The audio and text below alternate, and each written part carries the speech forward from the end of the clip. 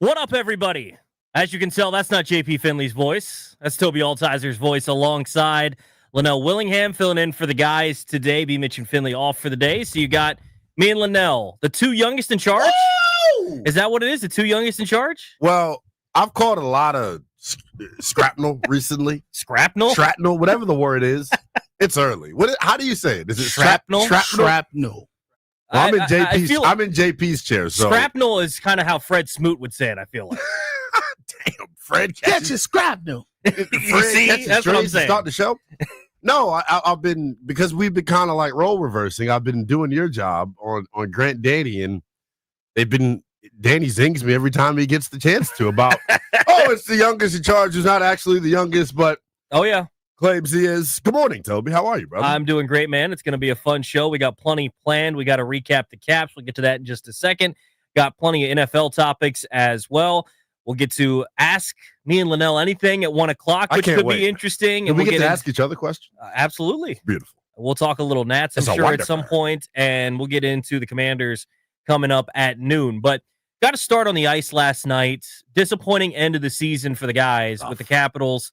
You know, I think Logan Thompson has been spectacular pretty much all year. These last 3 games have been rough, and especially last night. You know, I was listening to Brent Johnson on with the Junks this morning, and, you know, it's tough because there's a couple of goals in there that you probably don't want to give up, and you shouldn't give up, but he gives up a couple, and this offense had struggled against Carolina this entire series. And so when your goaltender's not hot, especially down the stretch of this series, and you're not scoring goals, you're in for a world of hurt, especially for a team that was kind of dominating play for a majority of the series like the Carolina Hurricanes were. But I think, you know, this is one of those times for me when you look at a team. It reminded me kind of how the Commanders were when they were going in, where, you know, they felt like they were kind of punching above their class all year. And so when you lose in the playoffs, it's disappointing. But when you take time and like a couple of weeks and reflect, it was still a special season. So if I'm allowed to do this, and I know it's still fresh and raw, it's almost like we just took the Band-Aid off because the season ended last night. Big picture, like, they're the 1 seed in the Eastern Conference, Toby. Yeah. And they got bounced in the second round. Yeah, I mean, it's a disappointment. It is. It definitely is. And the way that they went out, I think is, first of all, stylistically, this was not the most favorable matchup for them. I think it was very evident from the start of this series. Carolina just a faster, more athletic team, and it showed throughout this series. So I wonder how they regroup moving forward. I think you mentioned it. Logan Thompson was not great the last couple of games of this series, but I think moving forward, like in terms of the offseason, like there should be a lot of optimism for this team. They were really active this past offseason. I think, you know, the salary cap's going to go up again in the NHL, so they should have the opportunity once again to go out and make some moves to improve the roster. We know Alex Ovechkin's coming back. I think that conversation needs to be had about what is Alex Ovechkin's role going to be? Because in this series, and I know this is kind of what he has been known for, and he's older, but remember all the hubbub that was made when he was called a one-trick pony? Yeah. What was he in this series? Standing, waiting, one-trick pony. Well, and he struggled so much because this is just a faster team. This is someone that's going to get up and down, and they're going to make you defend, and they're going to try to basically be in your D zone the entire time. And that's what the Capitals were. And that's not Ovi's specialty. And especially at this point in his career when, you know, he's an older guy and you don't want him on the ice trying to defend the entire time. He's never been the best defender, but especially at this point in his career. And I think he's a better defender than throughout his career than what he is right now, just because of the fact that he can't be giving his all on every single shift, especially in the D zone. So it was just a tough matchup for him. Yeah. I think this Capitals season is going to be a memorable one. Obviously, we're going to remember a lot of the moments from this because Alex Ovechkin breaks the record after breaking his leg, remember? I mean, that's something that special. We thought might not even happen this year because of the fact that he broke his leg. He was off to such a torrid pace to open the year. Then he broke his leg, and then he comes back, and he's still on a great pace and ends up breaking the record. So that was special. And seeing this team, again, I don't know that right now is the best time for it because you're right. They were the top seed in the Eastern Conference. The way that they went out against Carolina, where Carolina really dominated the series, you know, they win in 5 games. I mean, that's domination. That's a gentleman's sweep. It is, especially when you think about the last 3 games, really the whole series, Toby. Like, what was the story of this thing? Their inability to get the puck in Carolina's defensive zone. Like, that was the problem. Getting in the corners, getting good offense, puck possession, shot attempts. Like, that was the story of this entire series. And moving forward, like, if you get matched up, I think after this series, you need to get younger.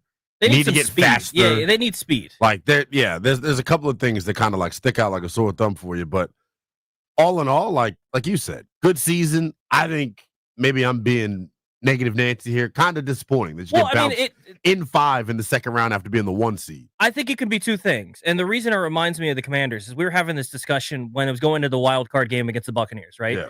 We were having this discussion basically saying, if they lost to the Buccaneers, is it a disappointing season? And overall, no. But you won 12 games. Yeah. You have to win a playoff game then.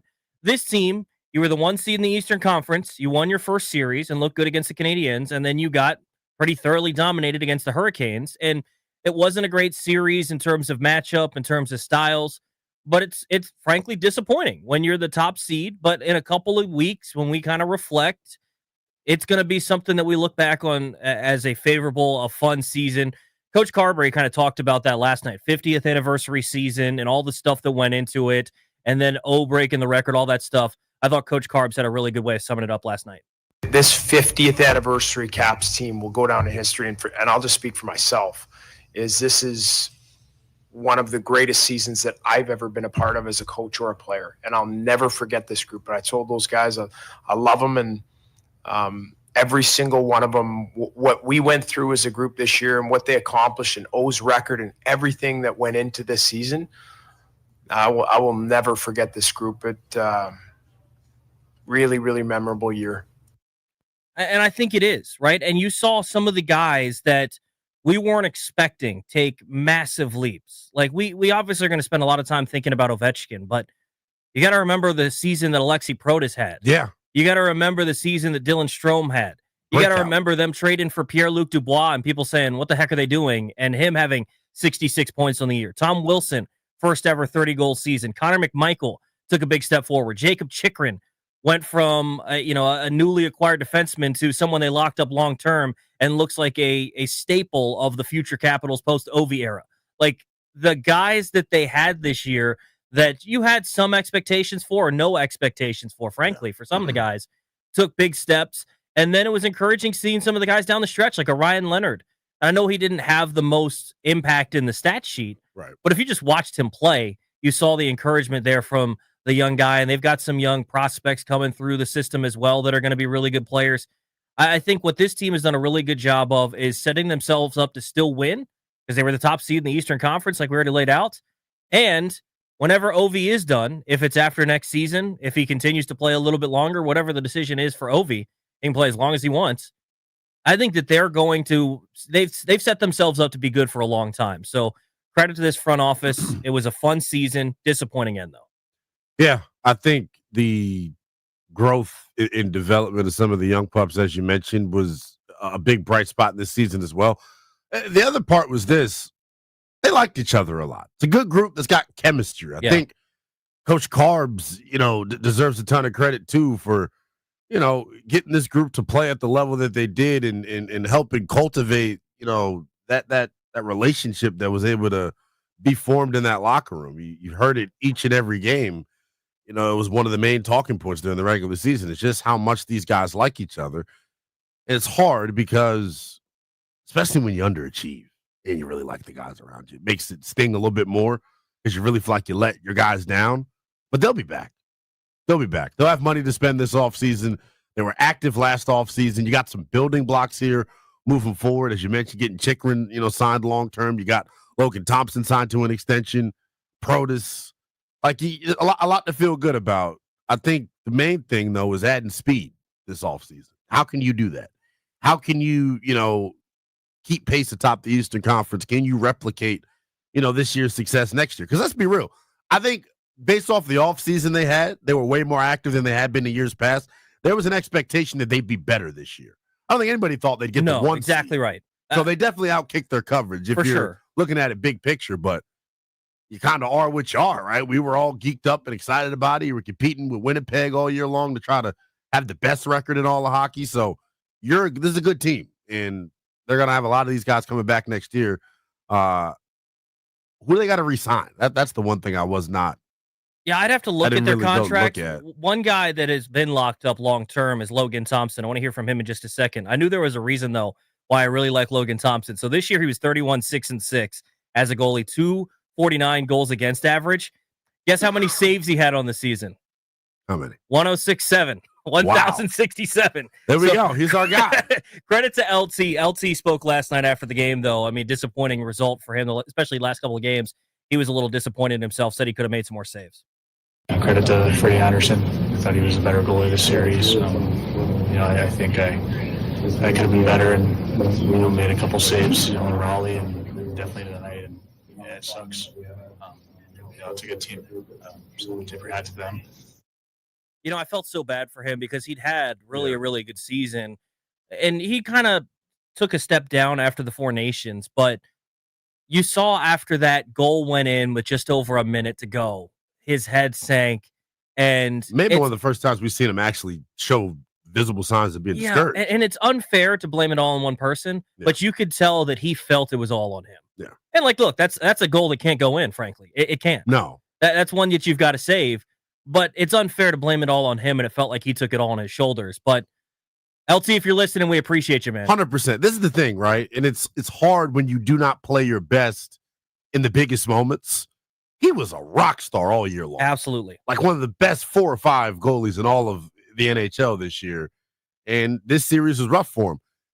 The ironic part in the Montreal series, think about it, comes back, he was banged up, ended up being awesome. So it's tough. He is one of we talk about bright spots moving forward. He is definitely one of them for sure. Well, and he was the X factor in the series for me because you knew that Carolina, the way that they were going to play, they were going to throw a lot of shots on the net. They were going to do the thing that they do, where they're going to just shoot the puck a lot and see what happens. Yeah. And the factor that kind of evened things out for me was if Washington had the hotter goaltender. And look, I think Freddie Anderson was good in this series. There's no doubt about it. Very volatile, though. They also, they also didn't test him enough.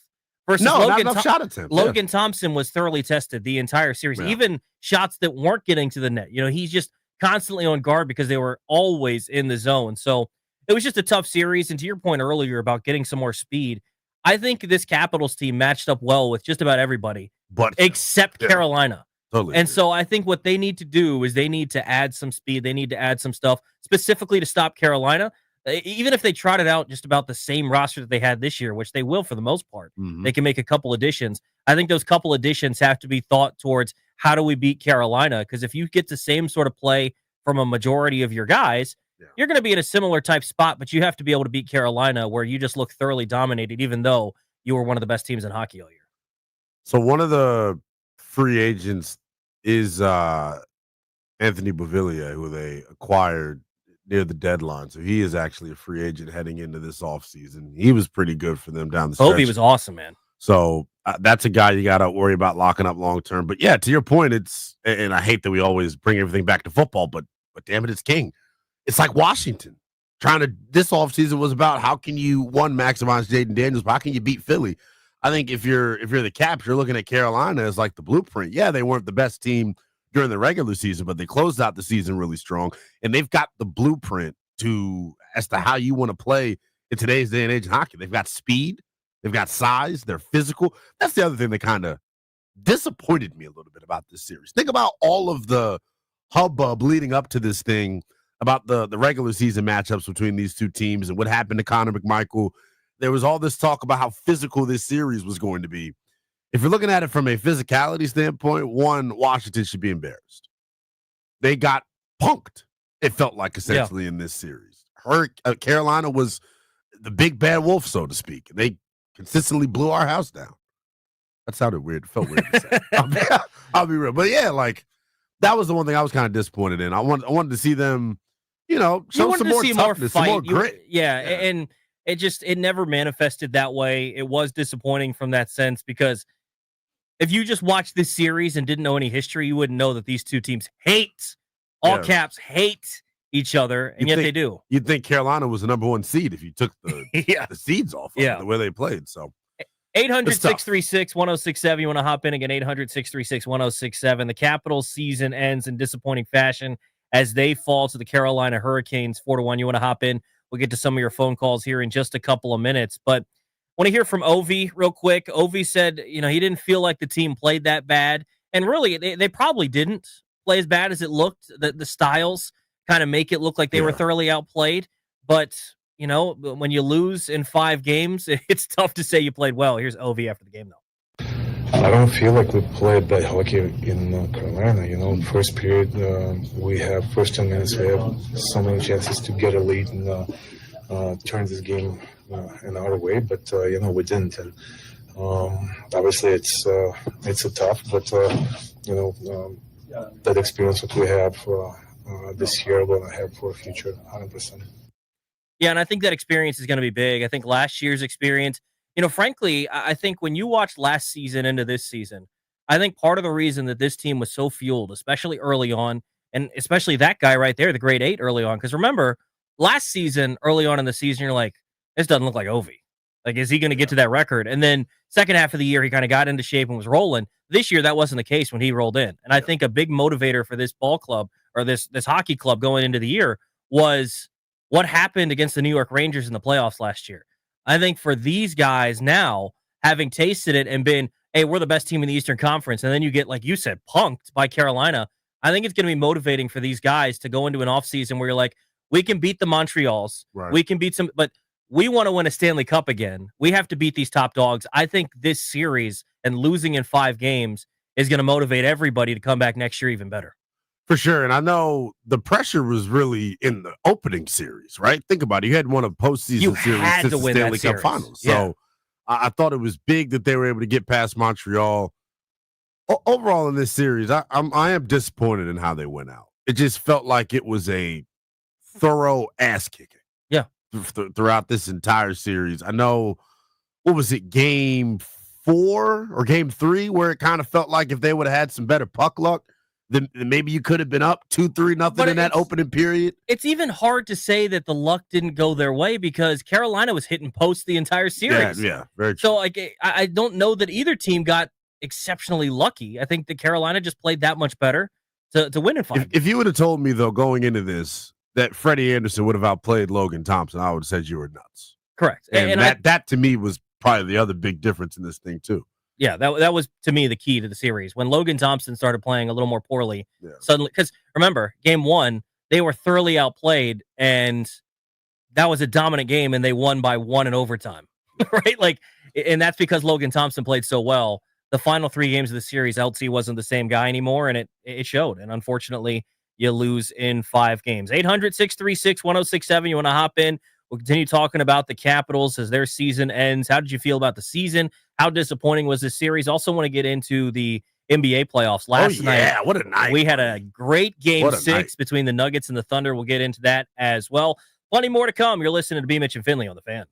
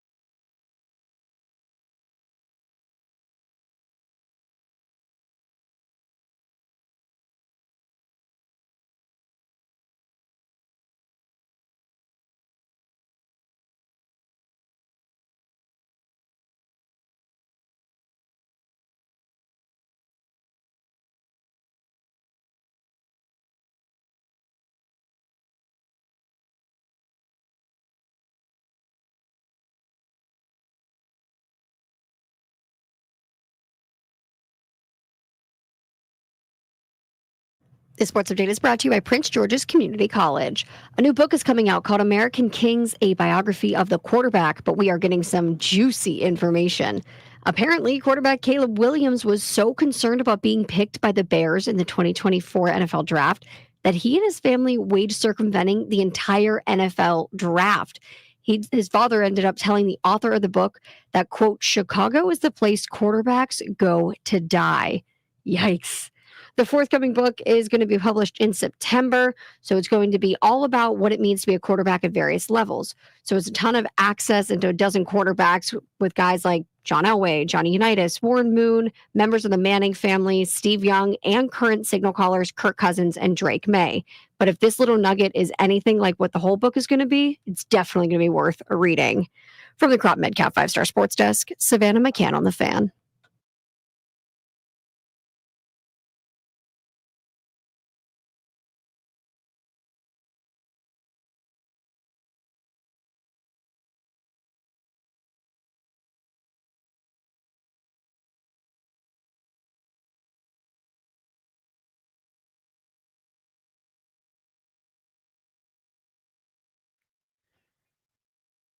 B. Mitch and Finley, 106.7 The Fan. Toby Altizer in for JP. Linnell in for B. Mitch today. You want to tweet at us at Toby_Altizer, at NELL_BTP. Maybe instead of the youngest in charge, we're the underscore brothers. You know, I got a lot of, what was the word I tried to hit off the top? Shrapnel. There we go. Yeah, shrapnel. I thought it was shrapnel. It is shrapnel. I caught a lot of shrapnel for my underscore in my at name as well. But I was actually saying it to Mullins while we were getting ready for the show. I see you cracked 2,000 followers on the X app, pal. Congratulations. I appreciate that. Yeah, actually, I looked up because I tried to change mine. The reason there's an underscore in my name is apparently at Toby Altizer is suspended. I don't know what I did. What'd you do? Yeah. I don't know that I did anything. And I have no idea. Curse words. Yeah, I'm sure it was me doing all that. I don't know who was using at Toby Altizer because I don't think anyone shares my name and was somehow got suspended. So that's why there's an underscore in mine. Either way, if you want to tweet he at thought us, he was tweeting from his burner and it was his actual account. Yeah. That's a little Jeff Too Funny action right there, if I've heard any at all. Last night. Heard he wasn't so funny. Sam Hartman. And you're not so young. Yeah, it's true. Brian, don't laugh. Corporate Brian walked in with his polo on. He's now. It's like when he gets in studio, it's like he dresses down almost. Well, and it's he was not in his prime form because he hadn't had this coffee at like 9:55. Yeah. First of all, anybody in the chat, anybody that's listening, if you're a coffee drinker out there, what am I missing? Never had it before. I've always said that the first time I had coffee, it would be on TV, or now we stream on stream. So there you go. Get some coffee. We got coffee in the break room. Is that maybe that could happen at 1:45? Will I break my coffee virginity today? I have no idea. We just had a nice fancy meeting yesterday about some good social media stuff. I generally try not to drink coffee during a show so that way I don't have to make a run during the show. Yeah, that's the one thing I heard. I already don't have problems. So let's just say the coffee would really spice things up. We do got some calls, though, on the Washington Capitals. You can get at us at 1-800-636-1067. Patrick is in Orange. Wants to chime in. What's up, Patrick? Gentlemen, how we doing today? Doing good, man. How you doing? Doing all right. Hey, there's a lot to be happy about. It's easy to look at this and go, oh, we didn't win the cup.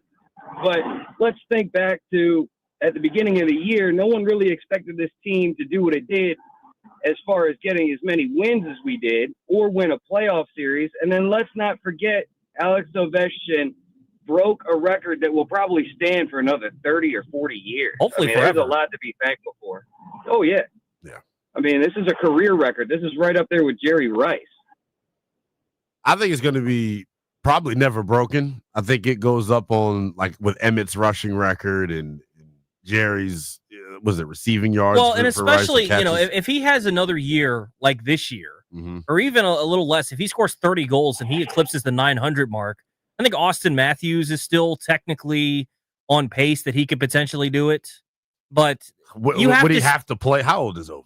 40? You have to stay healthy for so long to be able to play at that level for so long. And That's what makes these sorts of records so hard is, yeah, you might be on pace in your 20s. Are you going to be on pace throughout your 30s?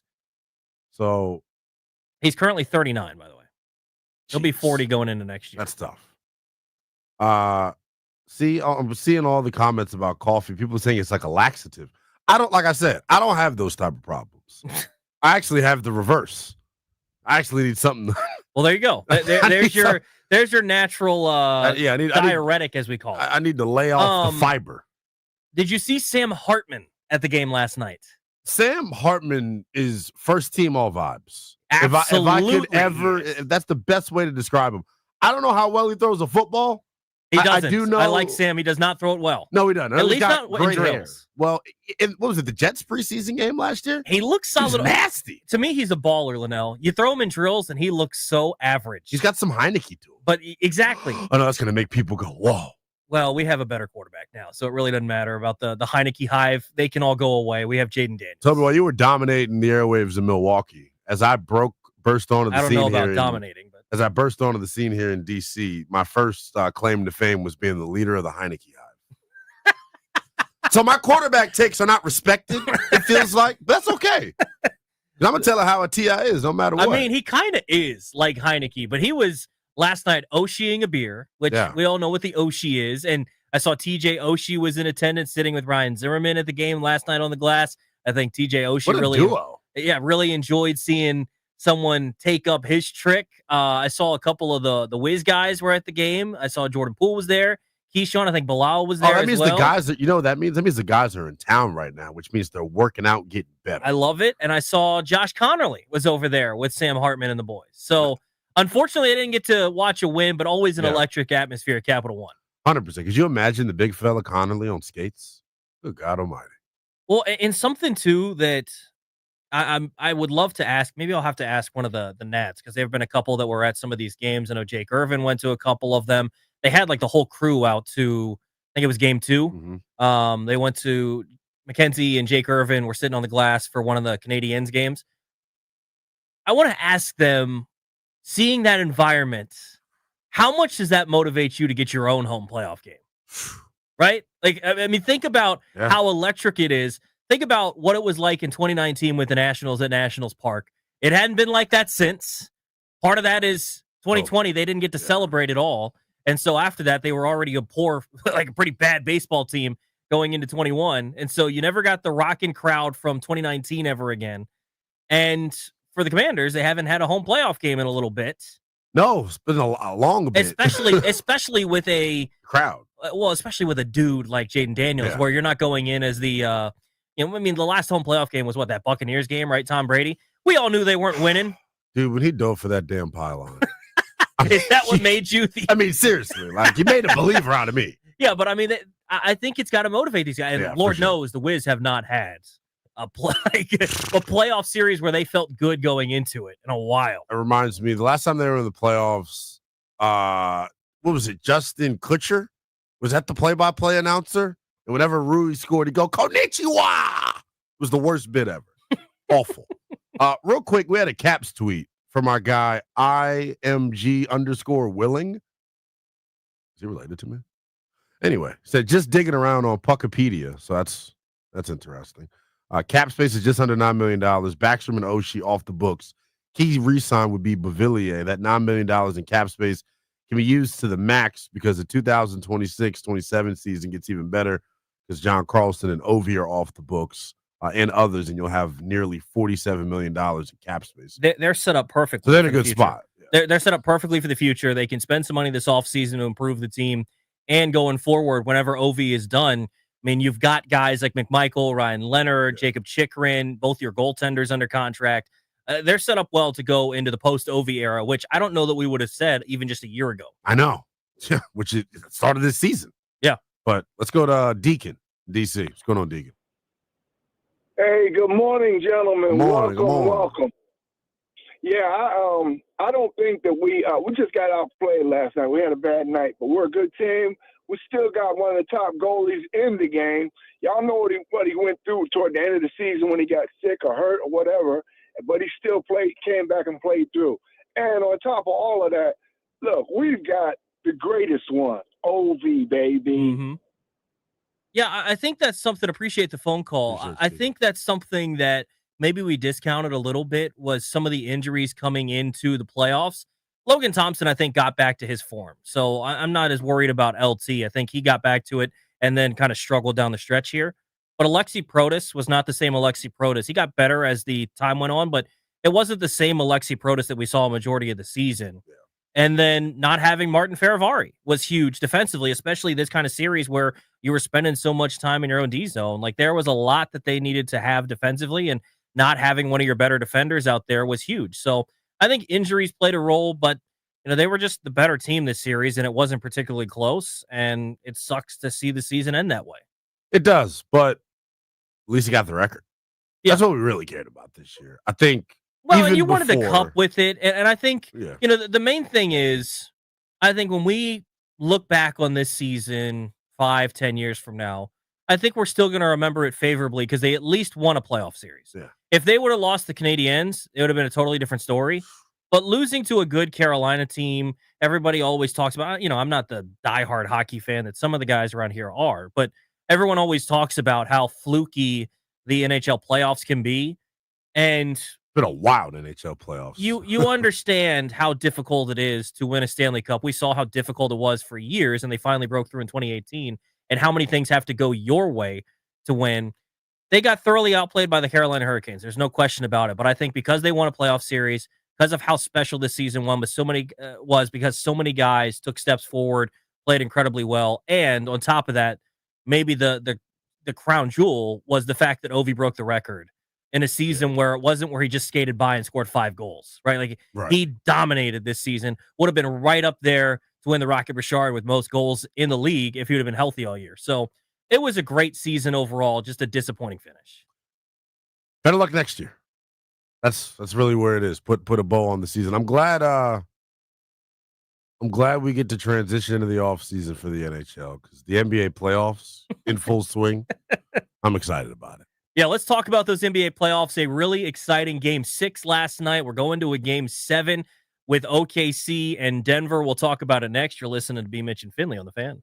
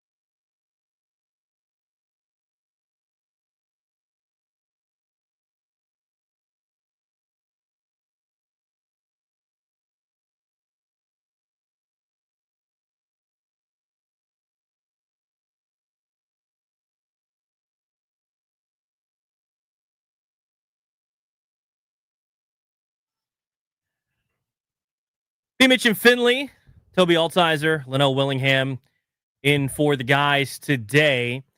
Way to hit the post, Topes. I tell you what, man, these NBA playoffs have been really, really good, and the best series of the playoffs has been Nuggets and Thunder. It's been so good. Ironically enough. Last night, 119-107, the Nuggets winning Game 6 to send it to a Game 7 coming up on Sunday. This has been so much fun because you have probably the top 2 MVP candidates. I think it could go to either. It's probably going to go to SGA, but it could go to either one. And the Nuggets just have that championship DNA still. Like it shows up from time to time.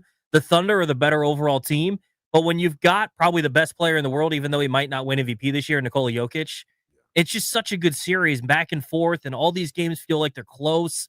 It's been a blast to watch this one. Yeah, last night, playoff Maul, man. That's what I'm now calling him. Jamal Murray is, we talk about playoff Jimmy. Playoff Jamal Murray is a whole different beast as well. He was sick heading into last night and had 25. Was really good in the fourth quarter.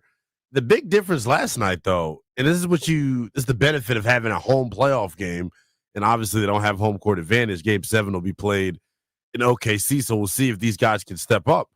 But Julian Strawther and Christian Braun shooting the way that they did. You know, Christian Braun knocking down 3 threes, Strawther knocked down 3 threes off the bench. And when you think about why Mike Malone and their GM got fired, apparently it was over these young guys being in the rotation. Jalen Pickett, Julian Strawther, Peyton Watson. They've been pretty damn good during the postseason. And the guy that there was some, controversy surrounding, Russell Westbrook, he's been good as well. So, they've shocked me that they're playing this well. I think they're better than OKC, just from a pure matchup standpoint. But Nikola Jokic is going to have to play out of his mind coming up in Game 7. He was really, really good in Game 5, and they lost.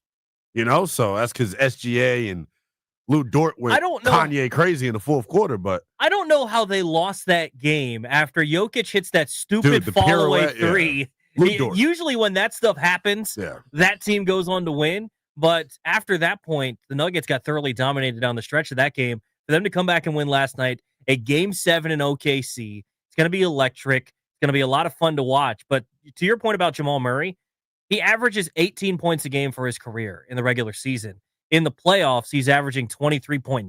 There we go. He's almost 6 points better in the playoffs. He's been such a difference maker throughout his career in the playoffs, especially on their championship run. But I think whoever comes out of the West is going to be the favorite to win, especially now that the Celtics are not going to have Jason Tatum, even if they find a way to win this series against the Knicks, which tonight's a closeout game for the Knicks at Madison Square Garden, potentially. Game 6, they have to win this one. Don't even give them life to go back to the Boston Garden. Who cares about TD Garden? The Knicks are a joke. Well, the Knicks are an absolute.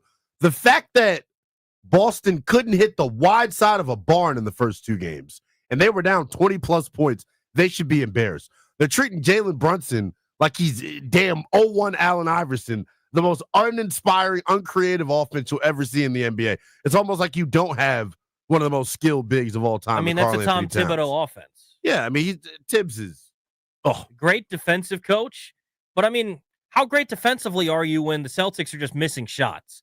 It's wide open shots at that, Toby. It's one thing if you're forcing the misses. They're not forcing the misses. Yeah. Boston's just not knocking them down. Now, to me, at some point you have to adjust, and you saw that a little bit in their last game where Boston started to just get into the hole with some of their talented players. Jaylen Brown has to really step up now that Tatum's down.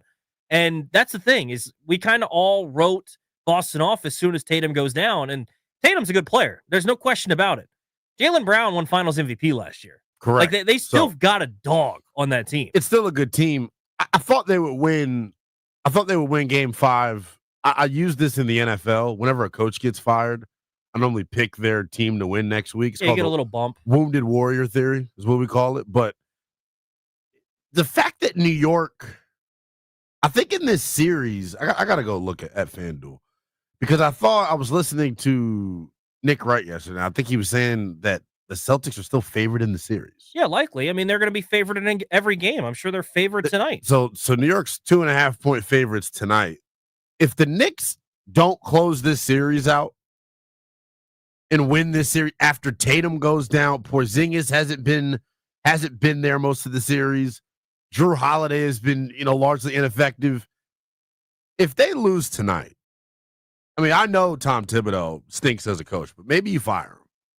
What does Tom Thibodeau bring to the table? You have to win this one. I don't know that I'm making a coaching drastic changes. I'm just asking. But something has to happen because you cannot lose a series in which the other team loses their best player and you're up already 3-1. You can't have that happen. So here's the thing about Tom Thibodeau, right? He is a defensive-minded head coach. Like, that is what he's known for, is his defensive tactics, defensive strategy. I don't even know if he knows anything about offense. Nothing. He's a dinosaur. When you have Josh Hart, Mikal Bridges, and OG Anunoby, 3 of the best wing defenders in basketball, how much impact is Tom Thibodeau really having on the defense? And this is one of the worst Tom Thibodeau-led defenses that we've seen. Like, the Knicks don't even defend well. No. So I am totally uninspired by them. It gets me frustrated because, one, I hate New York fans. I hate New York fans in every sport. They're snobby. They're obnoxious. They have this "I'm better than you" syndrome going on. We were talking about Greg Giannotti. I'm not even going to bring that to the air. But I can't stand him. What I do love, though, and what I have learned in this series, Jalen Brunson is probably the most underrated star in the NBA. There's nobody at the guard position that keeps their dribble alive better than him, that's as crafty as he is. He just makes big-time shots, game in, game out. And because he's built like a thumb, I feel like he doesn't get the respect that he deserves. And someone in the chat's trying to come for me because I called Cat one of the, and that's not what I said, by the way, Scotty G. You can't even quote me correct. I said he's one of the most skilled big men in NBA history, talking about Karl-Anthony Towns. And he is. Yeah, I mean, he's a good player. He's opened my eyes the last couple of seasons because I thought he was a loser. I thought he was a good basketball player. I thought he was a loser when it came to the playoffs. Yeah. And I thought with the T-Wolves, they did a good job, specifically Anthony Edwards. That's why I really, really like him. Yeah. I think he's got that dog mentality that can get other dudes to buy in. I think he was able to do that with him in Minnesota. He's carried that over into New York. I think he's been really good. I think the most disappointing team in the playoffs, though, has to be the Cleveland Cavaliers. What the heck happened? That's tough. I know there were injuries. I get all that. Yeah. You got destroyed by the Pacers. Like, does anybody give the Pacers a shot against whoever wins this Knicks-Celtics series? I do. I don't respect the Knicks. Not. Of course you do. Tyrese Halliburton, Truther, Jeff. He's not that good. What the hell? Hold on. All I'm saying is, ever since they rated him the most overrated player, he's done nothing but good. Exactly. He's a good player. Let's talk real baller now. Who? Whoever wins out of the West is winning the NBA Hold Finals. Hold on, Jeff. Because you know the last time I was on here. Don't do this. Don't do this. Free Giannis. No. Free Giannis. No. That's crazy. What were we talking about the last time we were together on this very show? I think it was 2 Fridays Thunder ago. Nuggets is going to be great. Game 7 tomorrow or on Sunday. I think that's going to be a fun one. I've never seen you tap dance like that. I think whoever wins the West is going to win this thing. I think whoever wins and also, by the way, this is where I know we're going a little long here. The NBA frustrates me. Why does every good player have to play in the West? Because, by the way, Cooper Flagg is going to the West because you wanted to gift a 1.8% chance. The NBA is a make-believe entertainment show. Dylan Harper is going to go to the West to go play with Victor Wembanyama. And we get who? Who? Why do they act like DC just sucks? Like, give us a guy for once, please. While you're on it, this is a good way to drop the mic. For all of you out there begging, thirsting, salivating over Derek Queen coming to Washington, stop. Stop it. You know the number one question is among scouts with Derek Queen? His motor, defense. If you're trying to be a defensive-minded team, that's all they tell you every time you put a microphone in front of them. Don't draft a guy that can't guard.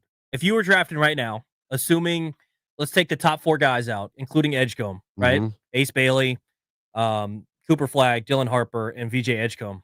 Assuming that, I know they're picking 6. There's going to be one more guy taken. Who would you take right now? He's probably not going to be there. I'd probably take Trey Johnson out of Texas. He's like Devin Booker. That's who Jonathan Givony had in his first mock. I just don't post. know if he's going to be there. You know who's intriguing to me? He has no offensive game, but it would make an intriguing defensive duo. See, that's why you're my guy. Come on, Maluach. That's the pick. Good luck scoring with think, Sarr and Maluach in the middle. And think about it, right? They keep talking about, well, we want to create this defensive identity. You have the chance, if you draft Maluach, to have one of the best front courts in basketball defensively. You've been one of the worst rebounding teams over the past 3 seasons. Why not add? He has no offense. You're right, but you can develop it. Well, and he's got a runway here in DC too because he plays inside and Sarr likes to play on the outside. Exactly. And you've got Twin Towers in there. I would do it. That would be my pick if it's not Trey Johnson. Because I like Con Knipple. I think he's really skilled, but he's not athletic enough for me at the NBA level. He's like a great value Austin Reeves. Is how I would describe it. I think it was Hollinger we had on earlier in the week. He's not Corey Kispert. He said he's a little bit better he's a better Corey Kispert. I'm like, Yeah, that's why I would say like great value Austin Reeves. But Austin Reeves dribble like he from the projects, brother. If you seen the handle on that, brother. Good God. Let's take a break. When we come back, we get into the NFL. What are the top 10 NFL primetime games this season? The Commanders are in a couple of them. We'll talk about it next. John B. Mitch and Finley.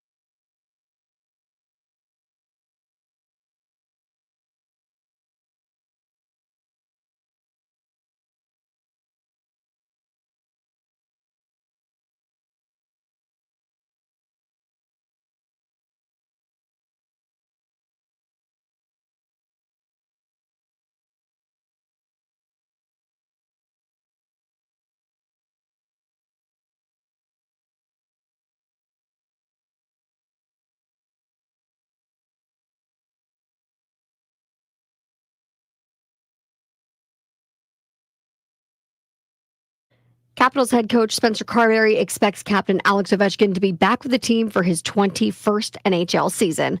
Ovi is already signed through the 25-26 season with a $9.5 million cap hit. Well, after last night's 3-1 loss in Game 5, Carberry said Ovi's under contract, he'll be back. It sounds as simple as that. Ovi is coming off, of course, a regular season that saw him score 44 goals in 65 games and broke Wayne Gretzky's NHL scoring record with his 895th career tally. His postseason, though, well, was definitely a bit more quiet. Ovechkin had 5 goals and an assist in 10 games, all except for one of those goals coming in Washington's 5-game first-round series win over the Montreal Canadiens. The Capitals were eliminated from the postseason last night, that 3-1 loss to the Carolina Hurricanes. From the Crop Metcalf 5-Star Sports Desk, Savannah McCann on the Fan.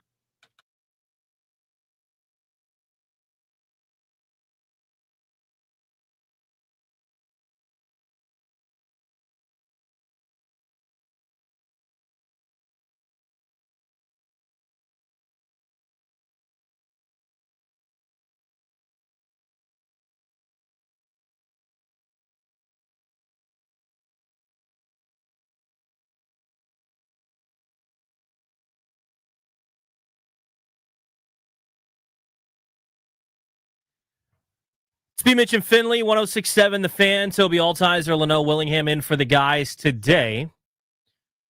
NFL schedule was released finally this week. By the way, this is so funny to me that the NFL just owns us so much, owns our lives, everything about us so much, that they, at the NFL draft, took time out of it to announce the time when they were going to just announce the schedule. We already know who these teams are playing.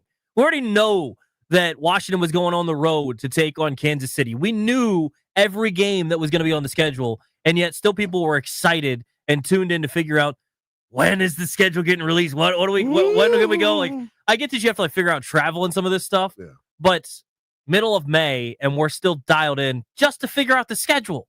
It's king. It rules the world. And you know what I noticed right away is that our guy, the face of the NFL, Jaden Daniels, was on the face of the NFL, was on the schedule release graphic. Nothing screams face of the NFL like them putting you on the graphic. How long was he the header on the official NFL Twitter account last year? He is, and when he beats Mahomes in week 8, I'm already calling my shot. When he beats Patty Mahomes in week 8, he will officially be the face of the National Football League. I want to get to the top 10 NFL primetime games here in just a second, but looking at Washington's schedule, what's the game that you're most looking forward to? Whether it's you're going to go to a great matchup, it's an easy one for me because if it's the same, so you're saying KC? That KC game is going to feed families. If I'm just at home doing nothing once again, like I was last year for Christmas, you're going to see me at Northwest Stadium watching Washington BTA to Dallas in Week 17. So I got in trouble for this. You? Getting in trouble or no? I got in trouble for this. What was it, last week on Overtime at Night? I was saying Dallas has sneakily had one of the best off seasons in all of the NFL in terms of the additions they've made, adding Pickens, getting Azaraku as well as Siobhan Is it Revel. something about that seat that when you sit over there, you get an affinity for the Dallas Cowboys? Was JP saying the same thing? No, it's just that's an ongoing bit that JP gets frustrated whenever you call him a Cowboys fan. Well, sorry, JP. I mean, are you a Cowboys fan now, Linnell? Well, look, I said this, right?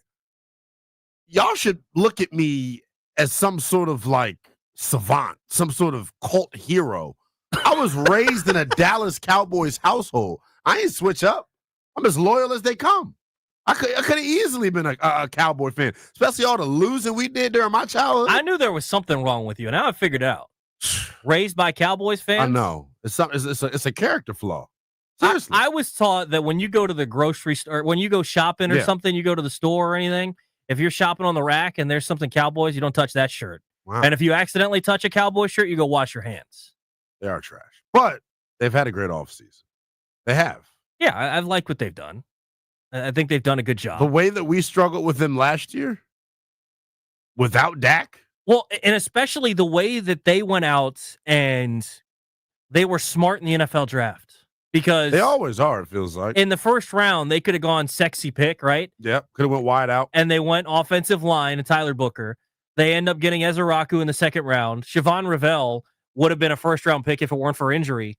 And so the question coming out of the draft is, what are they going to do at wide receiver besides CeeDee Lamb? And then they go get George Pickens. Now, I wouldn't want Pickens on my team. He's a little bit too much of a head case, and there's going to be a lot going on. If there's a team that's going to deal with it, if they give you, if you give him production on the field, it's the Dallas Cowboys, and I think he's going to be a productive player for them. Think about this though, Pickens, for all the production he had in Pittsburgh, it was just him. You now put him opposite an All-Pro wide receiver like CeeDee Lamb. He's the clear number 2, and that's never been the case. Yeah, and this is, I'm a Dak truther, but this is one of those situations where I can't really defend him. Dak, you're a $60 million per year quarterback, and you need 2 number 1 wide receivers. What are you, Joe Burrow? Just kidding, Joe. That was 100% a dig at Joe Burrow, by the way. I love Joe. I love Joe too, but the only guy I know that loves Joe more than Joe is Denton Day. You know who has more passing yards in the playoffs than Dak, or in the NFC Championship game than Dak Prescott? Probably arguing. Tress Way. Wow, that's tough because one guy's never been. But in terms of like the marquee that's matchups, all-pro quarterback Tress Way. That was Ben Simmons' best play of his career. It's the only reason he's still on the team. That was rough. Just playing, Ben. That was tough. Just a joke. But that Ravens and Bills game to start, and we'll talk about teams that have pressure, an immense amount of pressure on them going into next year. Baltimore, 100% one of those teams. But they play Buffalo. Is it week 1, I believe, they take on the Bills? Yeah, they play them Sunday night, and that's actually that's number 1 right here on this list of top primetime games. Ranked number 1, Ravens and Bills. 12-5 last year for the Ravens, 13-4 for the Buffalo Bills. The top 2 MVP contenders, the last 2 MVPs, Lamar could have won it last year. He didn't. Josh Allen won it. The year before Lamar won it, Josh Allen could have won it that year, right? Like these are 2 of the best quarterbacks in the league going against each other. I tell you one thing, though. I'm so glad Washington is not in the AFC because I am too. Jaden is spectacular. Don't get me wrong. And I think there's an argument he's already the best quarterback in the NFC. That wouldn't even be an argument just yet in the AFC because you've got Josh Allen, Lamar, you've got Patrick Mahomes. They'll tell that to CBSSports.com. You see that list? Putting him the number 1 quarterback in the NFL. Hey, man, I'll take it. I'm just saying, like, you got to see just a little bit more. For sure. I'll take Jaden basically over anybody in the NFL right now. I'm not trying to downplay Jaden. I'm just saying, when you look around the NFC, I'm not scared by Jalen Hurts. I'm not scared by Dak Prescott. I'm not scared by Matt Stafford, especially when you've got our guy here in town. You look in the AFC, they've got some scary dudes. They do. You know what other primetime game really intrigues me? The season opener for KC. I think the Chargers are going to be. Oh, and they're playing in Brazil. In Brazil on a that game's going to be on YouTube. Nasty work. YouTube. Nasty work. NFL games on YouTube. At this point, how much money do you have to have put into subscriptions? Well, credit to them. To watch the whole NFL season. Credit to them. YouTube, you don't need a subscription. You don't. You can watch that one for free. Wait, you can? Yeah, it's on YouTube. On YouTube TV? No, YouTube. Like literally YouTube. Like where you watch cat videos. YouTube. What do you mean cat? Are you talking about Karl Anthony Towns? Yeah. Okay. I hate the meowers. I think it's crazy with all these different streaming services. But KC is interesting. Like, are they going to be able? Are they going to be able to take that next step? Because remember, last year they were making moves on the offense to see if they could get back to that explosive style where they brought in Hollywood Brown. Remember, Rashee Rice went down with an injury. Before that, he looked really, really good. They were trying to get back to the Tyreek Hill days of that offense where they were explosive, scoring a lot of points. And with some of the injuries and stuff not going their way, they ended up the team that was like in slugfest and one-score games. Can they get back to that explosive offense again and take that next step where they were before on offense, where they were one of the best in the league? Because that was not the case last year. Well, they probably had one of the steals of the draft getting Josh Simmons. You plug him in at left tackle from day one. Jalen Moore and Jawan Taylor compete for the right tackle spot. Kingsley Suamaiya, maybe he kicks inside to your left guard. But like that's what was their issue last year. Like they got dominated in the Super Bowl up front. But this skill group, Xavier Worthy, Rashee Rice, Jalen Royals, Hollywood Brown, does it get much better than that? And you're going to need production out of your wide receivers because newsflash, Mr. Swift is cooked. Be honest with you. Mr. Swift is cooked. He looked terrible last year. And these raunchy ass haircuts that he keeps getting. Did you see this latest? I don't pay attention to that stuff. Maybe I got to get out of the weeds then, because that's all I care about. You're a big Swiftie? I'm a big Swiftie guy. I said I did something. What the heck was that? I don't even care what's going on with him in his private life and hanging out with great. I like Taylor Swift songs, but I don't care. It's going to be interesting to see. They're on this list as well, Kansas City at number 3 for their matchup with Washington in Week 8, Monday Night Football at Arrowhead. The battle to be the face of the NFL. I'm excited about that one. I was telling JP the other day when we were talking about the schedule that when you look at players that you want to see before they retire, before they move on to another career, I've seen just about everybody that was on my list. Like Ohtani was on that list. Some of the guys, I think Josh Allen, Lamar. I think for a lot of people now in the area, outside the area, Jaden Daniels is going to be on that list. Getting to watch him every Sunday is a treat. Getting to go to the stadium and watch him when you go is a treat. Patrick Mahomes is on that list for me, and I haven't been able to see him, and I kind of want to watch him at Arrowhead. So I might have a hard time not being in the building Monday, October 27th at 8:15, watching Jaden Daniels versus Patrick Mahomes. Yeah. Pat's great. Last year for Pat Mahomes, relative to the rest of his career, it was a down year. Fewest touchdowns since his second year as a starter. The interception thing I never really worry about with Pat because he always turns it over every now and then. But it just felt like watching them last year, before they got to the postseason, they were like stuck in quicksand, it felt like. They had a lot of close wins.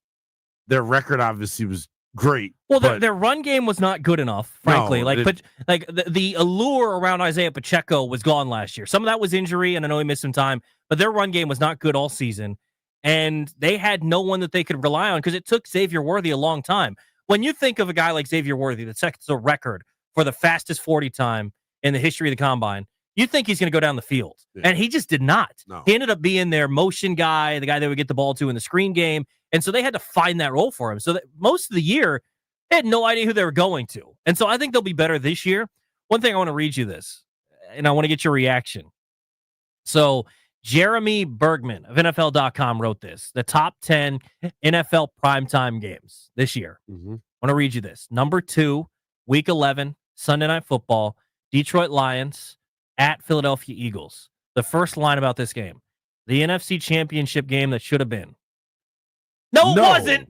No, no, it wasn't. That's ridiculous. Washington spanked the Lions. Thoroughly outclassed Detroit. Better than Detroit. Absolutely. Detroit's one of the other teams this year. No offense to the backers of the Washington franchise, but NFL fans were cheated out of a matchup between the conference's 2 most dynamic offenses last January when the Commanders took out the Lions' kneecaps in the divisional round. Get out of here with that. Okay. I know the NFC Championship game wasn't any good, but there's a reason why people are sporting burgundy and gold Jaden Daniels jerseys, and I've never once seen a Jared Goff jersey in the wild outside of Detroit. I hate the Lions. Jared Goff. I hope they take a nosedive. I'm done with the Lions thing. I hope Ben Johnson sucks. I can't stand him either. That's you got another thing coming with that. That's gonna be very interesting. They should be nasty next year. Number 5 on this list is the matchup between the Bears and the Commanders for Monday Night Football, October 13th.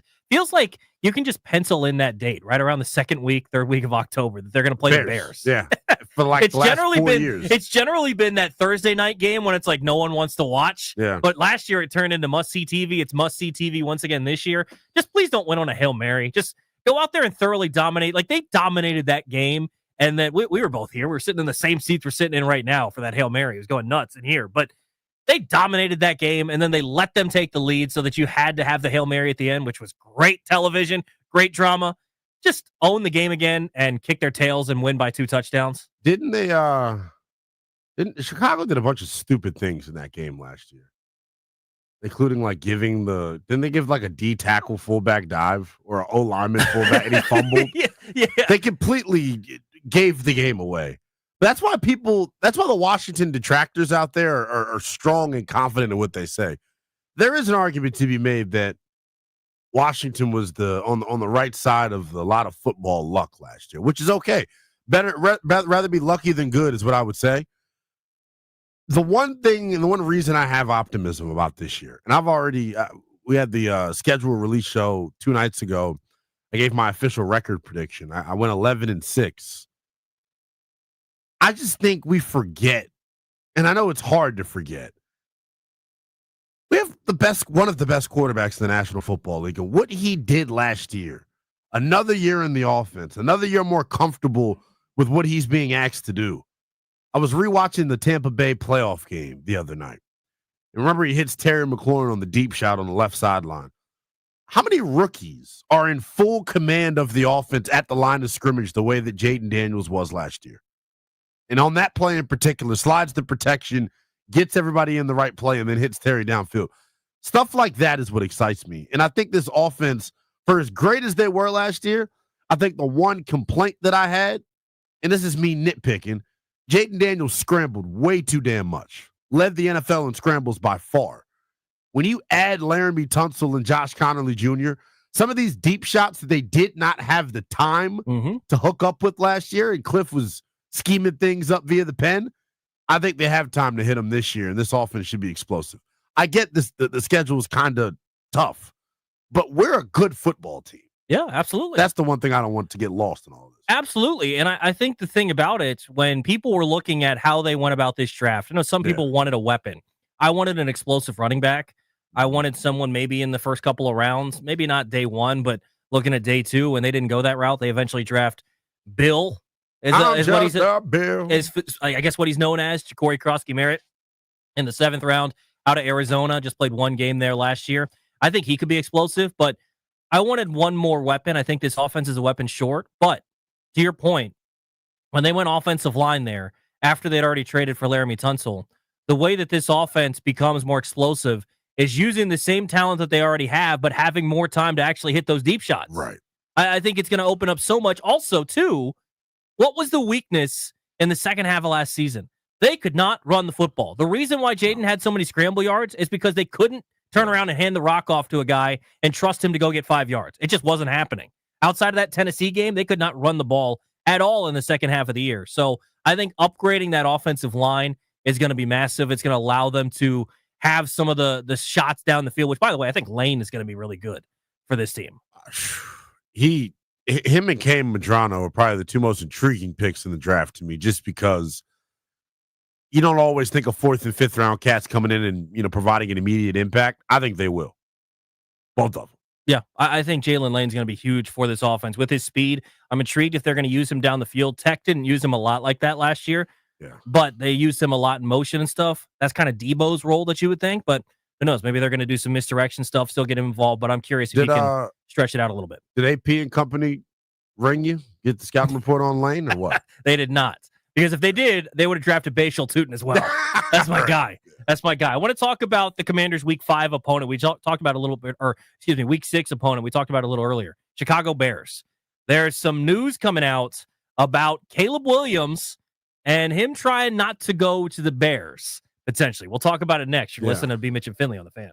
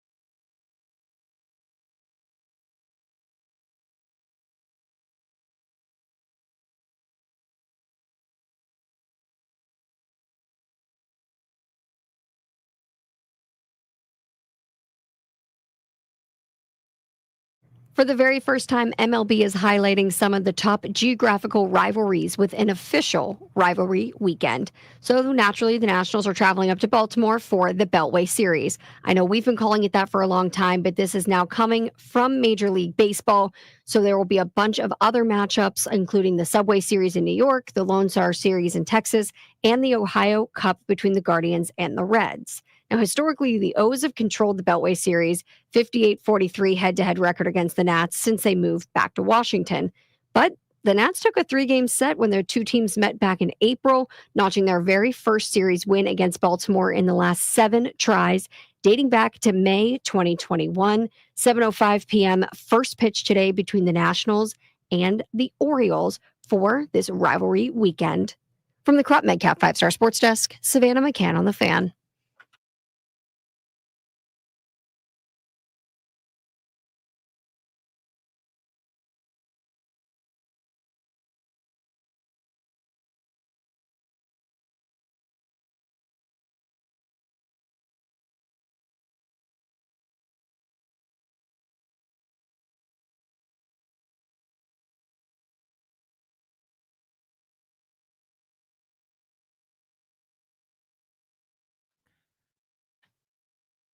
B. Mitch and Finley, 106.7 The Fan. Toby Altizer, Leno Willingham in for the guys today. Talking about the NFL, big-time matchup for the Commanders in Week 6 as they'll take on the Chicago Bears. And Chicago Bears and number 1 overall pick in last year's draft, Caleb Williams, in the news recently from an article. I guess it's going to be a part of a book from Seth Wickersham. It's coming out in a couple weeks or something like that. It says it's going to come out in September, called American Kings, a biography of the quarterback. And apparently Caleb Williams was trying to do his best alongside his dad, Carl Williams, to not go to the Chicago Bears. Carl Williams is quoted saying, "Chicago is the place quarterbacks go to die." It's not wrong. And Carl. So I think a couple things out of this story, Linnell. I think Caleb Williams and his dad don't look great, but they're also justified because there's a quote in here. Caleb Williams wondered aloud to confidants, "Do I want to go there? I don't think I can do it with Waldron." And then later on, you get to a point where they're talking about it because Ryan Poles said, "We're drafting you no matter what." So credit to Poles for standing firm on that. But at one point it says, at times, Williams said he would watch film alone with no instruction or guidance from the coaches. Quote, "No one tells me what to watch. I just turn it on." That's horrible for Eberflus and for Shane Waldron to not help this guy. Because I root for Caleb Williams. I like him. But I don't know. I mean, we'll see with Ben Johnson now if things will turn around. But I think you get both sides of this where it's not a great look to say, "Don't send me there." But also, is he a little bit justified to say, "Don't send me there," when he went there and basically got exactly what he was saying could be the issue? I don't know where to start with this. I'm not trying to hyperbolize it. Them having him watch film by himself, him openly admitting he did not know how to watch film, is a flat-out embarrassment to the Chicago Bears. This is organizational malpractice at its finest. That's what this is. And I feel bad because Caleb went through a lot last year. Took a lot of hits, had a lot of, turnover in terms of like the coaching staff. There wasn't any continuity, and he was sacked 68 times. Now, some of that was his own doing, not getting the ball out, but damn, Toby, how do you expect the kid to know where to go with the football if he doesn't know how to watch film? So someone went off about this yesterday. I think it was Dan Orlovsky. Sean McVay hired Dan Orlovsky in 2017 to the LA Rams just to watch film with Jared Goff. So it's not like guys not knowing how to watch film is uncommon, but you have to have someone to teach them. Well, you have to help people along. For you to not have a plan in place, though, with your rookie signal caller, the future of your franchise, it's goofy. It's exactly what the Bears are. You're blaming the coaching staff. What about Ryan Poles? You don't pull the trigger on drafting a franchise quarterback without having a plan in place. Not a plan like how I plan my day. Like, oh, maybe I'll wake up at around 9:30, ends up being 10. No, like a concrete plan, step by step, as to how to maximize this kid and make sure he's the best version of himself possible. Chicago's, I mean, it looks bad. It looks bad. This is one of the worst things I've ever heard in pro sports. Yeah, It's absolutely. horrible. Well, and so it's a weird thing because, I think part of this, naturally, the first takeaway is, well, Caleb Williams, a lot to deal with, all this stuff. And maybe some of that is true because in the first part of this article, they're saying that he was considering playing for the UFL. They were getting lawyers involved and figure out if there's a way around it. All this stuff. Obviously, he ends up just getting drafted number 1 overall, goes to the Chicago Bears, and we saw how that played out. But it makes Caleb Williams look bad when at the same point, what happened last year is what he wanted to avoid, right? Because how many times have we seen quarterbacks, and we talk about this with guys all the time, and I think as we've gone on with how big the NFL draft has become now, I think people are getting smarter that, yeah, you want to go early. Yeah, you want to go, but it's all about landing spot. Yeah. Because how many times have we seen talented players, not just the quarterback position, but all throughout, talented players that were like, there's no chance this guy misses, or this guy's going to be a heck of an NFL player. And he goes to the wrong spot with bad coaching, and they turn out to be nothing. And this is something I talked about with Jaden, by the way, that I think I discounted here, was Jaden's experience of going from Arizona State and being a cast-off to going to LSU and having to learn to conduct himself differently than he did at Arizona State, and learning that at the college level, versus we've seen guys essentially have that same sort of thing. They're really talented. They decide to go pro. They go pro. They have 2 bad years. Think Zach Wilson, right? It's a little different situation there, but think how Zach Wilson was a number 2 overall pick. He had all the talent in the world. He came out, goes to the pros, and now what is Zach Wilson? He didn't get the right coaching, he didn't get all this, and maybe he wasn't prepared. I don't know. I'm not saying Zach Wilson's any of this stuff, but that example, and now look where he's at, where he's a perpetual backup, versus Jaden learned going from Arizona State to LSU, I have to do this. This is how I have to prepare. And in turn, he's carried that over to the pros, and he's one of the hardest working quarterbacks in the league. I think for Caleb, he's like, I want to avoid a situation where I'm going to be put in a bad spot, and then I end up being the cast-off that is I'm going to go play backup here, and then here, and then here, and then here. I'm the number 1 overall pick, one of the most talented quarterbacks to come out in the draft in a long time. So, look, I don't think it's a great look for Caleb and his dad, but can you blame them for not wanting to go to Chicago, where people were tweeting just last week, they got a Pope before they got a 4,000-yard passer. The city of Chicago got a Pope before a 4,000-yard passer. Yeah, like, here's the thing. I don't think it's way too premature, too early to write Caleb Williams off. Absolutely. I even think it's going to be a long conversation and a debate for years as to who's better between him and Jaden. His story is just getting started. He should go off next year. The supporting cast that they have, the creativity they have with the play caller and Ben Johnson, they upgraded their offensive line. Like, Chicago, I think, is going to be one of the more improved teams in the NFL next year.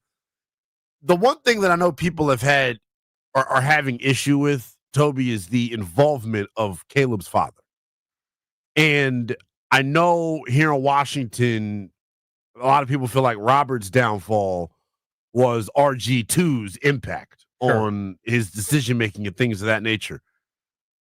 I think Caleb Williams handles himself like a complete G, and I mean that in like the most positive way possible. It's probably a bad way to put it. He handles himself like a pro, outside of the like film watching thing, because like you don't know what you don't know.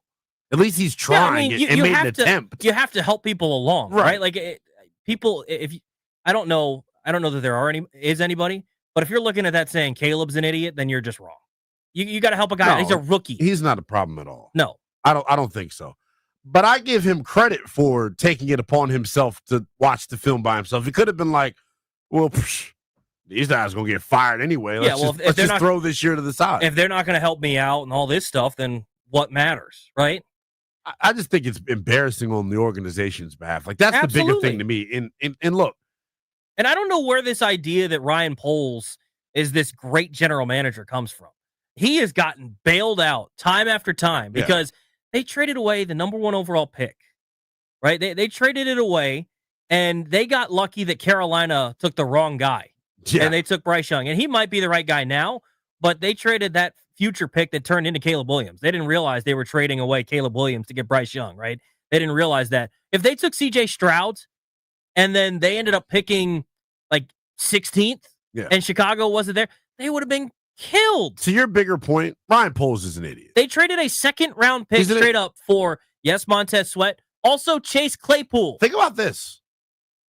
Remember all the hubbub pre-draft? Chicago visited with one quarterback throughout the process. He didn't even want to go there. He openly told. Think about the kahunas you got to have to straight up tell the guy that's trying to draft you, I'm not coming, Slim. Straight up. You can draft me. You can draft my cousins. You could call my dad, my mom. I'm not coming. And Ryan Poles still took him. Yeah. That's stupid on his part. How the hell are you taking somebody that's literally begging, exhausting every option possible, talking UFL, CFL? He probably would have came and ran the board for us instead of going to Chicago. Are you kidding me?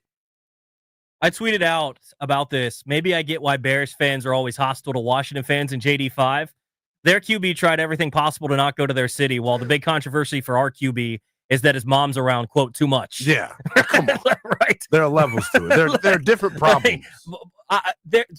Washington fans don't care what Chicago fans think, but Chicago's always attacking us and attacking Jaden Daniels. Maybe I get it now. Their quarterback didn't want to be there. And even though I think people around here, because he's a local guy, cheer for Caleb Williams. With all due respect, I don't really care what happens with Caleb. We got Jaden Daniels. I can't believe he told Ryan Poles, I want to come, and he said, yeah, I'm drafting you anyway. I don't want to be there. And he still took him. Yeah, it's insane. It's absolutely insane. Taking a look at the NFL still, there's some coaching staffs that are going to be under a lot of scrutiny going into this upcoming season. Who leads the league in that? Who's under the most pressure going into this upcoming season? Also, your chance to win some Breaking Benjamin tickets coming up next, right here on B. Mitch and Finley on The Fan.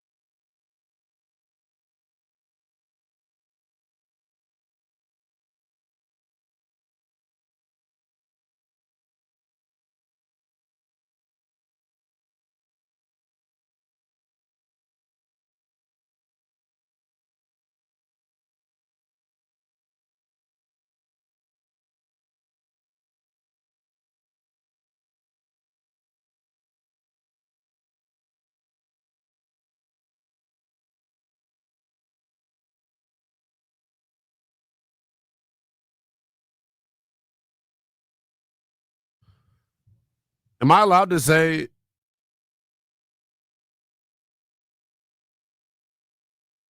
I was going to complain about the song.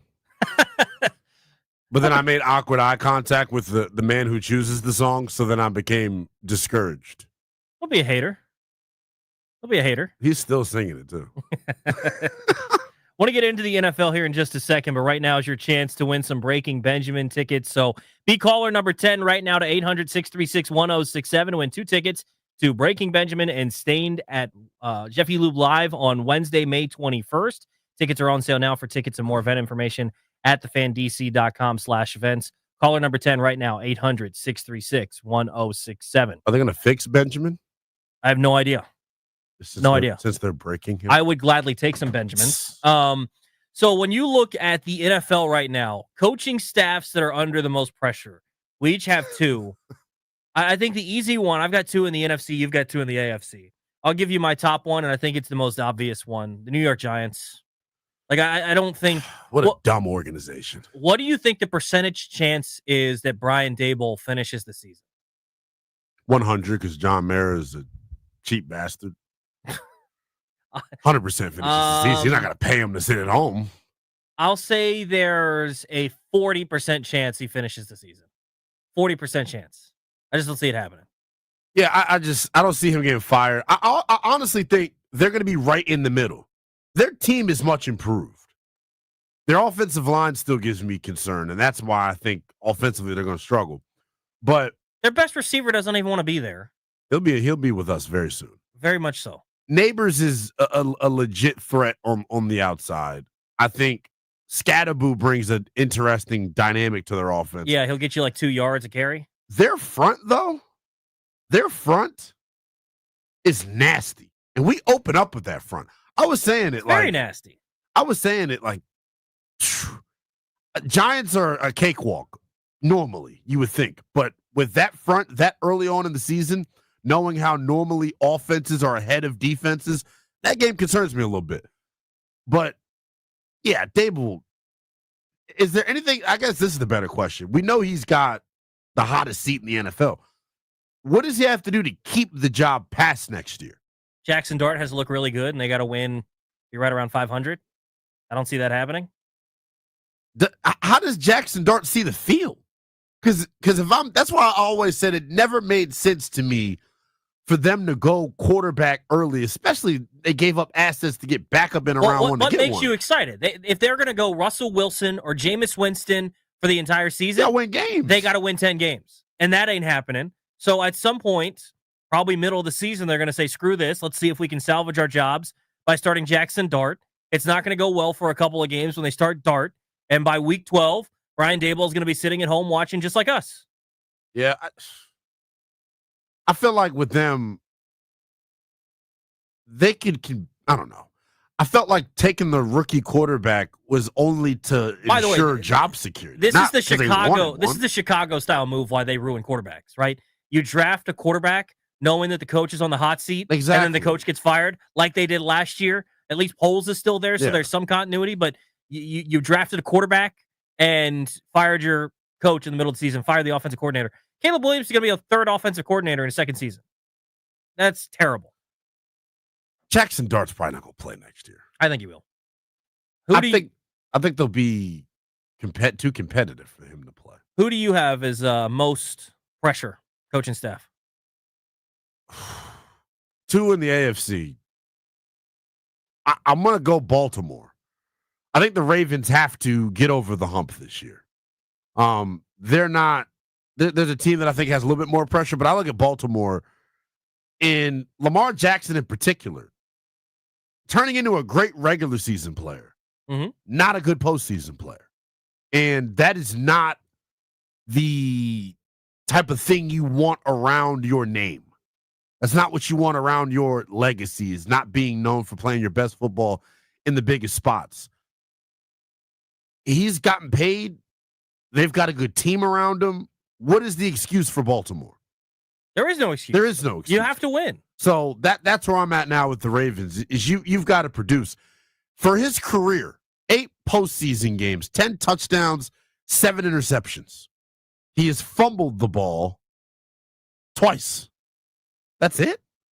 Can't be real. Yeah, but it's not even necessarily the turnovers that always kill him. You throw more interceptions. Yeah. Just that he doesn't do anything. No, exactly. Lamar Jackson makes everything happen in the regular season and then isn't able to make that same sort of success. Like, people wanted to blame who's their offensive coordinator?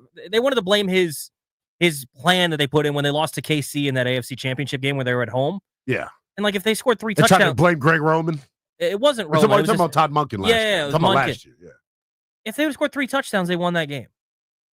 You telling me Lamar can't find a way to put the ball in the paint 3 times? But Toby, this is my thing. The drop off for Lamar regular season to postseason is astronomical.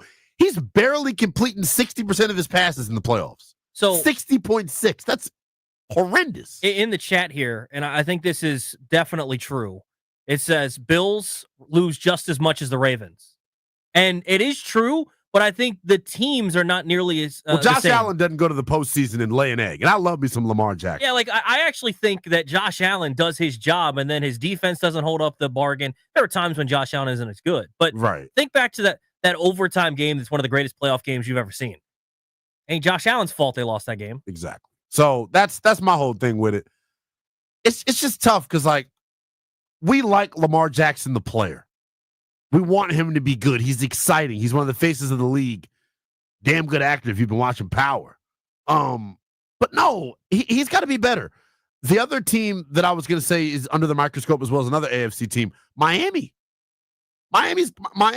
They haven't won a playoff game since Mike McDaniel has gotten there. Yeah. They're finesse. They're break some dancers. of that luster for Mike McDaniel and the quirkiness and people really like him, I think that's kind of worn off now. They made a bad decision paying Tua Tagovailoa that type of money. I hope there's some sort of insurance guarantees in there because his head and you can't run that risk. The injuries are a problem. I actually think he fits what they want to do perfectly. Yeah, I don't know that, for the offense. To be honest, I don't even know that there's another quarterback in the league that has the skill set like him to be able to play just like he does. I thought this is going to sound crazy. That to me should have been last year a sneaky Michael Penix destination, and then this year Shador. Shador would fit perfectly in that offense. I'm intrigued. I like Quinn Ewers. I know most people do not. They took Quinn in the 7th round. That's interesting. There's no pressure. Can you get him to play in structure? Because that's the thing for that offense specifically, is if you can play in structure and you have to be able to think quick. Because that's the thing about Tua. Ball handling is spectacular. Ball's out quick and accurate. If you can get Quinn there, it'd be interesting to see. Because Tua has shown that he can usually play in the system and he can play well, but you need a guy that can do a little bit more in the postseason. And that's why they don't have any success, because teams in the postseason just dial it up to another notch. And you're not able to go out there and run these sexy plays. That's why Ben Johnson struggled against Washington last year, right? Got too cute. Yeah, like Jahmyr Gibbs, if they just hand him the ball a little more, they probably win that football game. If they're not stupid and think Jameson Williams should be throwing the ball in the 4th quarter down 10, maybe they still win that football game. But regardless, we got to hit a break. I do want to continue because there's a couple more names that we got to bring up here. There's another AFC team that just got a text that brings up, I think it's a really good point. I think it's a really good discussion to have about another AFC team. There's also an NFC team with a former Washington tie I want to bring up. Which coaching staffs have the most pressure going into next season? We'll continue talking about it next. Here on B. Mitch and Finley on the Fan.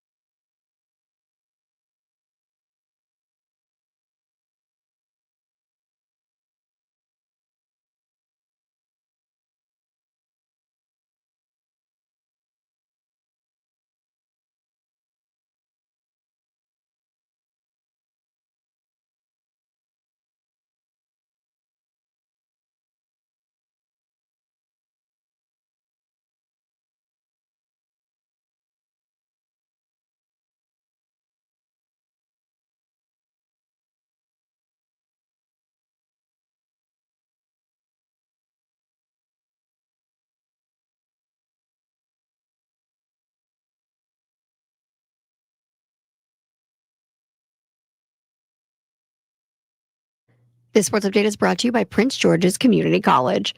PGA Championship happening right now, and the leaderboard is very weird.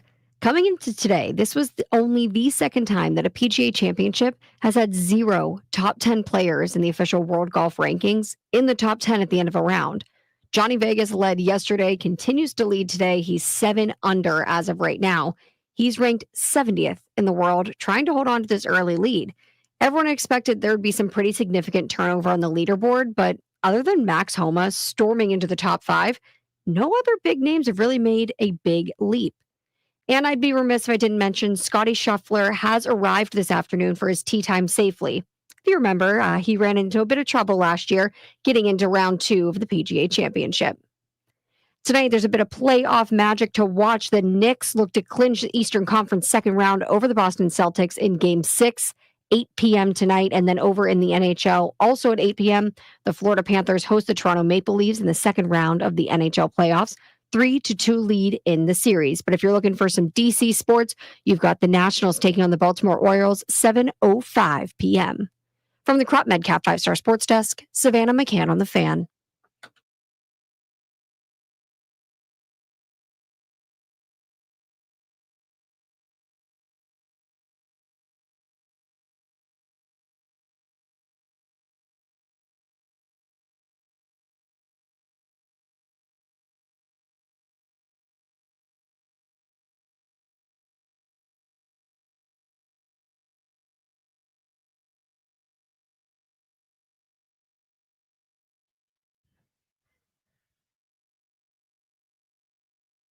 Mitch and Finley, 106.7 The Fan. Toby Altizer, Linnell Willingham in for the guys today. I see my guy, Commandante Tequila, in the chat saying, I'm thinking of food. Same, Commandante. Same. I'm heated. What's that? I'm angry as hell. Why? Because stupid Apple Pay. They can take out money whenever they want. They have the nerve to be down like their Cash App or Venmo or Zelle or any other money-sharing app. It's embarrassing. So all that stuff is down right now? Apple Pay is down.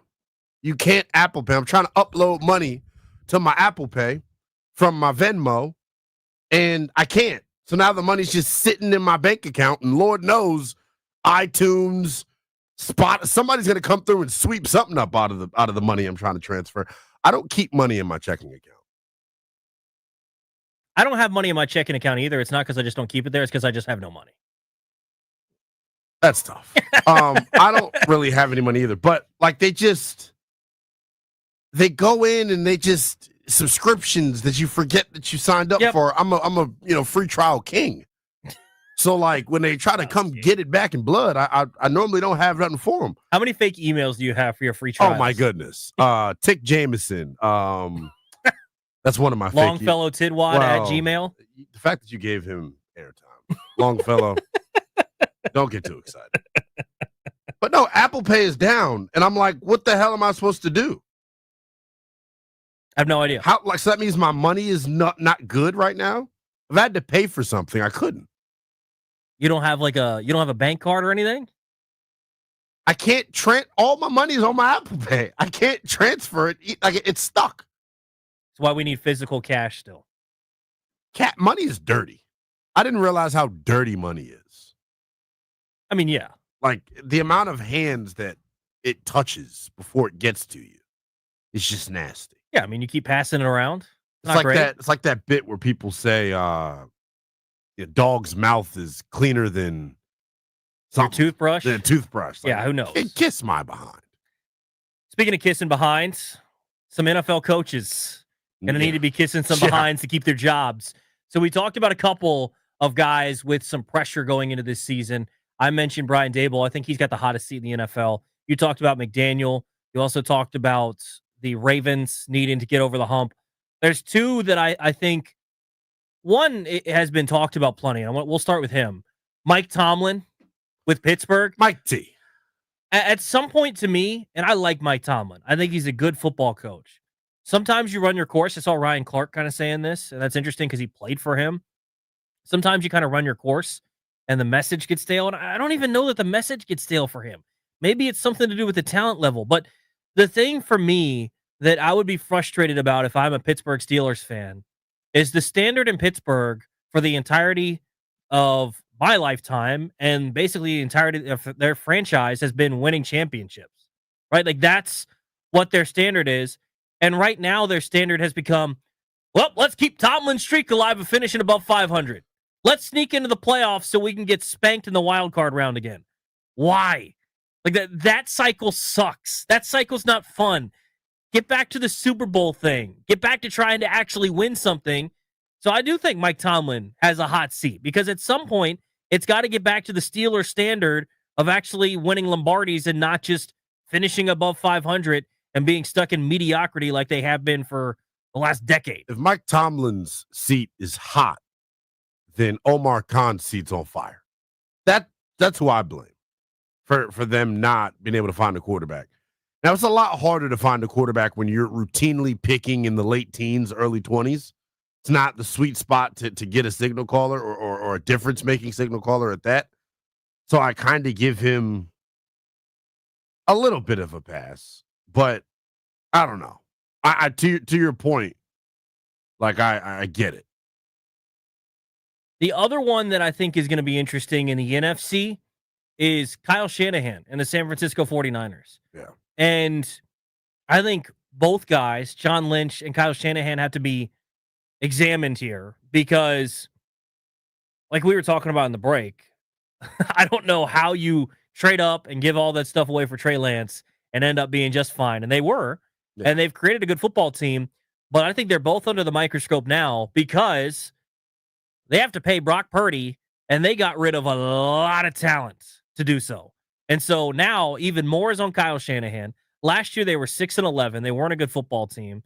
And if you weren't able to get over the hump when you had one of the best teams in the NFL over the last, 6-7 years, and you weren't able to win a Super Bowl then, and now you're going to take a little bit of a step back, I don't know. Like I don't think they would fire him this year, but I do think that you could get that seat pretty hot if you miss the playoffs again and Brock Purdy doesn't take a step forward and look like a franchise quarterback again. Like he struggled last year.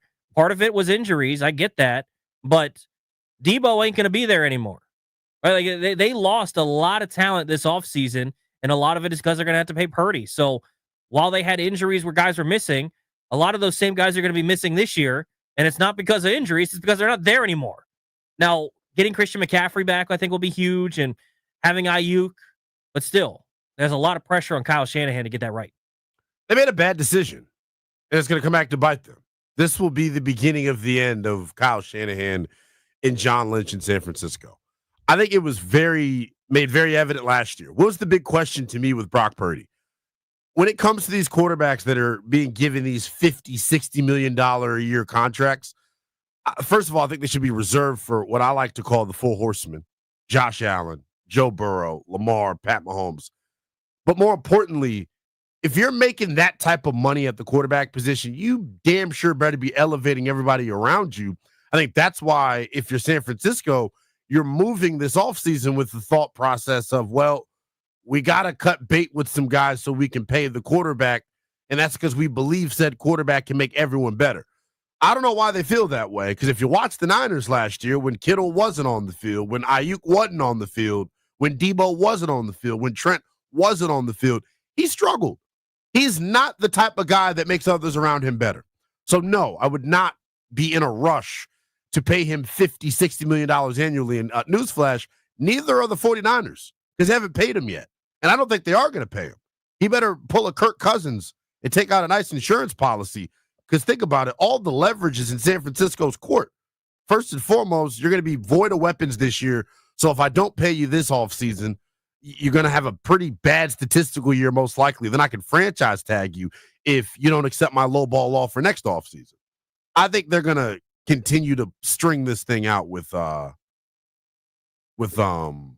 Purdy. Yeah, it's going to be interesting to see. And I don't know if he's someone that is a franchise quarterback, but you kind of have to keep the ones when you have one. It's such a difficult spot. In the chat, they're talking about the Bills and Sean McDermott. Now, I think the interesting part about the Bills is this past season, they kind of exceeded expectations. Yes, because they 100%. They didn't have weapons around Josh Allen this past season. Their best weapon was James Cook, and then probably Dalton Kincaid. Khalil Shakir took a big step forward. They traded for Amari Cooper, and he didn't do anything when he was over there. Like, he literally did nothing. He was almost a net negative when he got over there. So I think the difference there is they were able to overachieve last season, even though, yes, they kind of put themselves in the same spot where they come up short in the playoffs. I think last year was a little bit different than previous seasons, where before they were a really good football team that was on par, if not on paper, a little bit better than Kansas City at times. Now, I don't know that that was the case this past season, but at some point, too, you've got to get past that hump. I always think about what the Toronto Raptors did, and some of it was Kawhi Leonard. Yeah. A lot of it was Kawhi Leonard, but remember Dwayne Casey won Coach of the Year and got fired. They brought in Nick Nurse. Yes, Kawhi was a big part of that. I get that. But then they win the NBA Finals. So sometimes getting there isn't enough. That standard has to change. I don't know if that's going to be the case with the Bills, because it's also difficult with the NFL when you've got a guy that you trust, a guy that's kind of taking you there. You kind of got to let it go, but I don't know. That's an interesting one as well. The Bills are a good team, though. I like, first of all, like, the Commanders are kind of following the Bills' team-building blueprint in terms of they got the bookend tackles, like they have Deion Dawkins and Spencer Brown. You drafted Osiris Torrance a couple of years back to get better on the interior. Josh Allen was a godsend last year. They're a really good team. You draft Landon Jackson, you draft TJ Sanders. Like, you've gotten better up front on both sides of the line of scrimmage. You got Maxwell Hairston. You brought back what's his face, Tre'Davious White. Our guy Defoe, I think, is going to play some important snaps for them next year. I like the Bills, man. They're an improved team. The question is, can you get over the Pat Mahomes hump? And it has been easier said than done. This is why they added to their pass rush, though. Hopefully it's something that can maybe give you the advantage over a Kansas City. I think we forget about Bosa getting signed there. If he's healthy, that could be interesting. Yeah, I think it's going to be an interesting team to watch to see if they can take that next step. Washington, not a team that has quarterback on the hot, or a quarterback coaching staff on the hot seat. One thing that I think was interesting was, how was Washington this offseason going to address the Philadelphia Eagles? Yeah. And how are they going to close that gap? Peter Schrager was recently on ESPN. Now he's converted over to ESPN. He said that he feels that Washington has closed that gap with Philadelphia. Do you think Washington has done enough this offseason to close the gap between them and Philadelphia? Usually I'm not this May Pollyanna, everybody's going to the Super Bowl guy, but I really think they helped their roster and saw a window saying, we're still with year 2 with Jaden Daniels. Let's go get some veterans that can really help. I think Laramie Tunsil is still one of the best tackles in all of football. And I think Deebo Samuel on a contract year with the motivation that, hey, the Niners just said we're better off without you, and there's nothing guaranteed beyond this point, is going to come in motivated and ready to play. I think a lot of times the sophomore quarterbacks fall out, or the step back, that's real. And a lot of that goes because the sophomore season, there's film on the guy now and everyone can watch it. And some of it is, hey, I enjoyed my off season. I was the man. I got to the NFC Championship. That's not Jaden Daniels. Like, Jaden Daniels is working. I know they had walkthroughs the past 2 days, and like, they are so excited in Washington that this guy's going to take an even bigger leap. I thought he took the league by storm and had the best rookie season we've ever seen from a quarterback in the NFL. The best rookie season we've ever seen, taking them all the way to the NFC Championship game on his shoulders, and they got better this offseason, and that doesn't include adding a developmental piece in the draft as the offensive lineman out of Oregon. So, yeah, I mean, look, if you bring back everybody and you still have the same coaching staff and you have Deebo and Tunsil, yes, they got better and they closed the gap. Initial reaction there, Linnell. Yeah, they closed the gap. I can give you that. But my bigger question and concern for this team is, can they stop the run? Right? And when I look at the first 5-6 weeks of the season, you're going to find out right away whether or not your run defense is improved. Ashton Jeanty, Josh Jacobs, Bijan Robinson, Omarion Hampton, DeAndre Swift. You'll find out right away. But to answer the question, have they closed the gap?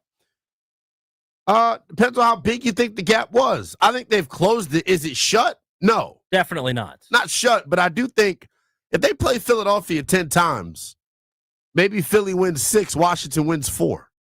I think they're very closely matched. I don't think the gap between the two is seismic, is how I would put it. Philadelphia is not head and shoulders better than Washington. I do not believe that, especially after the mass exodus that they've had on defense this offseason. Losing Chauncey Gardner-Johnson. You lost Milton Williams. You lost Josh Sweat. Like, that stuff matters to me. And their schedule, remember, right, we haven't had a repeat winner in this division since the early 2000s. Their schedule is just as difficult as ours is. Mm-hmm. So I think winning the NFC East for Washington shouldn't be out of the question. And they start off, I mean, this is I don't want to call it brutal for Philly to start, but home for Dallas, that's not a cupcake game. I continue to tell people I think Dallas is much improved. Well, you are a Cowboys fan, so. Well, get out of here. At Kansas City in week 2. Home for LA in week 3, rematch of the postseason game. At Tampa, then Denver. Some of the defenses they got to play right out the chute here are going to really challenge Jalen Hurts in this offense. And notice I said Jalen Hurts in this offense. That's the question mark to me. Still, if Saquon Barkley suffers an injury, God forbid, if Philadelphia, suffers some attrition up front, can Jalen Hurts be the guy that elevates everyone around him? Because I've long felt like while everyone's glazing the guy, he is the most insulated quarterback in all of professional sports. All of the NFL. There's only one professional sports league that we care about. Yeah, I mean, shout out the XFL. I have a hard time hating on Jalen Hurts after last season because he was so good in the playoffs and he was having his way with Washington in that second game before he went down with an injury, which I've talked about. I don't have any sympathy when you run your quarterback and they get hurt. Sorry, that happens. Yeah. Like Washington had the same thing happen with Jaden, and they still found a way to win against Carolina. So it happens sometimes when you run your quarterback. That's just a natural. It happens in football. People get injured. It sucks, but that's part of playing football. But yeah, I think Jalen Hurts is still probably the guy that you want to force to beat you. But he's also shown that in the playoffs, he can take it to another level and win football games. He's outplayed Mahomes in both Super Bowls, the one he lost, the one he won, right? So he's been really, really good in his playoff career. So I'm not the biggest Jalen Hurts truther. I'm not someone that thinks he's, a top 5 quarterback. I think there's quite a few quarterbacks I'd take over him, frankly. But in terms of what he's done in the postseason, he's shown you he's got a nice track record, even though his numbers in the regular season oftentimes look pretty pedestrian. 800-636-1067 if you want to hop in. Did the Commanders close the gap with Philadelphia? Peter Schrager on ESPN said he thinks that they did close the gap. Did they do enough this offseason? I'll give you my answer, and we'll continue to break it down and get some of your calls. Again, 800-636-1067. You're listening to B. Mitch and Finley on The Fan.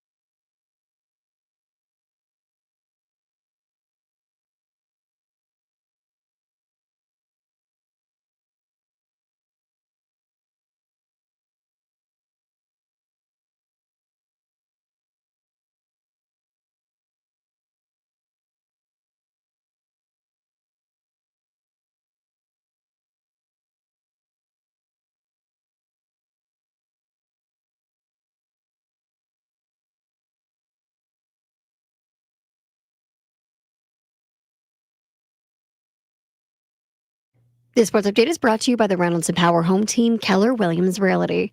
The Denver Nuggets avoided a late collapse against the Oklahoma City Thunder, forcing a Game 7, but it might have come at a cost.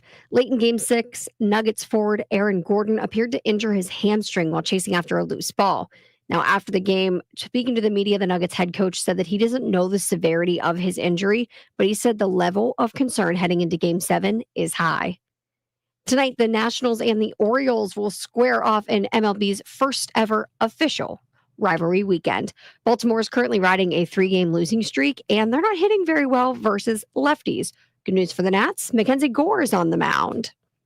Want to hear the fastest way to know what your home would sell for? Reach out to the Empower Home Team. Simply text your address to 800-763-3000. No phone call, just text your address to 800-763-3000. That's 800-763-3000. From the Crop Metcalf 5-Star Sports Desk, Savannah McCann on the Fan.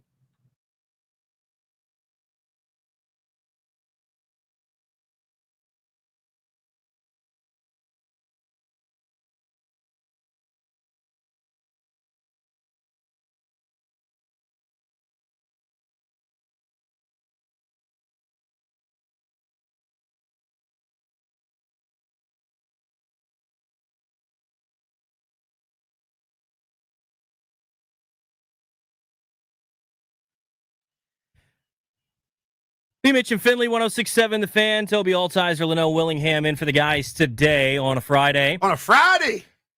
So this offseason was about getting better and closing that gap with the Philadelphia Eagles. Do you feel like they closed that gap? Your answer was you feel like they have, and it feels like it's gotten closer. I think so as well. 800-636-1067 if you'd like to hop in. One of the things that I think is interesting, we were doing the draft show, right, during the first round of the NFL draft. And it's funny to see how dialogue and narratives and thought process changes throughout an offseason. So when the Super Bowl had just ended, that next week of radio, what did we talk about? Oh, man, you got to build up that offensive line. Did you see what just happened? Did you watch that Super Bowl? Right. You got to build up that offensive line to combat Philadelphia. Look how bad KC looked and how much they were dominated. You got to build up that offensive line. And then by the time we get to the draft, they draft Josh Connerly, and we're like, interesting. Maybe that makes more sense than we thought. Yeah. So I think with them, they've closed the gap because they've improved their offensive line that much more. And I think the other thing on the other side of the ball, I think when you look at Dan Quinn and Joe Witt Jr., with that defense, if you asked them, which would you rather have? A good pass rush and a poor secondary, or a good secondary and a poor pass rush? I think they would choose the good secondary. And the reason that they would do that, and generally I would say build through the lines. Now, the key to that is they have to play good run defense. But I think they would choose the secondary because I bet you they think they can manufacture a pass rush. See, that's the thing. When we talked about the need for an edge, it wasn't because they lacked pass rush juice to me. The clamorings for the edge rusher, the wanting to bolster the D-line, was strictly about the run game for me. Dorrance Armstrong, Dante Fowler had the sexy sack numbers. Dorrance Armstrong was your best pass rusher last year. He is back on this defense. So that doesn't give me a whole lot of concern when it comes to their pass rushing unit. I think, like you said, they'll be able to manufacture a rush. The other thing is this: improved secondary, longer time to rush, more impact that these rushers get the chance to have. I'll pull it up right here via NFL Pro. Last year, in terms of quarterback pressures, Dorrance Armstrong led the team with 45. So, with 46. It only turned into 5 sacks. But you pick up what I'm putting down here. He's the guy that I think is going to be the leading sack getter. I think your pass rush may be coming from your interior, though, this year. Like the trio of Kinlaw, Payne, and Jazan Newton, like that's pretty formidable on the inside. And I think this defense is different from Jack Del Rio's in that Jack Del Rio needed those 4 studs up front because he wasn't going to blitz. Yeah. He wasn't going to bring pressure. He was going to drop 7, and he was going to play coverage, and he was going to depend on those 4 guys up front to figure out a way to get to the passer. That's not the case with DQ and Joe. They're going to bring extra guys all over the place. You don't sign a guy like Frankie Louvu if you're not going to find ways to blitz all over the field and bring different guys from different places. So to me, that's the thing that they are going to do defensively. Also, back to the offensive line point that we were making, they improved the offensive line not only to face Philadelphia, but you face Micah Parsons in the NFC East. He's still a stud. He's still one of the best pass rushers in the league. And you talked about that front for the New York Giants, where you've got Abdul Carter, Kayvon Thibodeau, Brian Burns, Dexter Lawrence. You're going to have to contend with that. So I think turning the offensive line into a strength is massive. And I don't know that they improve the run defense. On paper, you would think that the guys that they brought in could.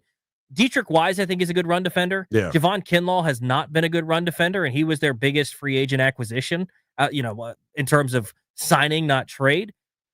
So I don't know if they're better in the run defense department, but I think their secondary is better. Now, the safeties you've brought up as a big concern. Yeah. Because behind Quan Martin, it's a massive you don't really trust anyone. Will Harris will be interesting to see the kind of role he plays. I wasn't a huge fan of the way Percy Butler played last season, but I think having the secondary improve, or at least having the corner room improve, bringing in Amos, Lattimore probably is a linchpin, though. If Lattimore can get back to playing not even all-pro caliber, that might be just gone. That might be out the window. Be average. Can he be a starting caliber NFL corner, and then you have Amos come along and hopefully not have to be the number one right out of the chute? And I think Sanders still going back inside, where I think he can be a stud. He was already a stud on the outside, but I think he can be like an all-pro caliber in the nickel. This is why camp. This is going to be the most competitive training camp that I've gotten to cover to this point. The first training camp I covered was Carson Wentz, I believe. That wasn't competitive? No, not at all. I mean, you want to talk about just god-awful. Remember Sam Howell? I like Sam Howell at least looked good during camp. like slinging Sammy Howell. The thing is, and I've been talking about this at night, it's not an indictment on Trey Amos, by the way, if he's not the starting outside corner week one. There is massive amount of competition in that room. You brought in Jonathan Jones. Jonathan Jones can play, whether it's nickel, whether it's outside. He's got the same inside-outside versatility that Mikey Samers still has. Trey Amos has to beat out Mikey Samers still on the outside and Jonathan Jones to win the job. You think there's any chance that just trying to get your best players on the field, you see Jonathan Jones a little at safety? So I was thinking that I don't have enough, knowledge and info on that to see if it's something he's done before. But if there was a guy I'd move to safety, it wouldn't be Jonathan Jones. It'd be Mikey. No. In terms of the tackling talent and the fearlessness and the knowing that if it's him versus Saquon Barkley in the alley and you got to shake a leg or lose one, he's going to make the tackle. Point blank, period. He's not going to duck smoke. I know that about Mikey. So if there's anybody that I'm moving the safety out of my DB room, it'd be Mikey. Just because I think he's got the chops. I disagree on that one. Just the mindset to play the position. I need him in the nickel because I think he's someone that you can blitz. He's someone that's so versatile in those sorts of ways. And I think moving him away from the football would be a mistake. My thing is you have two good nickels outside of Mikey with Jonathan Jones and Noah Igbenogany. Mikey's the best of that group. And Igbenogany now becomes a really nice depth piece. Jonathan Jones can at least play outside. So this is where I kind of disagree. I thought Mikey was better on the out. When he was on the inside last year, the first month of the season, he led the NFL in touchdowns given up. He was getting passes thrown at him. He got better as the season went on. He got better, but I'm saying when he was in the slot.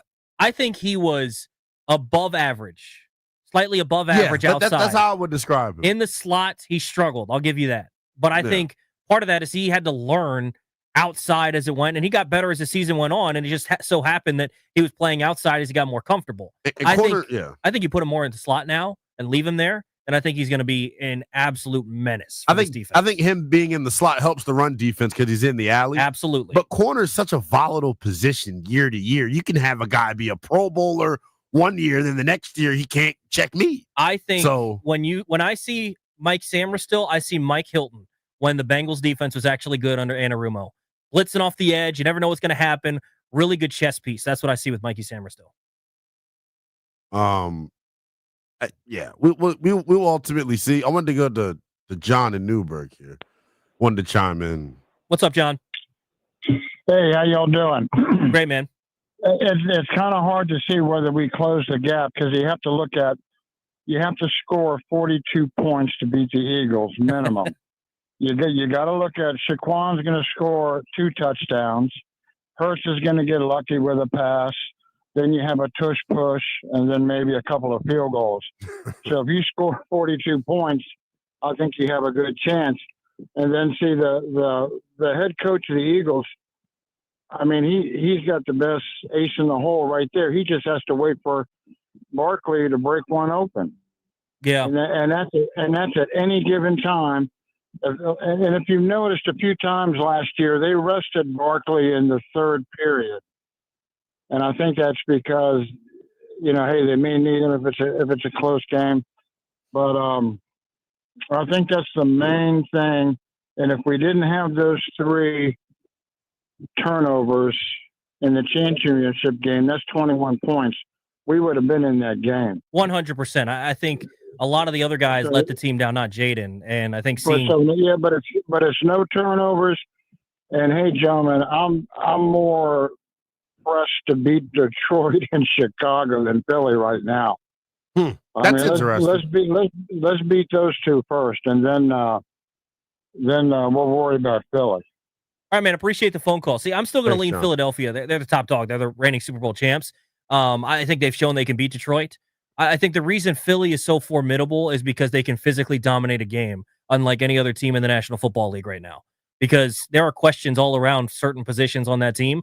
But when the offensive line and defensive line just decides to take over a game, they can dominate like no other. I think the big thing that they did to close that gap like we were talking about is because they improved the offensive line, hopefully, in the passing game, it's going to be huge, but hopefully they can run the football. And so he's talking about being able to stop the run, which is going to be huge. You have to be able to contain Saquon. But if you can limit their possessions, if you can actually run the ball yourself instead of having to depend on Jaden to do all of that, and you can take a little bit of that off, you can run those 7-8 minute drives where you score a touchdown, and suddenly that's taken away a drive from Philadelphia where Saquon could potentially break one. I think that could be a huge factor in shortening some games when you have a team on the other side that has a home run waiting to happen in Saquon. Yeah, they got to be better in the trenches against Philadelphia. That's where the advantage clearly, is on Philly's side, is on the interior offensive line, defensive line. They're just better. At the skill position group, I think Washington stacks up pretty well with them. You don't play them until season's end, twice in the last 3 weeks. I like that because I think you should be playing your best football heading into the postseason. One other thing that I wanted to chew on with the callers and you as well, I'll probably touch on it a lot this weekend. One of my best friends is an Eagles fan. Mm-hmm. And one thing he consistently says is like, man, the regular season has lost its mystique because we're in the playoffs every year. After going to the NFC Championship last year, do you think we'll take the regular season for granted? Because I just want to see him play playoff football at this point. That's what it's about. The regular season, while it matters, while there are trends that you will follow and it will, aid your analysis down the stretch, in reality, like, all that matters is what you do in January. Yeah, 100%. Like 100%.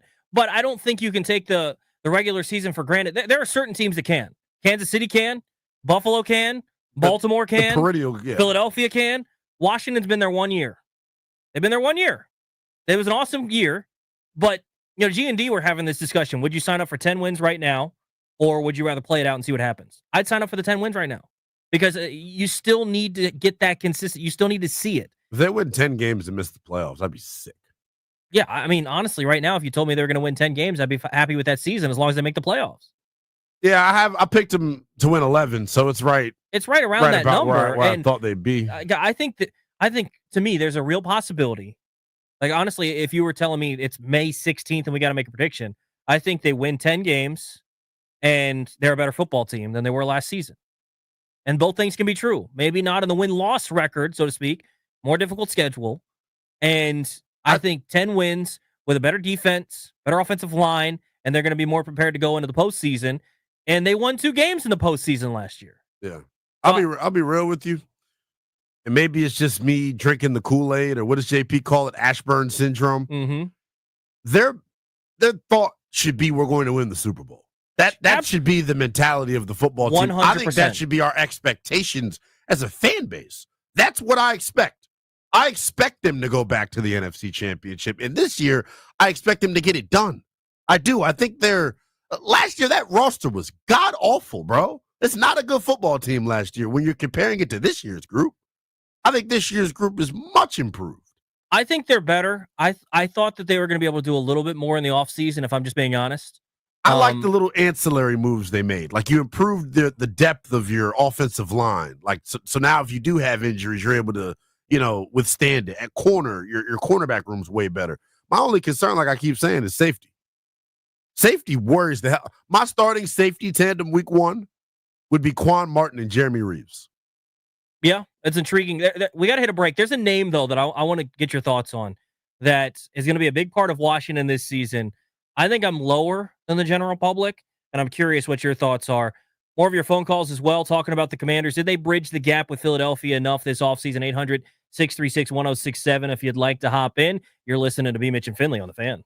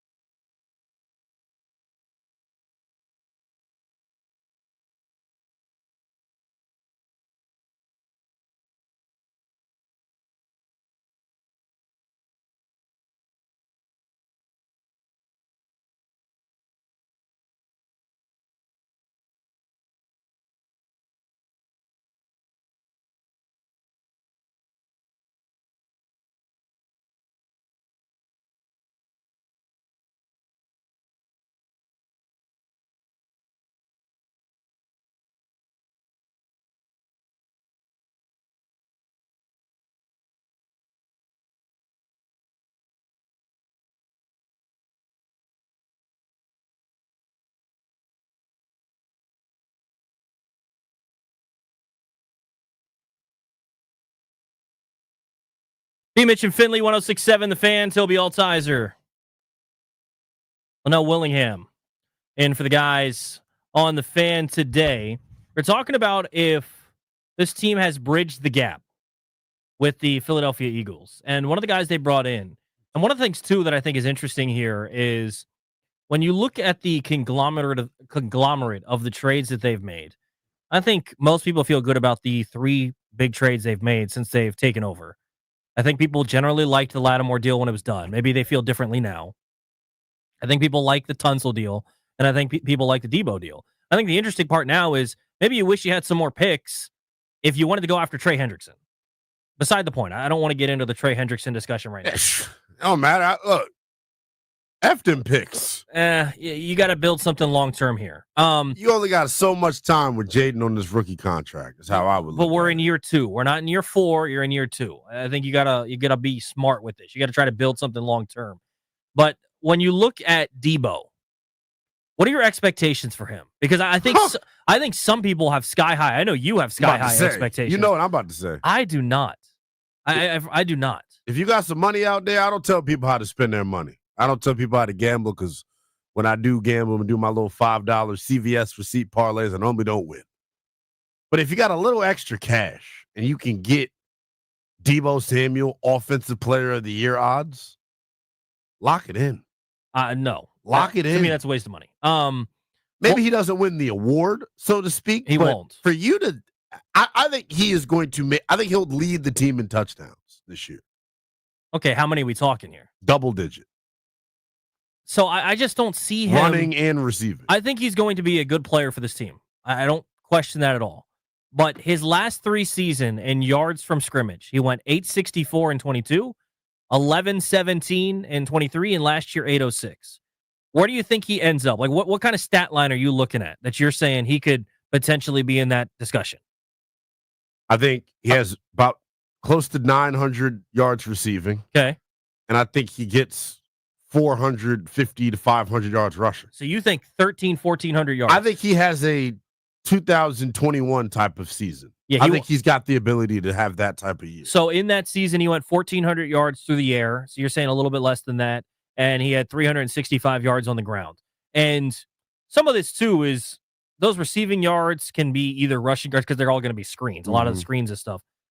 I think he has last year's season. And is it worth a 5th-round pick? Sure. Is it worth the price tag? Probably not.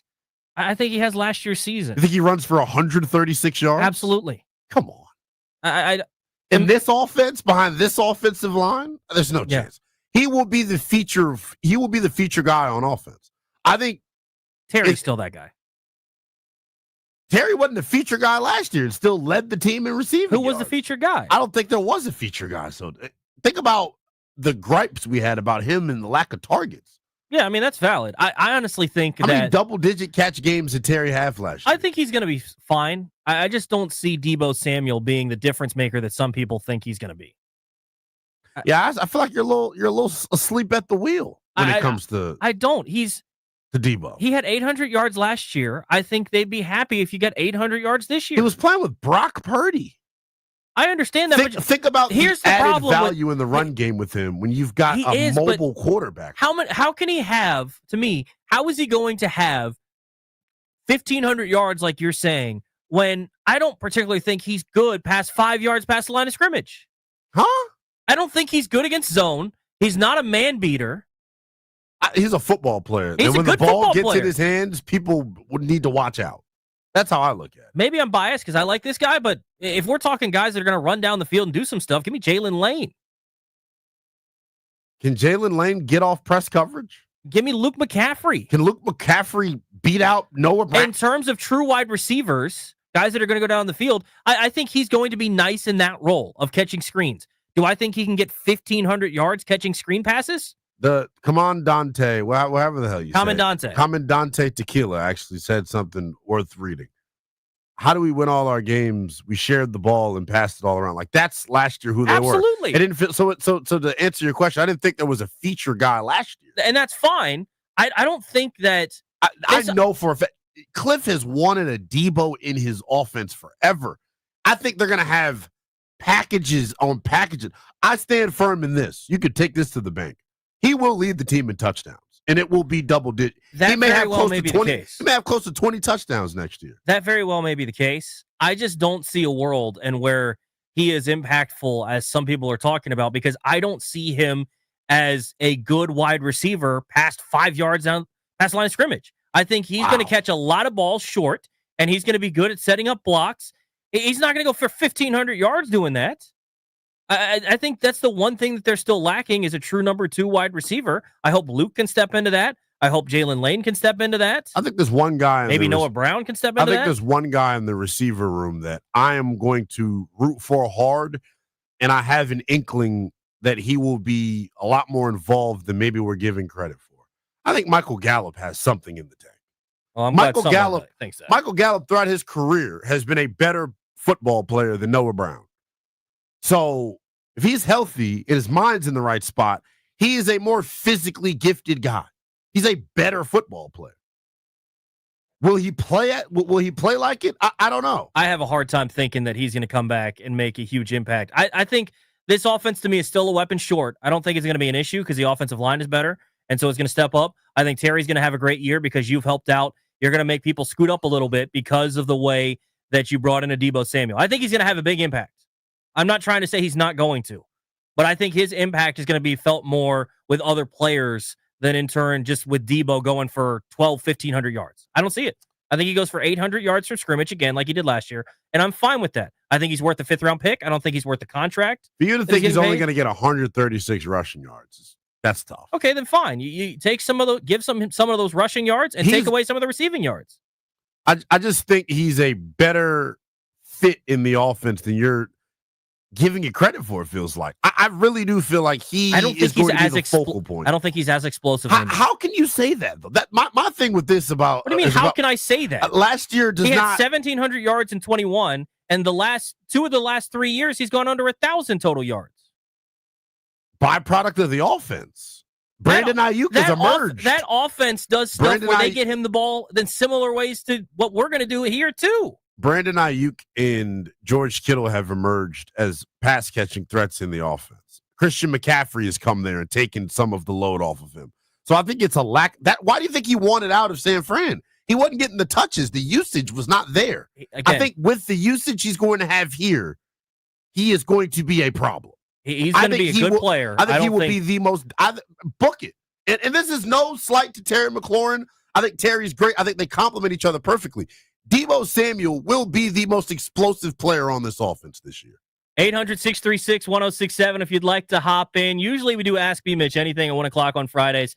Ask Toby and Linnell anything coming up next on B. Mitch and Finley.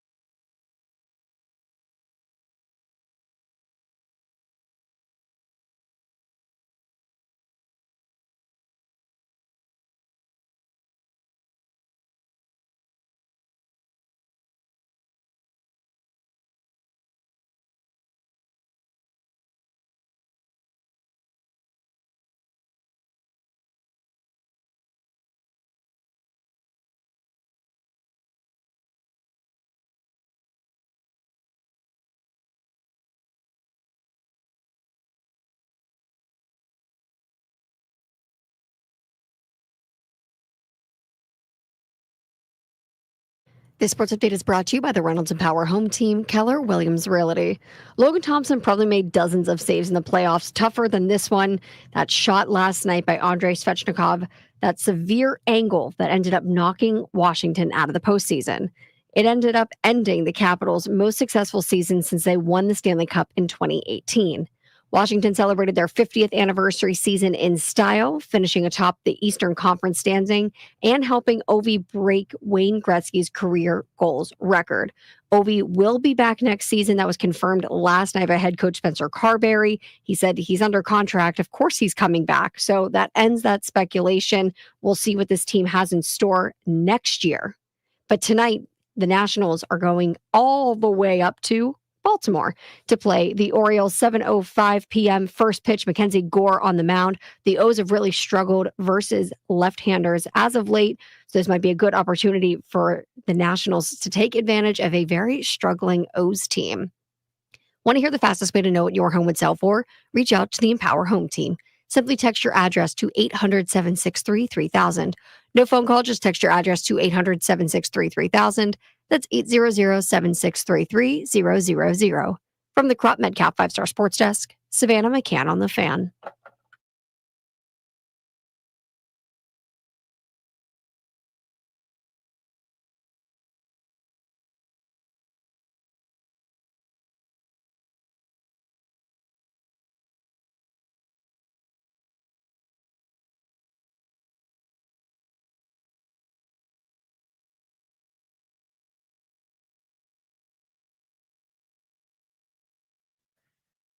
Final hour of power here on B. Mitch and Finley. Toby Altizer in for JP alongside Linnell Willingham. Or should I say Debo Samuel hater and Linnell Willingham? Well, you are a Debo hater. And I'm not. Landfill, thank you for, I'm not. 'cause I said it on the air and it didn't get the reaction I wanted. So thank you for acknowledging it during the break. You have made such a point of Debo's production falling off over the past 2 seasons. It is. Has it not? Why, though? Because of the addition of Christian McCaffrey. Because it's not as explosive. No, it's because they've added Christian McCaffrey and the touches are not there for him, which is why he wants out, or why he wanted out of San Fran in the first place. This wasn't a money thing. This wasn't I don't like them anymore. He wanted to be a focal point of the offense. And when you think about it, Kittle, McCaffrey, Ayuk, Pearsall, all guys that get the ball ahead of Debo in San Fran.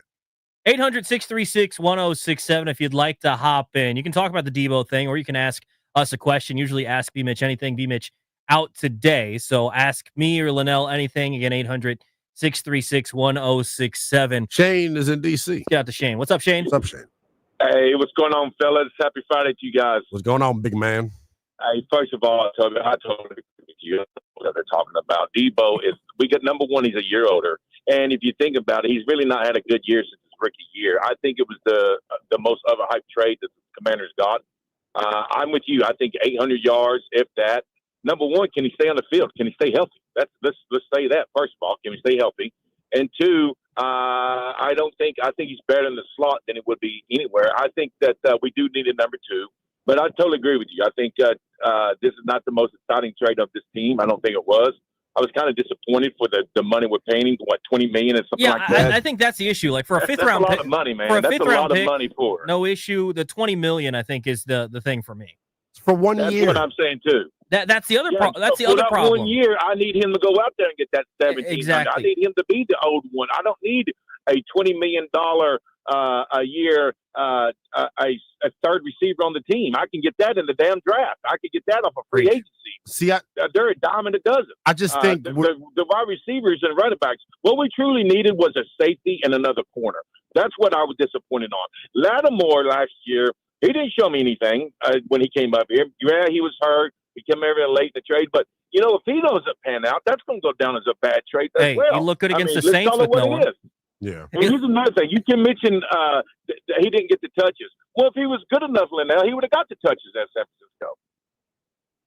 That's fair, I guess. It is fair. No. I mean, he's Ayuk. You trying to say that Ayuk got all the catches and he was supposed to be the number one receiver? I mean, the quarterback. And now he beat it. Well, here's the thing. The quarterback. The quarterback determined where the football goes. Here's the thing, Shane, and this is why I'm down on Debo. I think in his little niche role where he can catch stuff behind the line of scrimmage and in screens and drag routes and stuff like that. He's good. The issue was, how many times did San Francisco get into the playoffs and they needed someone to step up and get open against man coverage, and no one ever got open?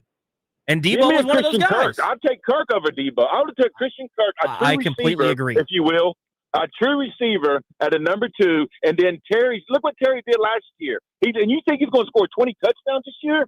I'll take that bet right now. I'll take 1,000-1. Yeah. Meaning, if Debo scored 20 touchdowns, you'll be $1,000. Absolutely. I'll take that bet, and vice versa. I'll take that bet now. Well, the way my bank account is set up, vice versa is not possible. So let's keep it real. You know, I'm gonna tell you how T.I. is, man.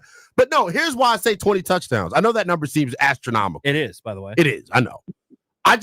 The point to me is, wow. I think the red zone is really where he can help you out at, man. Big time. And with the misdirection stuff, and I'm excited to see how they actually use him. Like, that to me is the more exciting So here's thing. where I like what they're going to be able to do is, I think this team wasn't able to run the football the second half of the year, so you could play the safeties a little bit deeper, knowing that really they also didn't have great long threats, but Terry was kind of that guy, so they could always shade over Terry. They could play a little bit deeper if they wanted. Now, with some of this horizontal stuff with Debo, because I know it sounds like I don't like the acquisition. I don't mind it, because I think it brings people up closer to the line of scrimmage and makes them play a true horizontal game. They have to cover the entire width of the football field now.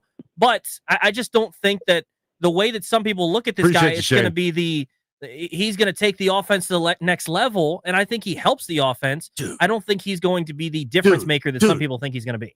Do you understand that, like, Cliff, I'm trying to compare, I don't want to get too biblical here, but, like, Cliff is like, he's special with what he gets out of folks. Absolutely. Look at what they got out of Olamide Zaccheaus last year. You're telling me Debo can't go for 800? Didn't OZ have like 500 yards last year?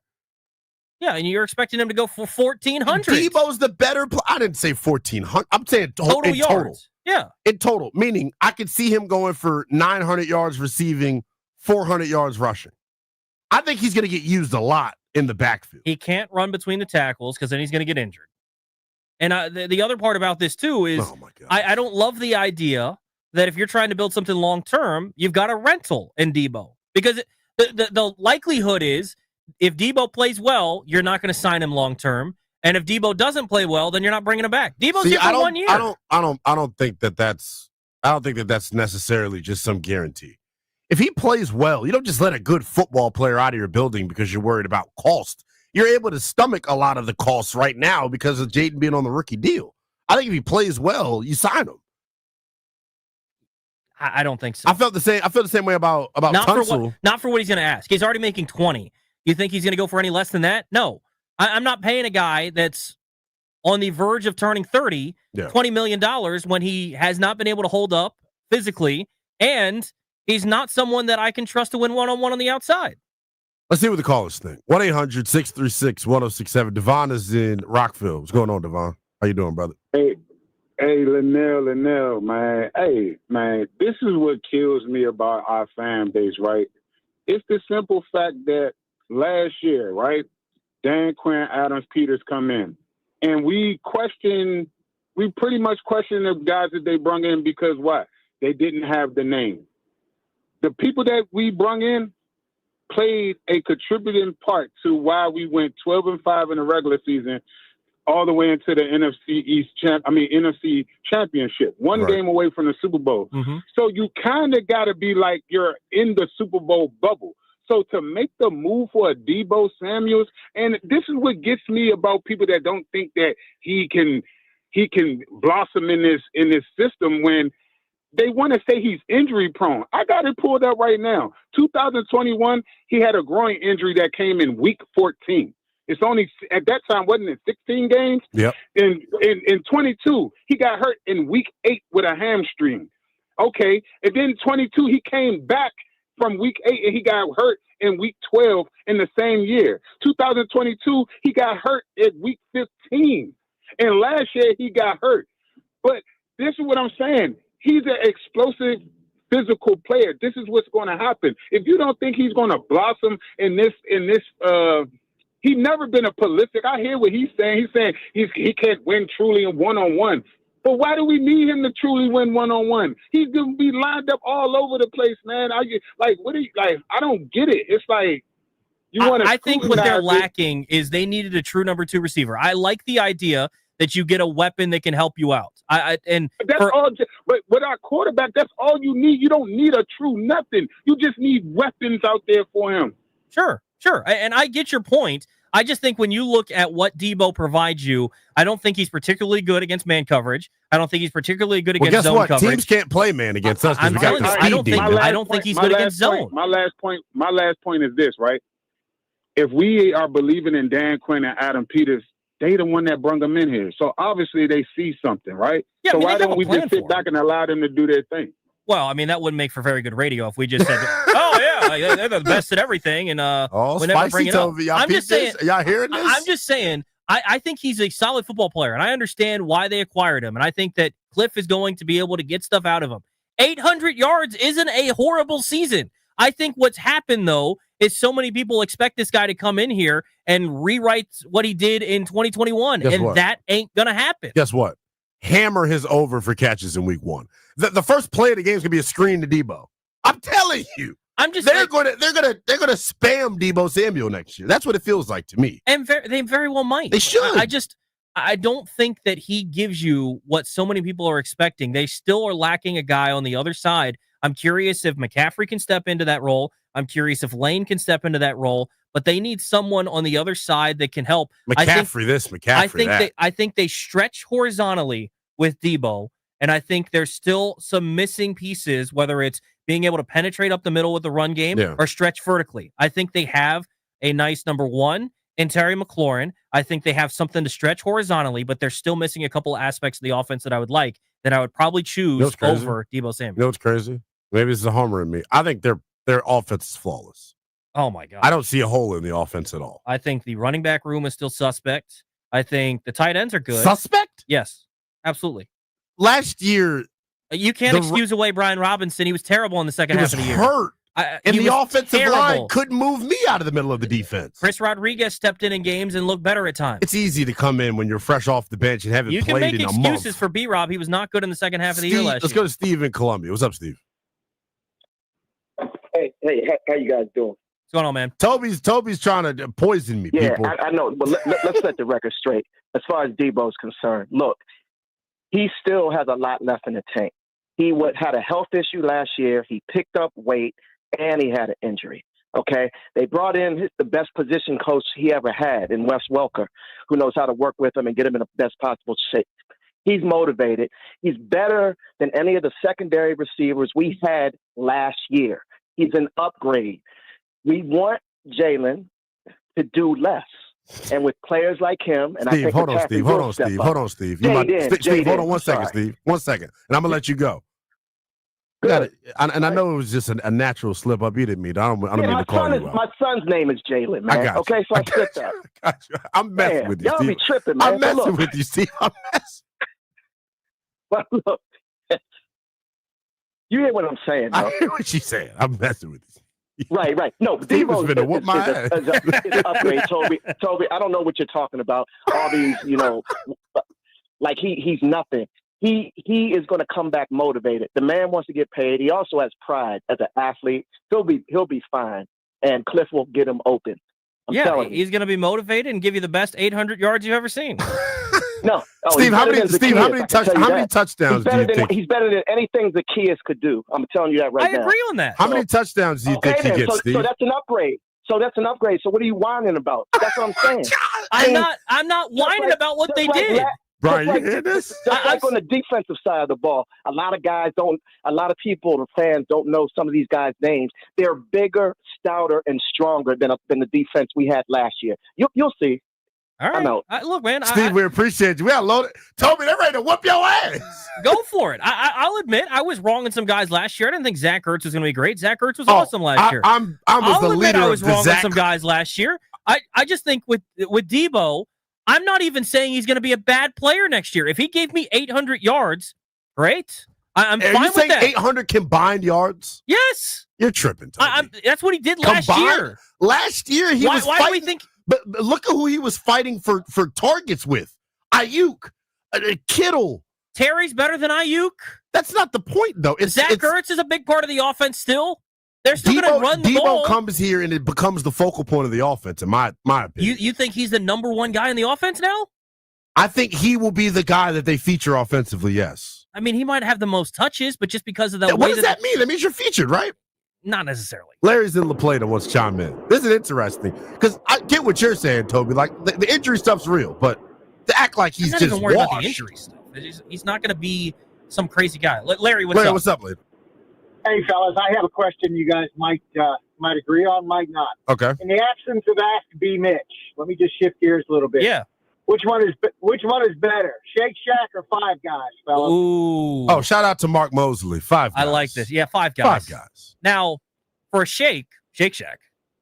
See, I told y'all about my stomach. I don't do milkshakes. I shouldn't have done the pizza in here earlier. But you're going to do coffee now? Well, is that what we're doing at 145? Probably not. We appreciate you as always. Let's appreciate Larry. Let's hit one more before we hit the break. Five Let's guys. go Tony and Rockville. What's up, Tony? What's up, Tony? Tony, what's going on? Tony! Oh, yeah. How you doing, guys? Wind that window up, Tony. Wind it up. Hey, look.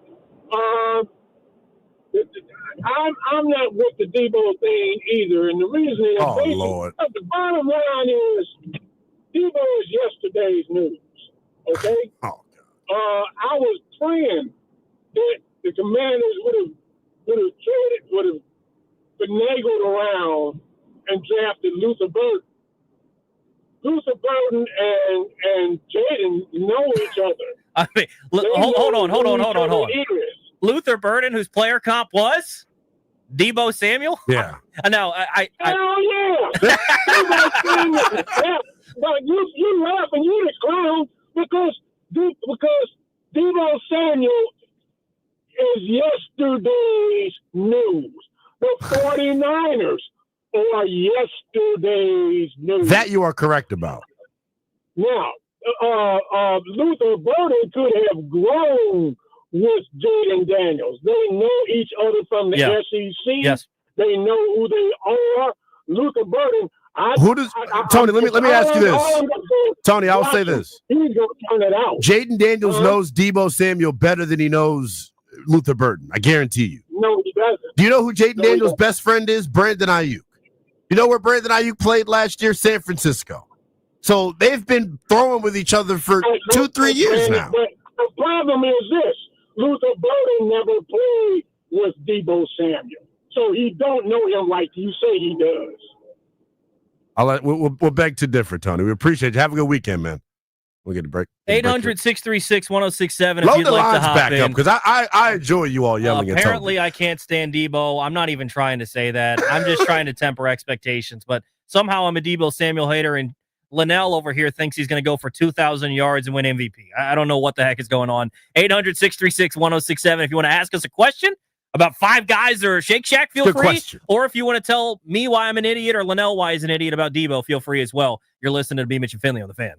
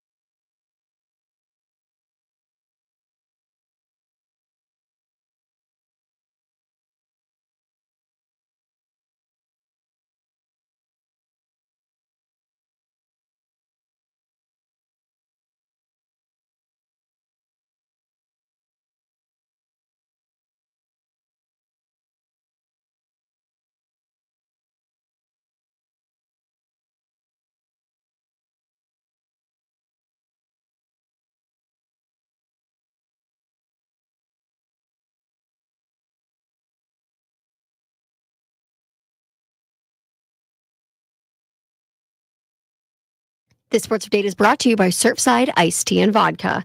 The NFL playoff format could be undergoing a huge change heading into the 2025 season. When the NFL's 32 owners get together in Minneapolis next week, they are expected to vote on a proposal that would dramatically change the seedings in the postseason. Sports Illustrated now reporting that they will be voting on this. The 7 teams in each conference would still consist of 4 division champions and 3 wildcard teams. However, the big change is that the teams would be seeded by who has the best record. Under this proposal, a wildcard team could be seeded ahead of a division winner if that wildcard team has a better record. This means that a wildcard team could be seeded as high as number 2. Under the current format, the 4 division winners get the top 4 seeds allowed, and then the 3 wildcard teams. So right now in the current format, no wildcard team can be seeded higher than 5th. And Sports Illustrated also reporting that Roger Goodell is in favor of this, so we could be seeing a massive change coming to the NFL. Baseball is back, and the tailgate must-have is Surfside Iced Tea and Vodka and Surfside Lemonade and Vodka. Each can of Surfside is only 100 calories, and the best part? 0 bubbles. They are absolutely delicious. They pair perfectly with the day at the ballpark. Must be 21 years of age. Please drink responsibly. From the Crop Medcap 5-Star Sports Desk, Savannah McCann on the Fan.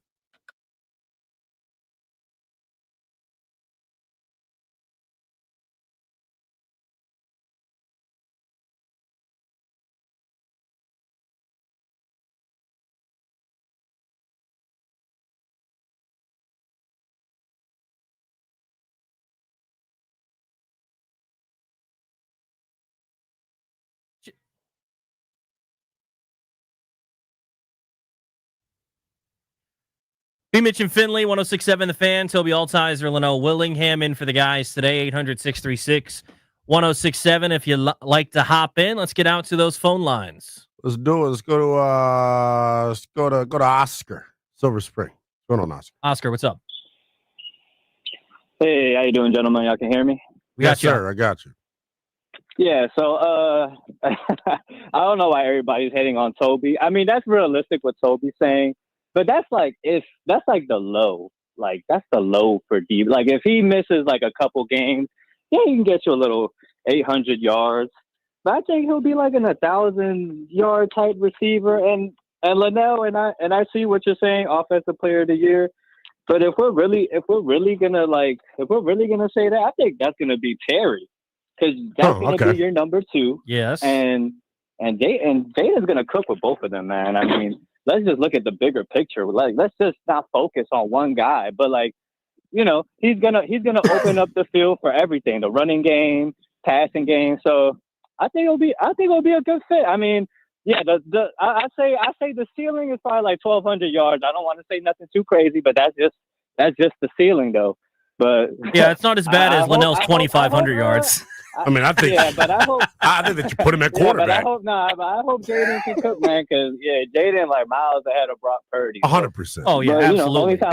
And look, here's the real T. Look, here's the real T, Oscar. And Cliff is 1,000 miles better than Kyle Shanahan. Uh-oh. How's that for a hot take? Yeah. I mean, that's debatable. Yeah. Appreciate you, man. Enjoy the weekend. Appreciate it, man. Look, now. There are some concerns I do have about Debo, and we were talking about this during the break, and I won't divulge our entire conversation. I will just say this. I hope he is able to separate work and play. That's my only concern with Debo. Can you separate work and play? I don't need you with Jeff Walker every Friday night at Mirror. I don't. Now, I get it. It's the off season. You out and about, you're trying to have a good time, you're getting integrated to the city. All that's fine and dandy. When it's time to lock in, though, I hope he's able to lock in. I mean, if he wants to get me on his side more, he posted Mikey Sanders still in his story about 15 hours ago. Mm-hmm. Do that about 3 times a day, and I'll be all on your side. Brian's in Greenbelt. What's up, Brian? Yo, hey, look, man. I'm with you, Linnell. Okay, first of all, but you kind of like going too high with the number. Just 20 touchdown thing is insane. All right. Now, 20 touchdowns is wild. All right, yeah. Okay, thank you. But look, I'm more on lines of a 2023 Debo. You know, he missed like 3 games in 23. He was going to be over 1,000 receiving, couple hundred. You know, that season, Ayuk was over 1,300. McCaffrey was going crazy. Kittle went over 1,000. You know what I'm saying? They went to the Super Bowl, man, 12-win season. But look, Toby is just pretty much writing off this season, bro. 10 wins, you take that? Come on, bro. I'm not even talking to you. And then you want to say, like, what's wrong with 10 wins? Is not going to be, like, that great. Every time you talk about any individual player, like, oh, hold on. What individual players have I, outside of Debo, have I tried to temper expectations on? I think the sky is high. The ceiling is high for Jaden, Terry. The running backs, but I'm not sure. No. Toby is falling victim to the system with all of you with the running back position. All of you have just written Brian Robinson off. The man got shot a couple of years ago, people. If there's anybody that I feel like could bounce back and, outkick their coverage, so to speak, and have a resurrection year, it's B-Rob. I think he's got the right mental makeup to be a 10-year pro in this league. The offensive line, they need to look themselves in the mirror. And when people ask why the running game fell off last year, Brian Bresee whipped their ass last year in New Orleans. Poo-poo and Eckler. Everybody out here poo-poo and Eckler. Yeah, so superstar. For sure. Appreciate you. Man. Appreciate you. Always going over 1,000 total yards. 10 touchdowns, very unpredictable. We're going 12. Magical season, bro. Killing the Cowboys on Christmas Day. Beating the Chiefs on Monday night. Come on, man. Magical season. Y'all better be ready. You better appreciate this, man. It don't come along, man. Raise hell. I love it, man. Raise hell. I love it. I hope they win 15 games this year. Oh, if they win 15 games, for me, that means they won the Super Bowl, because that would be 11 regular season wins and then 4 playoff wins. See, I mean, I'm somehow 15 is my magical number. Down on the team because I would take 10 wins, and you think 11, and you're like, oh, man, you're the greatest thing. One more win. Relax. Ben is in Fredericksburg. It's so nice not being the hated guy on there. What's going on, Ben? Can you hear me? Yeah, we got you, man. What's up? I can hear you loud and clear. Here's my question. You got Deebo Samuel. You got Terry McLaurin. You got Luke McCaffrey or Gallup. Who cares? If you're an NFL defense, who you putting your cornerback 1 and 2 on? It's going to be Terry or Deebo. Yeah. One of them's going to beat you up. I certainly hope so. I agree. I think that's a good point. And last year, like you said, they spread the ball around and people shut down Terry. That's why we had to throw to Zacchaeus or Brown or Luke. And this year you're going to see the defenses get spread out, and Jaden's going to be able to pick who he wants to throw the ball to. And guess what? He makes the right pick. Yeah, I agree. I think that's a the great key point. to it all. Appreciate you as always, but have a good weekend. That's man. a fantastic point. Fantastic point that you're going to hopefully open up even more for Terry. And Terry had the best season of his career last year. He did. And if Jaden would have hooked up with him as many times as he was supposed to against New Orleans, he would have had even bigger. We would have had a different discussion about the entire season. And I think we would have even gone crazier if in the opening game of the year in the second half, he connected with Terry McLaurin on that bomb to start the second half. Yeah. Can you imagine? Like we look at week 1 as like, yeah, he was still getting his feet. If he would have just connected on that one throw to Terry McLaurin, I think that would have changed. He might have even taken off earlier. Like week 3 was kind of his breakout. If he hits on that opening play of the second half in week 1, that's his we're coming out party in week 1. So NFL Game Day, their Twitter account, had AI predict the 2025, 2026 playoff teams. Mm-hmm. The number 1 seed in the AFC is the Buffalo Bills. Number 2 seed is Kansas City. 3 seed Cincy. 4 seed Jacksonville. They got Jacksonville winning the South. Baltimore is the 5 seed. LA Chargers the 6 seed. Denver the 7 seed. The 1 seed in the NFC is the Washington Commanders. I like it. The 3 seed in the NFC is the Arizona Cardinals. Okay, this is AI prediction. They believe in Jonathan Gannon. Yeah, they do. I think Washington, the NFC, I think next year is going to be tough. I think the conference as a whole is getting better. But here's the thing when it comes to Deebo Samuel and the Commanders' offense next year. This was a top 5 offense last year with no offense to, Zacchaeus and the other cast of characters that they were throwing to last year. YMCA receiver group, pretty much, right? You add Jalen Lane, Deebo Samuel, a healthy Noah Brown. I think the sky's the limit for the offense. My question still remains on defense. How did you get better at stopping the run this offseason? You signed Dietrich Wise. You brought in Kinlaw. You brought in Eddie Goldman. Do they pay dividends? That was the issue for me last year with this team, not just the defense. Their number one team issue was their inability to stop the run. And we mentioned it to start the show. You have murderer's row of running backs to start the season. Mm-hmm. Josh Jacobs, Ashton Genty, Omarion Hampton. And teams that Swift. are willing to stay with the run. Right. Very important. Because, like, the Chargers would love to beat you throwing the ball 15 times. Right? Green Bay would love to beat you and say, let's not. I mean, they've shown that they don't even fully trust Jordan Love, by the way. They shouldn't. He turned the ball over too much down the stretch. But they would love to be able to beat you and not have Jordan Love throw the ball more than 25 times. Yeah. Like, they're willing to hand it off. Those are bell cow backs. So, yeah, you're going to get that answered right away before you have to face Philadelphia twice in the final 3 weeks, which I think is wild, by the way. Philly's got a harder finish. They've got Buffalo in between those two games. So they finish Washington, Buffalo, Washington. Yeah. Yikes. Yeah, they're not gonna win the NFC East. Johnny is in Fredericksburg. What's up, Johnny? What's up, Johnny?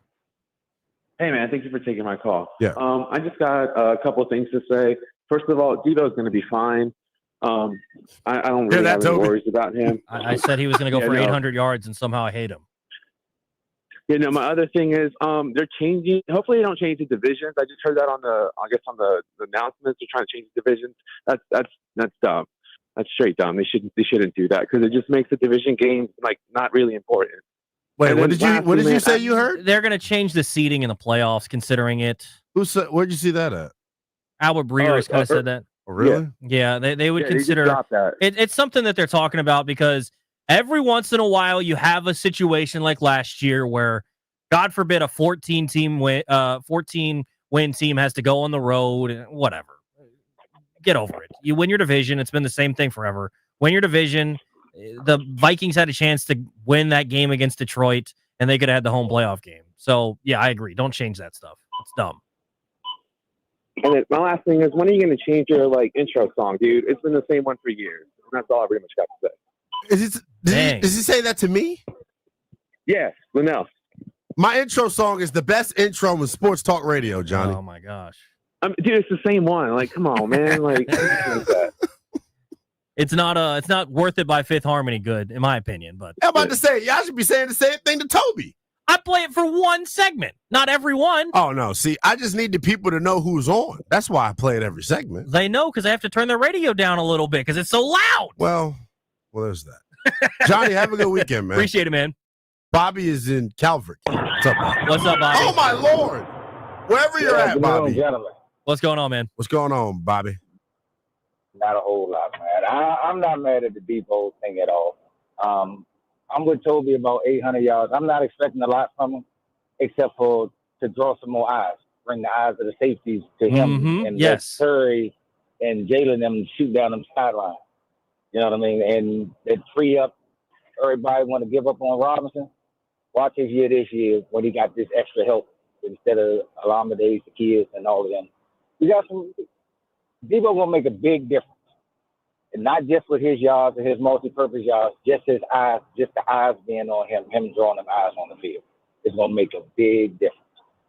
Yeah, appreciate the phone call. What I think about Deebo. Yeah, I mean, appreciate you, Bobby. He kind of laid it out what I'm trying to say here. Is I don't hate Deebo, and I think he's going to have an impact on the offense. But some people, like you, Linnell, think he's going to be an offensive player of the year. I don't think he's going to be anywhere close to that. Not to say he's not going to have an impact, though. He brought up my other guy for this year. I have a couple of Linnell's Commanders for 2025. Javonte Jean-Baptiste. Happy birthday, by the way. By the way, yes, happy birthday to the young pup. Brian Robinson, Deebo Samuel. I think B-Rob's going to have a big year. I think B-Rob's the starter opening day, and I don't think he looks back. We're all, everyone loves the rookie back that we drafted in the 7th round. Bill. I'm all for it. I wish him the best. I'm glad he's getting to live out his lifelong childhood dream. I got to see it first. You all have penciled him in like he's the next Barry Sanders. Oh, gosh. No.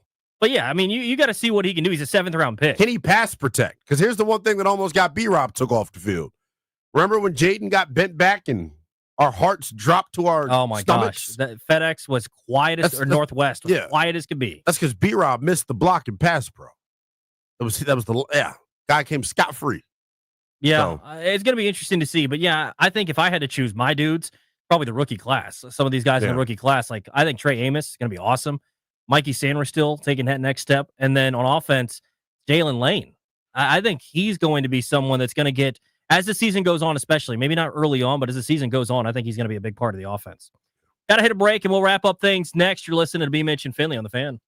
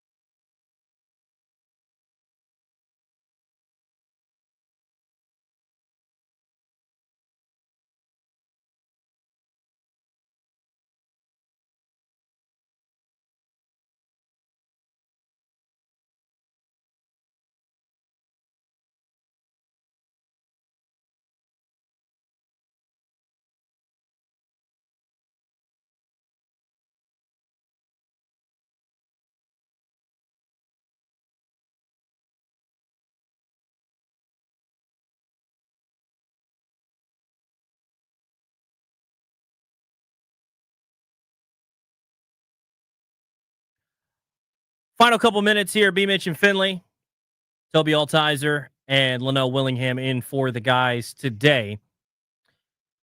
So wrapping up, I want to talk a little NBA because there is a rumor that the Philadelphia 76ers, who got the 3rd overall pick, are considering moving said pick.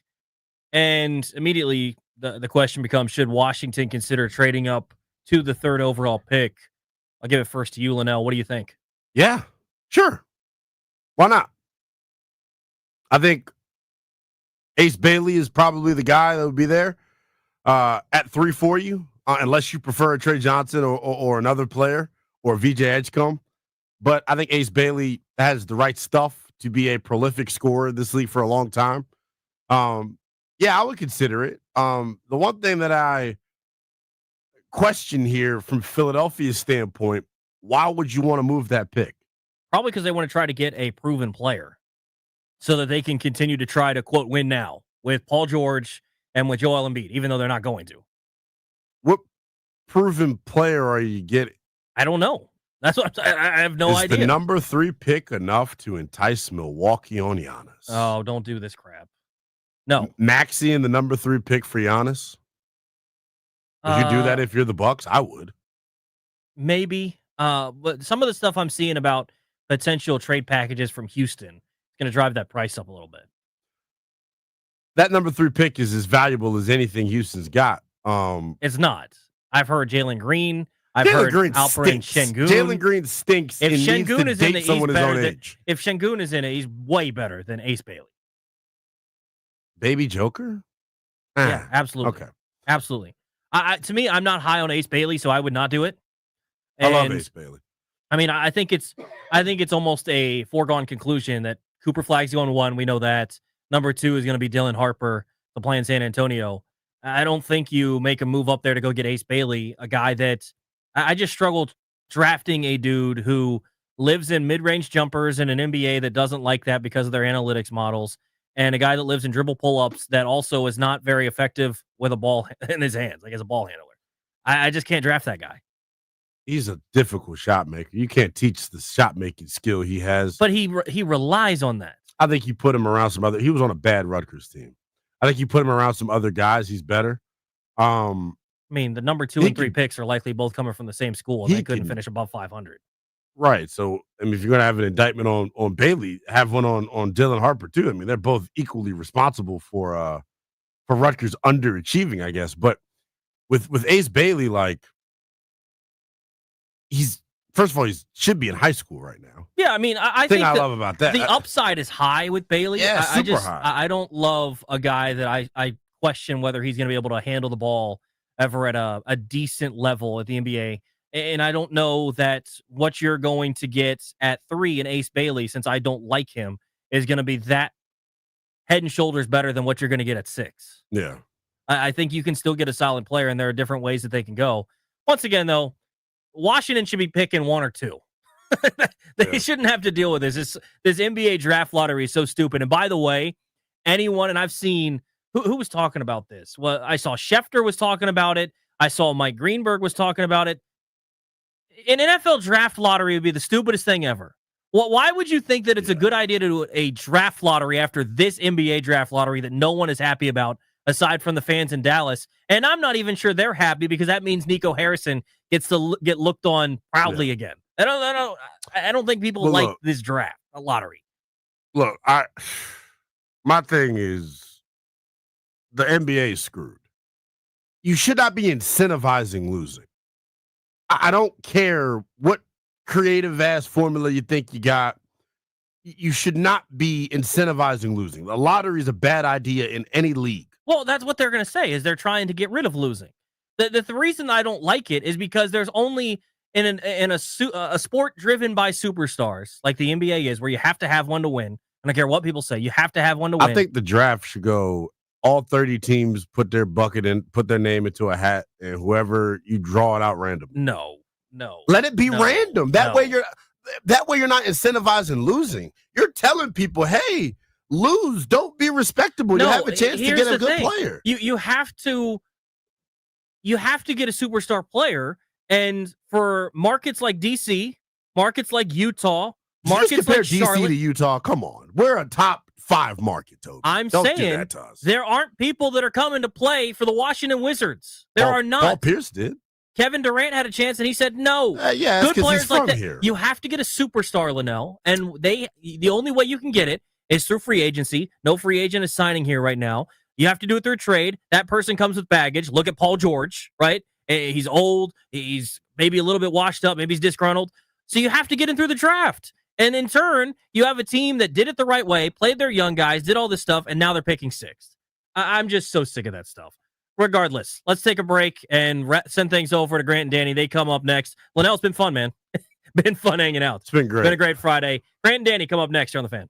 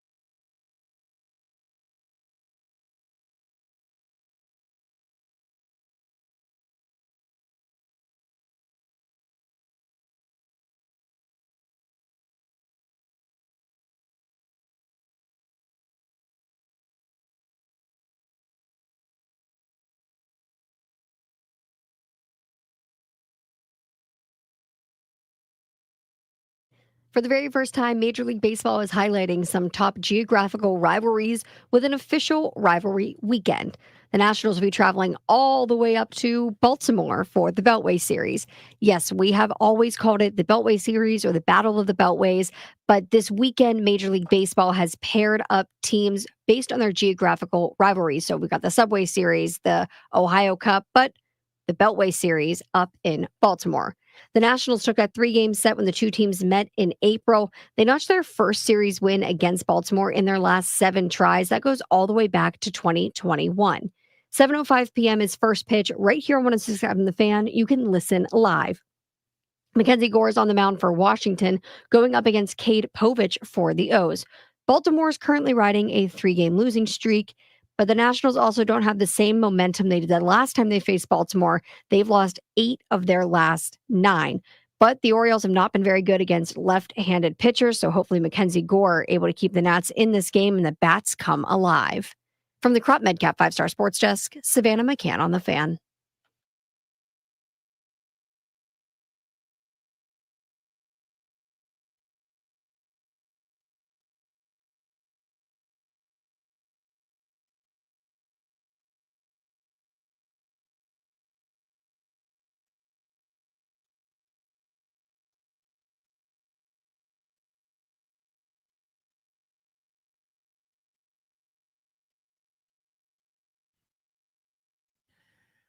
Good Friday afternoon. Welcome into Grant and Danny live from our Half Street Studios in the Navy Yard near Nats Park downtown in D.C. You are listening to The Fan. We will take you up to about 6:35 and Nats baseball. They're in Baltimore tonight. Interleague intrigue. They are playing the rival Baltimore Orioles up 95. And it ain't like anybody's playing great baseball here of late within, say 40, 50 miles of where my voice is broadcasting from right now. Both the Orioles and the Nats are scuffling a wee bit. So this is one of those somebody has to win type series. Darris simmed the Commanders' 2025 football season. The results were not what you were hoping. I can just tell you in advance. You'll hear from Darris on his Madden simulation of the 2025 Washington Commanders, a television star. Yeah, you talk about television star Darris Dameron? That's him. That's our guy. That's coming up at 2:45 today. We are going to play a game called Does Grant Know the Band? You guys are going to play very famous rock songs that I'm supposed to know. Yeah.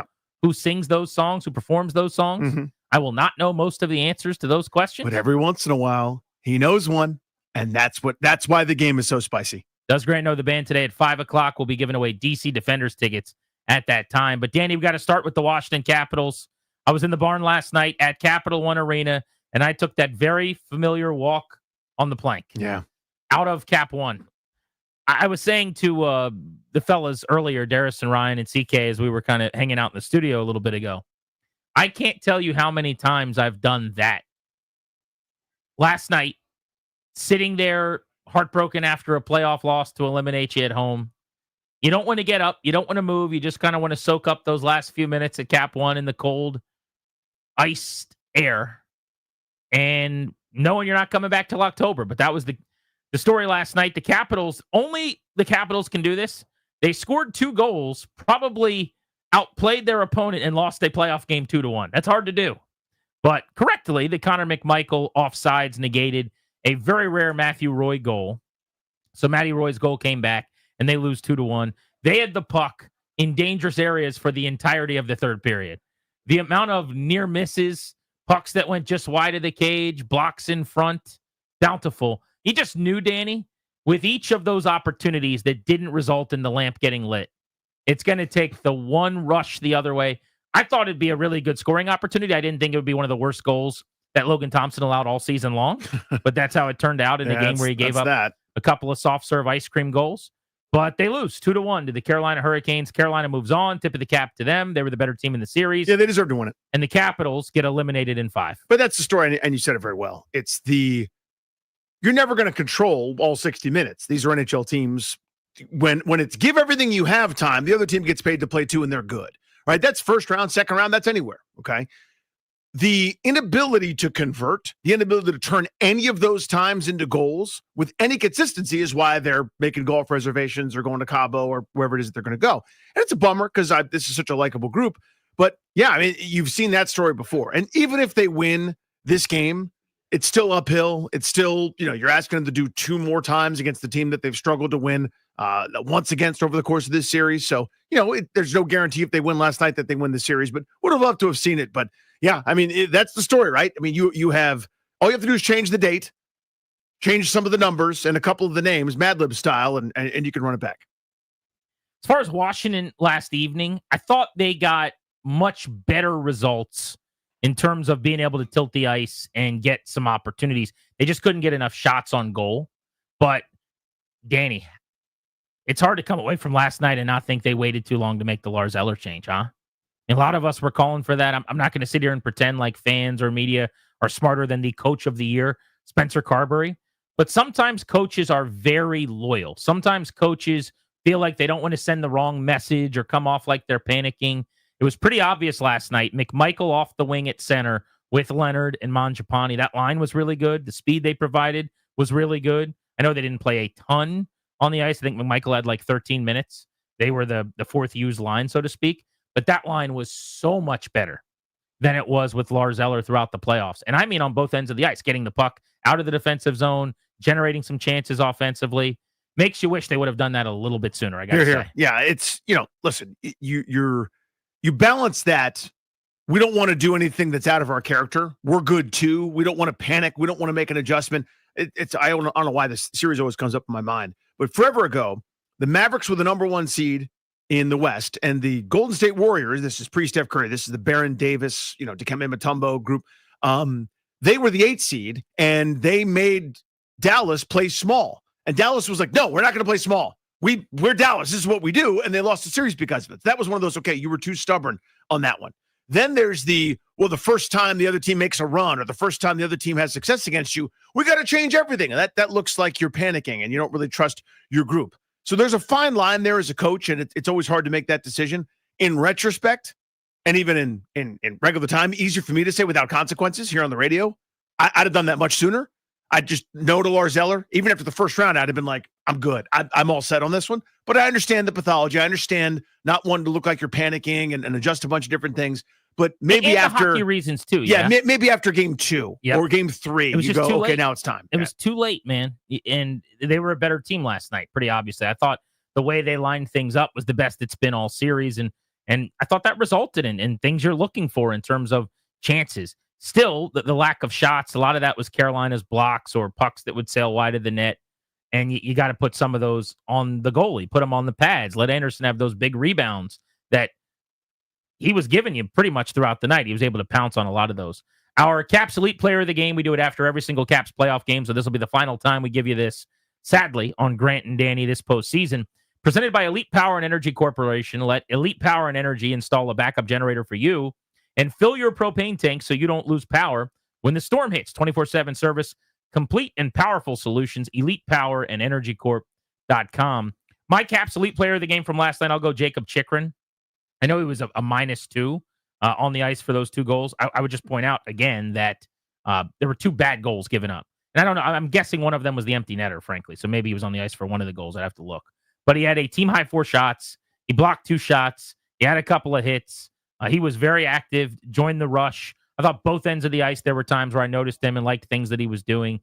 I at times in this series, thought Chikrin would have these moments he wanted back. It was a tough series overall on the blue line defensively for the Capitals with the forecheck of Carolina. But I like Chicky's game last night, so I will give him my Elite Player of the Game. Anthony Beauvillier scored the goal, but that's what it was going to take in this series and even last night to win that game. It's not these wonderful, beautiful scoring chances, video game style, with the difficulty turned down. We're not going to be regularly available to this group. It's got to be that style of goal, and he got one last night.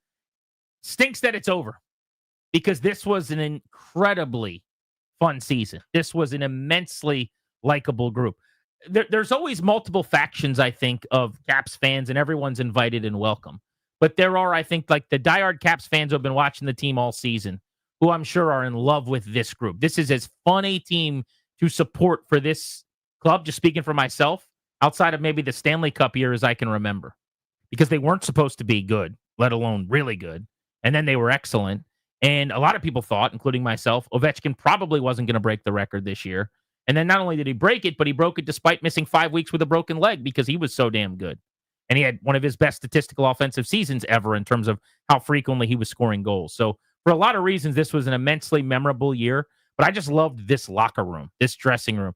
Coaches always say after the season ends, remember when Dan Quinn said this? You see this all the time. It's kind of cliched. But at the end of a year when you don't win the championship or when you get eliminated, like, this group's never going to be back together. This is such a tight brotherhood a la the Commanders that stinks because I really did like this team. You got to make some changes. There are guys that are some dead weight. Their contracts are going to want off the books, what have you. But Spencer Carberry addressed this last night, and I couldn't agree with him more. I will remember this group, and it was a little bit more special because it was the 50th anniversary of Caps hockey for a long, long time. This 50th anniversary Caps team will go down in history, and I'll just speak for myself, this is one of the greatest seasons that I've ever been a part of as a coach or a player, and I'll never forget this group. But I told those guys I love them, and every single one of them, what we went through as a group this year and what they accomplished in O's record and everything that went into this season, I will never forget this group. It really, really memorable year.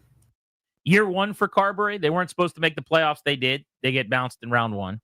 Year two for Carberry, they weren't really supposed to make the playoffs. They did. They get to the second round. Maybe that bodes well moving forward into year three with some money to spend, the cap growing, some money coming off the books for some veterans who have been hurt and not available to you, and being able to tweak the roster again. But you got a really good head coach who's about to be named Coach of the Year. There's a lot of talent on this team. And they've actually gotten younger on the fly here over the last couple of years with the development of players like Protas and McMichael, Dylan Strome in his 20s. Pierre-Luc Dubois is only 26 years old. I think people think he's older than he is. Like, they're in a pretty good place going into the offseason. And now they got to find a way to break through the second round again. That's going to be the goal, Danny, because as great as the year was, and I'm perfectly happy to make the case it was a massive success as an overall season. And in the playoffs, you didn't get as far as you wanted to, and you came up small in a series where you and Carolina are pretty comparable. Everyone was picking this thing to go 7-6 games regardless. It only went 5. It probably could have, should have gone 6, but it didn't. You lost in 5 games to a division rival that you had a better regular season against. And just looking at those facts, black and white, it's going to make it a little harder for them to stomach it today. Yeah, I think that's well said. Thinking about the changes, I wonder how you do this as an evaluator, right? Where you go, this isn't broken, right? We don't need a massive overhaul. We don't need to panic. We don't need to make sweeping changes. And some of it you're locked in. I mean, you know who your goaltenders are for the next handful of seasons. I wish I had another option last night that would have been viable. Besides Logan Thompson giving up a couple really soft goals, but not that you would have made a switch, but it's just like, damn, that one's frustrating. As the defensemen are struggling, as you said, throughout this series to get the pucks out of the zone, to move the pucks along. Martin Ferravori, I think, would have helped a lot, but still, he's only on the ice for a third of the game. You still have to cover the rest with certain guys. So I don't know. I don't know what kind of fixes and improvements, but this front office is going to do a good job. I know that. They're going to find guys that other teams are saying no thank you to, or we can't fold them into our culture. You can here. Look at Pierre-Luc Dubois. Look at the million guys, time in memoriam, that they've got. The Brett Connolly corollary is what I call it, where a guy that's undervalued, that no one really cares about, shows up here, plays his best. That is kind of typical of them. They're going to do that again, and I have no doubt of that. I say they're in a good spot going into the offseason. They're not losing a whole lot. So Backstrom comes off the books, free agent. He was on long-term IR, so they've already gotten a lot of that money, frankly. Same with TJ Oshie. But there's still a little bit of money that you pay out this year that you won't have to next year, so that gives you a little more cap space. Andrew Mangiapane was a $5+ million player, almost $6 million. He made $5.8 million this year. He is okay. He is not worth $5.8 million. He was one of the few guys, frankly, they took on this year that maybe didn't deliver on how much they were paying him. So I think you let him walk, and that creates considerable cap space. The other free agent among the veterans is Lars Eller, and this is an area where you can get younger, you can get a little faster if they want to do that at center. He is 36 years old. He was a part of the 2018 Stanley Cup championship team. He'll be a hero forever because of that, but you thank him for his time, you shake his hand and let him walk. They've got 2 free agents I think they should try to keep. Anthony Beauvillier, I think, is a no-brainer, and he'll be due for a raise, presumably. He made about $1.2 million. You saw him score huge goals both last night in the Montreal series, going back early on against the Canadiens. He's 27. He's got a lot of speed. Yeah, his speed's the thing I want. He's a pain in the ass for an opponent on the forecheck. So like I want more of that. So you got he fit in well with the Canes, basically. He's one of their type of guys. So I think you try to keep him around. And then Taylor Radish, who's a $1 million player. There's a lot of guys like him floating around if you wanted to go in a different direction. But I think he fits the room well. He worked really well with Dowd and Duhaime. He's got some legal stuff he's dealing with right now that I don't know how much they're involved in and if that's going to be a factor at all in him being here or not. But at 27 years old, unless you want to get a little bit younger with a version of him, I would be perfectly fine bringing him back and keeping him around. So those are your free agents. Their only restricted free agent, to my knowledge, is Alexander Alexiev. And either he leaves or you pay him a small raise from $825,000 and keep him. I'm fine with either of those. But they're able to kind of figure out the way they want to go. How do you want to build this roster? To your point, in terms of what they do next, I think you got to try to find a top 6 type offensive weapon. When they went and got Dylan Strome's a good example, or the trade they made for Pierre-Luc Dubois is another one, where they don't try to just go sign a guy that's like 33 and for 2 years. What they like to do, Danny, is find a fit who in their mid to late 20s is still in their prime.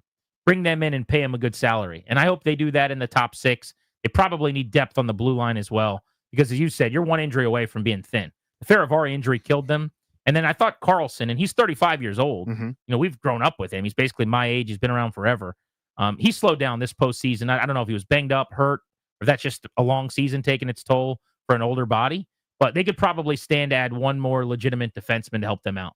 Anybody coming up from Hershey to fill some of these vacancies on the cheap so they can maybe make a more splashy move potentially? Yeah, they've got good players. I mean, they have a system now, right? But I would say the best talent that they have is a little bit further away, right? So you're talking about a defenseman in Cole Hudson, who's going to be here, but is not at Hershey and is not going to be here next month. Let's say he's going back playing college hockey. Andrew Crystal puts up huge numbers below the level that Hershey's at in the minor leagues. Probably, will be around in the building, training camp, everything else, but a couple seasons away. But the guys that you already know, you're talking about Hendrix Lapierre. Yeah, the Lapierres, the Ethan Bears, the Miroshnichenkos. Bear, I don't have a lot of interest in. He was actually dressed and available had they have wanted him to be for the playoffs. But yeah, Ivan Miroshnichenko would be a wing. He would be the most skilled and a goal-scoring wing from Hershey if they wanted to call him up. And then if they wanted to replace Lars Eller with Hendrix Lapierre as like a third-line center, you could just do that internally and it wouldn't cost money. They tried that at the beginning of the year, though, remember? Yes, I do. Lapierre was the center. They opted to not do that because he was struggling immensely. He hasn't played at the same level this year at Hershey as he did last year. And then they had to go trade and go get Lars Eller anyway because they felt like they needed more size or snarl or, draws being won and defense being played. So, yeah, there are a couple of guys. I think it's more org depth that's ready right now than it is like star power. And the star power guys in the system, of which there are a few of those guys now, are a little further away probably and or just, not going to be here early next season. But they've added some youth. They've added some speed. They're kind of doing it at the same time. So it's been a fascinating reworking. I guess they've never really rebuilt, but reloaded. And it's funny. A lot of people say they got to detonate. They got to blow it up. And that's always the thought right after you lose. But I don't see that very often in sports. When you're the number one team in your conference, when you're the number one team in the sport most of the year and you finish second, you seed in the playoff, and then you blow it up. It's complicated with them because Ovi's so old. Carlson, their top defenseman, is at 36. You've got a couple of guys with age that deeper into the playoffs sometimes start to slow wear down, yeah. And that is a factor. I mean, look, Ovechkin last night I thought was a minus. He did not help them. If he scores a goal, everything changes. And did but on games where he does, and he had some good shots, but outside of the shots, like keeping pucks in, there was a point where right before a penalty, he got beat so badly to a puck, in the open ice sprint where it's just like so revealing. And you're like, that's tough to watch. Yeah, it's cringeworthy. And so for people that focus on the negative, that's all they'll see. They don't see the other value. But, it's a trade-off for almost 50 goals. And that's kind of the point is in a series like this, your best weapon is rendered useless. And that's why I thought Carolina was going to win it. Quite frankly, they take away the things that make you special, right? If you're the Capitals, right? That's why I thought this was a terrible matchup. Now, your response might be, you're probably going to have a terrible matchup at some point that you need to be able to overcome if you're the 1 seed, if you're going to live up to expectations. And I get that. I don't know the counter, but I'd rather have Ovi than not. Again, 44 goals that grow on trees. No. I don't care what age you are. I don't care if you're 26 or 46. There's probably a real question to ask, though. Like, does he need to be a top liner getting 17, 18 minutes? The power play is always going to be there for him. And they, unlike every other team, just have him out there. They use one unit, essentially. He's out there for 2 minutes. I mean, do you start to maybe spell him a little bit more, thinking about the longevity of the season, the playoffs? I think that's a fair question. Yeah, he'll be 40, yeah. Could his line be, deeper down the board where he plays just a heavy physical game and is a power play assassin and occasionally contributes? And then you have a couple of, nicer defensive players with him or something like that, where it's a 10, 12 minute a night line. And I don't think that's coming next year, but is that in the offing at some point? Possibly. You saw that he was getting short shifted and his role diminished as this series went on, and he was struggling. I mean, there's no doubt about that. But I also don't think everyone makes it such a Stephen A. Smith scream fest. Where's Ovechkin? He's 39 years old, man. It's not that crazy that at the end of a season that was as draining as this one is, like it's part of it. You're 39. He's not a defenseman. You know what I mean? He's a wing and a goal scorer who plays a ton of minutes and is on the ice for long stretches of time with the power play and otherwise. Like, yeah, you're going to wear down a little bit as the year goes on. The other thing I would add to that, again, almost like preemptively addressing the shouty shows, if and when they do cover this, it's not as if the rest of the Capitals are having this banner series. Do you know what I mean? Like, I understand he's the lead goose. He's the headliner. Yeah, he makes the $9 million and he wears the C, so he's the record setter. More heat. Sure. But I guess my point is, it's not as if, like, I don't know. I'm using a basketball analogy. Say Nikola Jokic doesn't have a great series, and Michael Porter Jr. and Aaron Gordon carry them for a couple of games, and Denver's on the verge of elimination because Jokic can't get right. If that's happening, hey, let's say, hey, Jokic is choking here. He's not doing well. That's not the case. Nobody in this series gets to go, I had a great series. Like, some people were okay. Some people had some nice moments, but Carolina shoved it on you. You know what I mean? Like, there's nobody that went, Dylan Strome, I had my 9 points and we couldn't get it done. Nobody did anything. Yeah. Everyone was minus. Last night, you lost 3-1, but there were 2 goals scored against you, that beat you. Mm-hmm. And they were both bad goals that shouldn't have been given up. Now, you can kill Logan Thompson for those goals, but you also have to acknowledge the season he had, and everybody would. And I just do the same with Ovechkin, and for whatever reason, that bothers people. But, yeah, he didn't play well in this series, and he didn't play well last night. I thought he actually played poorly for much of last night. But doesn't change the bigger picture for me, what he's meant, not just all time to this organization, but even this season. And they don't get where they got. They're not a 1 seed. They're not winning the East. They're not winning the Metro without him. And the idea of like addition by subtraction, people sleep on how important a 50 goal scorer is. It's a pretty big deal. Every team would sign up for that. But let's open up the phones for a postmortem conversation here at 800-636-1067 on the Capitals. The autopsy begins, poking the body a little bit here. 800-636-1067. They get eliminated last night, 5-game series. What went wrong against the Canes? And I guess let's get into whether or not this season was a success. Because already today, I've had several people with either text or come up to me and say either that they thought that it was a letdown, it was a bad run, whatever. I want to discuss that. Was the season a success for the Capitals? You're listening to The Fan.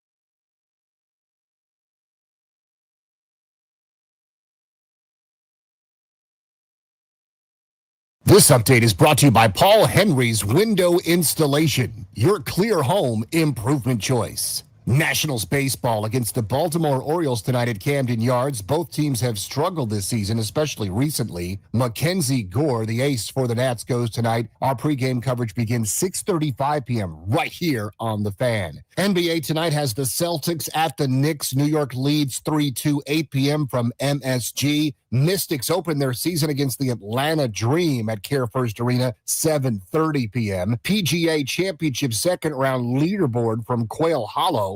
Jonathan Vegas has the lead at 10 under, 4 shots ahead of Matthew Pavone. This May only, get $125 off each window with a 5-window minimum and $600 off doors at Paul Henry's Window Installation. Schedule your no-pressure free estimate today at paulhenryswindows.com. Your clear home improvement choice. I'm Byron Curran on The Fan.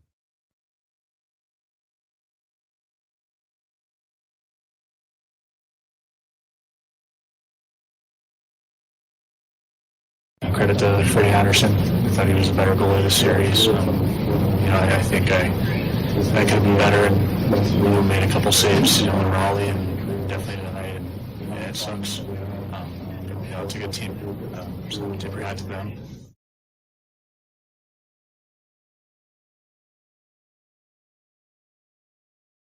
Logan Thompson, I loved everything he had to say last night. He stepped up to the plate, figuratively, I suppose, but he stepped up to the microphone and essentially said, I got to be better. I'm a grown-up. I have to deal with the fact that I allowed 2 goals I shouldn't have allowed. There are a lot of other reasons why you lose the game, though. You didn't score. You got to score to win, people. You got to shoot the puck to score. You got to get pucks on goaltenders so that they make the mistakes that Logan Thompson made last evening. There's blame to go around, obviously. Even nobody's hands are clean. If he's normal Logan Thompson, that's probably a shutout, and you probably win the game 1-0 last night. But when you only score a goal, it's hard to blame the goaltender all that much. But we're not really necessarily just looking at the one game. If you want to dive into the series, we could do that. 800-636-1067. Danny, the question is, was this season a success? I mean, for me, the answer is a rousing yes. Nobody, and I mean nobody, thought the Capitals were going to be one of the better teams in the conference. They didn't even really have a chance to win the Metro. You go back to the beginning of the year, look at The Athletic or whichever your publication is that you like their hockey coverage, ESPN. They were bottom 5, bottom 7 in a lot of power rankings coming into the year. The fact that they made the playoffs was shocking, let alone being the number 1 team in the Metro, being the number 1 team in the East, and for most of the year until the Ovi chase became the priority late, being the number 1 team in the National Hockey League. So it is hard for me to say anything other than that this was a huge success, but now you've got to build on it. Mm-hmm. You can't get back into you make the playoffs one year, you don't the next mode. You got to the playoffs last year and lost in the first round. You added this year to the second round. Let's keep the trajectory going with Carberry. Next year, you got to get to a conference final or further. But I love the fact that a year ago, it seemed like they might need to do some significant refurbishing and rebuilding. And it no longer really feels that way because unlike last year at this time, Danny, Connor McMichael's a stud. Alexi Protas is a star. You were able to bring in pieces like Dubois and like Beauvillier at the trade deadline and like Roy defensively and like Chikrin, who you've since extended, and like Logan Thompson, who are long-term building blocks. So they're very close again, and now you got some money to try to put the finishing touches on this thing. So this is all a matter of perspective in terms of success or not. To me, it's a success because Ovi set the goal record. That happened, and that was so delightful. That was incredible. The year that a 39-year-old, the greatest goal scorer ever to live, no debate anymore, thank you, please, broke his leg, he still set the goals record. That makes this year a success. Besides that, though, over a 21-year period, the Capitals made the playoffs 18 times, got to 1 Stanley Cup final. Those other years, 1 conference final too, where they lost. The other 16 years, they lost in the first or second round. That was from 1982 to 2003. That was pre-Rock the Red. This era has been almost identical to that. 7 second-round exits, 9 first-round exits to go over the course of 8 first-round exits, and then 1 Stanley Cup Finals appearance. The difference is they won that Stanley Cup. They got that one breakthrough that happened. That took all the poison away from me, took all my venom away, took all my angst, my woe was me, my it's DC's turn, any kind of tantrum or whatever that I might throw. So relative to their history, this is it. This is what they do. And we'll talk about all the processes, which are good. They'll talk about all the players, which are good, and everything they've done is right. If there was some secret formula, I'd hand it to them, and maybe this would be different. But given their history, to me, the variable this year was Ovechkin setting that record. So, yeah, to me, it's a success, but it's also kind of given the 50 years of this franchise, the 20-year periods that we dealt in pre-Rock the Red and during this Rock the Red era. This is it. So, yeah, I would say it's a success. So I'm confused, though, with the first part. You're saying when you grade this season, you were talking a lot about history. So for you, this season is not its own entity. You're talking about the 50-year sample? Or no, I'm comparing it to there have been two distinct 20-year periods. One's 21 years. That's the time that a lot of Caps fans don't even know happened, by the way, from when I was a kid. And then this Rock the Red era. So in 20 years of Ovechkin, they've gone to the playoffs 16 out of the 20 years, lost in the first round, 15 of those 20. First or second round, rather, 15 of those 20, made it to one cup final. That's their breakthrough. That happened. Right. So holding them to that standard, given their history, I think is probably folly. So to me, like this is, I'll have fun next year. I'll watch them play and we'll go through it. And I just don't have the anger that, oh, this sucks. It's a failure. I got a humongous sample. I got 41 years of hockey data that says once every 20 years, they break through, get to the finals, do something that they don't normally do. The rest of the time, this is kind of what it is. So I guess we get to the same result very, very differently. I view the season as its own entity, right? It's a different group almost entirely. Totally. And it's the coaching staff has been here now for 2 seasons. But for me, when you're asking me, was this season a success? How could I possibly answer that without looking solely at what were the expectations and what did we think this team was, and then what did they do? That's really all that matters for this season. It's not about last year or 5 years ago or 10 years ago or 15 years ago. When the season began, someone fairly plugged in that follows them in the offseason and has a pretty good idea of their roster, what I was hoping for was I want Ovi to break the record, which I didn't think was going to happen this year, but I thought he had a good chance to. And I hope they make the playoffs, that they're not doing that as this middling team that ends up missing the playoffs. Because even though they got into the playoffs last year, barely, they got outscored by almost 40 goals in differential on the way. Mm-hmm. For them to have not only surpassed that, but not narrowly, I mean, they were arguably the best team in the NHL in the regular season. It's a massive success. The only way you could say it isn't, in my opinion, the only way, and we'll get to the phones on this, and I'll be curious to hear what people think, 800-636-1067, is if you recalibrate after the end of the regular season and now you go, you're a 1 seed, you're the best team in the East, you better get to the conference final or else, ...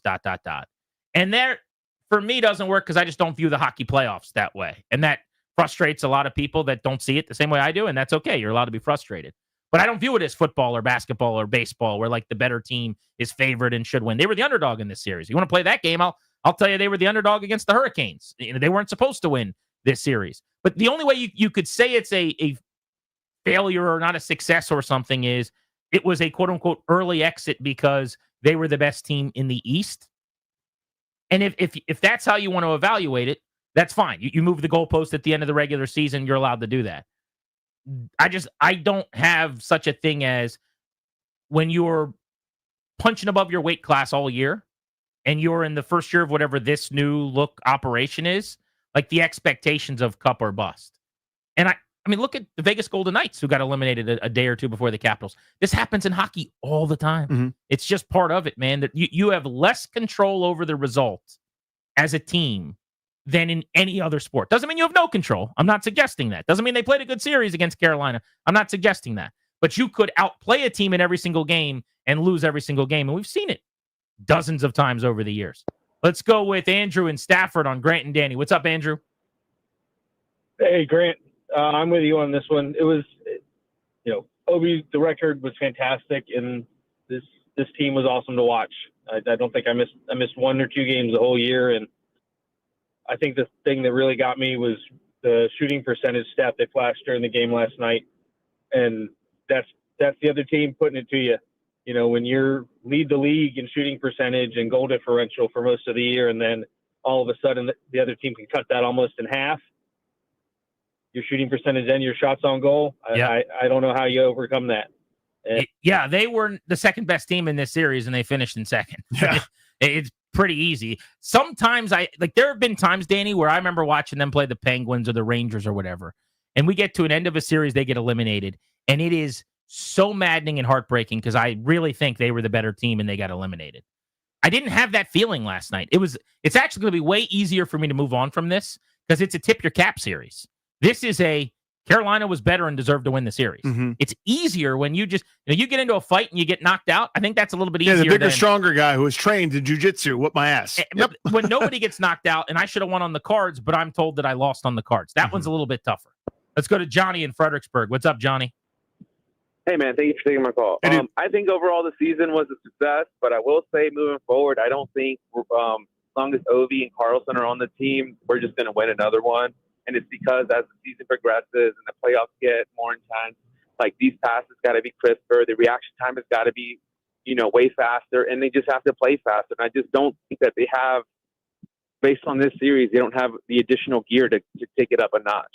And they take up so much of our cap space and everything. And I love Ovi, man. Like, I love this team. I've been watching them for 20 plus years, but it's a long time. He's like almost 40, and that's all I pretty much got to say about that. Yeah, they both have 1 year left on their deal. I'll be curious to see on the back end of that what happens because they both play at a high level throughout the regular season. Ovi was the Rocket Richard winner if he didn't break his leg and was out for 5 weeks.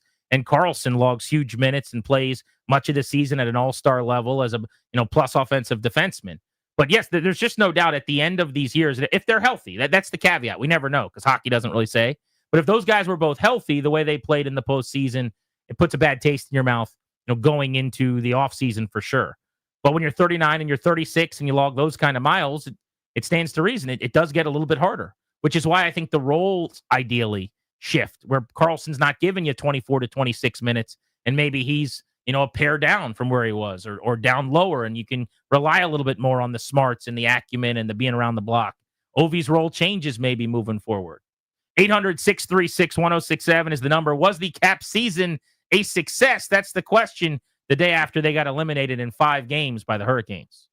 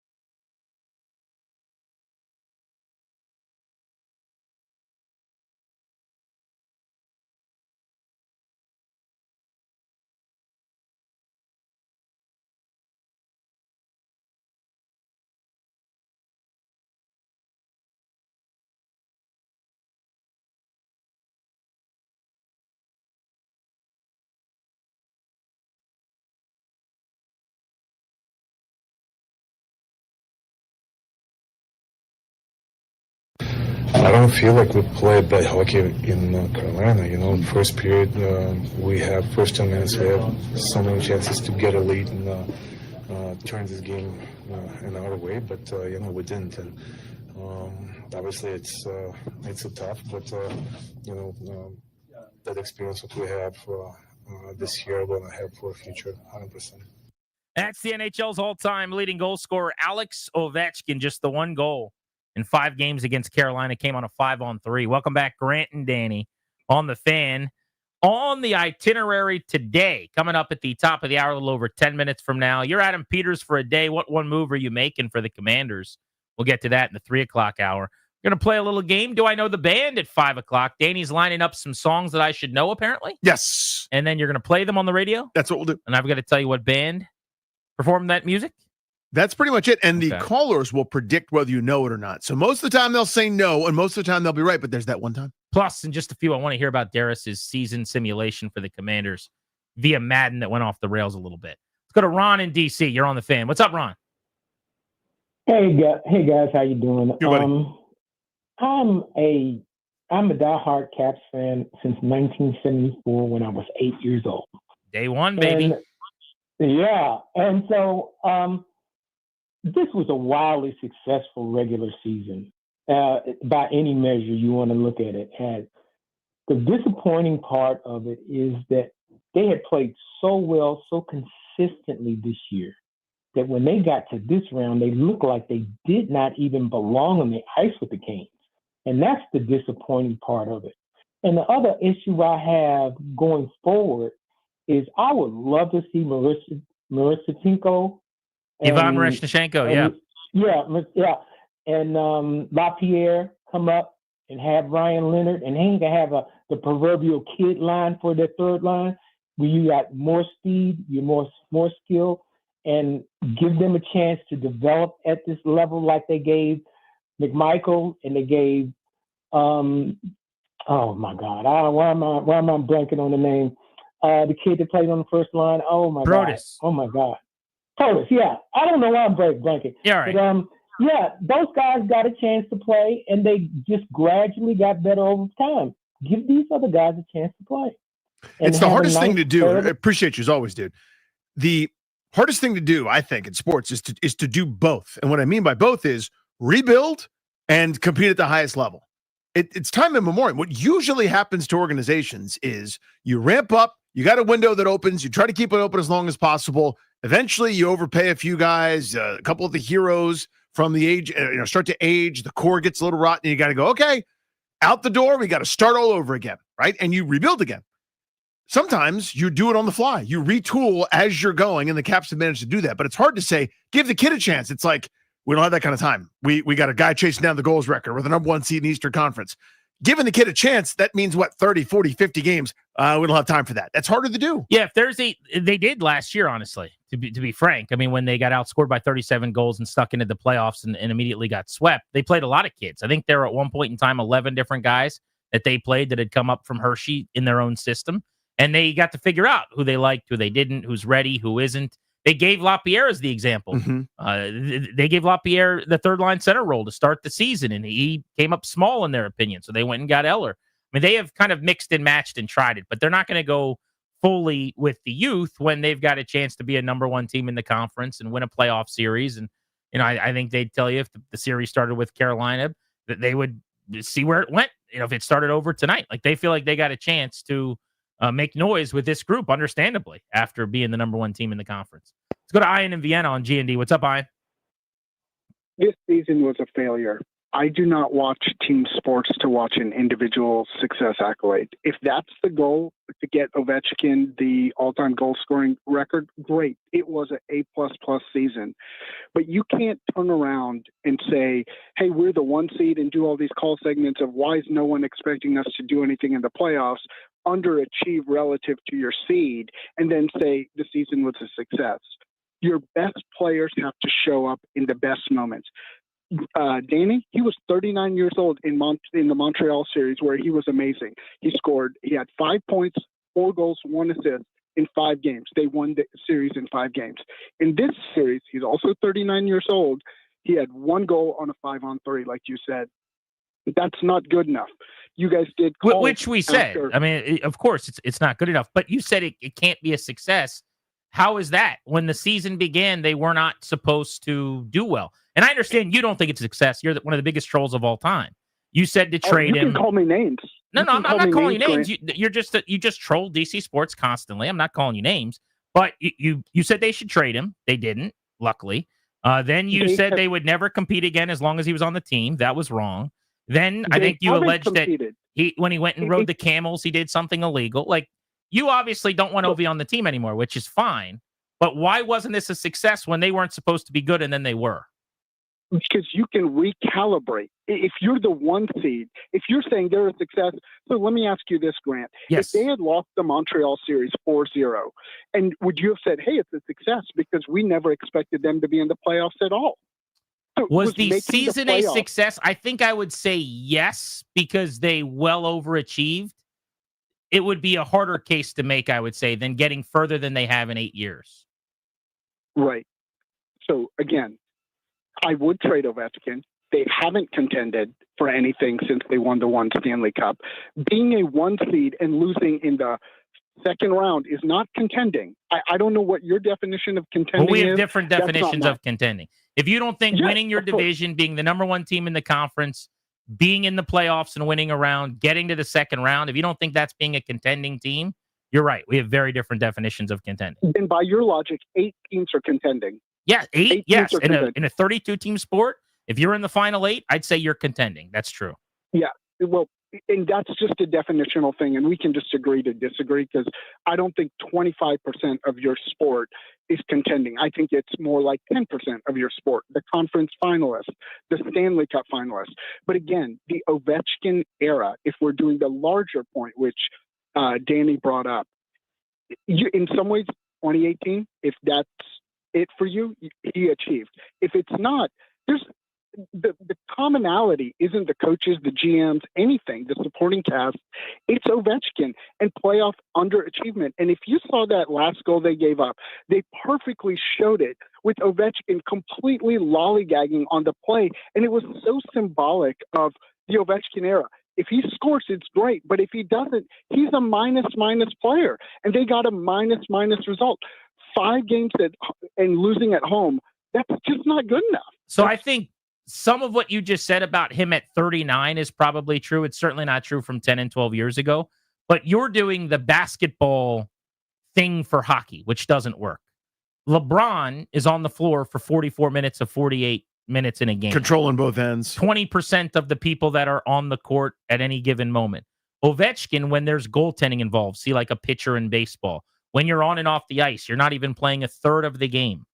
There's just less control over the outcome than in other sports. So again, it's just a philosophical difference, but I at least want to acknowledge for the people that don't know, I mean, this is a several year thing for you. The argument has shifted depending on if he's doing it legally and if he should be on the team and if he's the priority or not, but that's fine.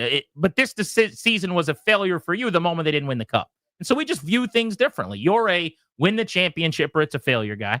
That's not me. And doesn't mean I'm right. It just means we view things very differently. Yeah, I mean, I understand the point that the playoffs are the thing we emphasize in American sports culture. Who had the best NFL regular season record 3 years ago? No one remembers. But we remember that the Rams won it and the Chiefs won it, et cetera. So by that definition, I totally understand that. It makes it hard to get excited for regular season when we know it's not really predictive of playoff results. I Grant understand and that. Danny on the Fan. Next, Danny, you get to be Adam Peters for a day. Here we go. We're all going to play GM for one day and get to make one Commander's move, including you guys out there in Radio Land. What is your one move going to be? You're listening to the Fan.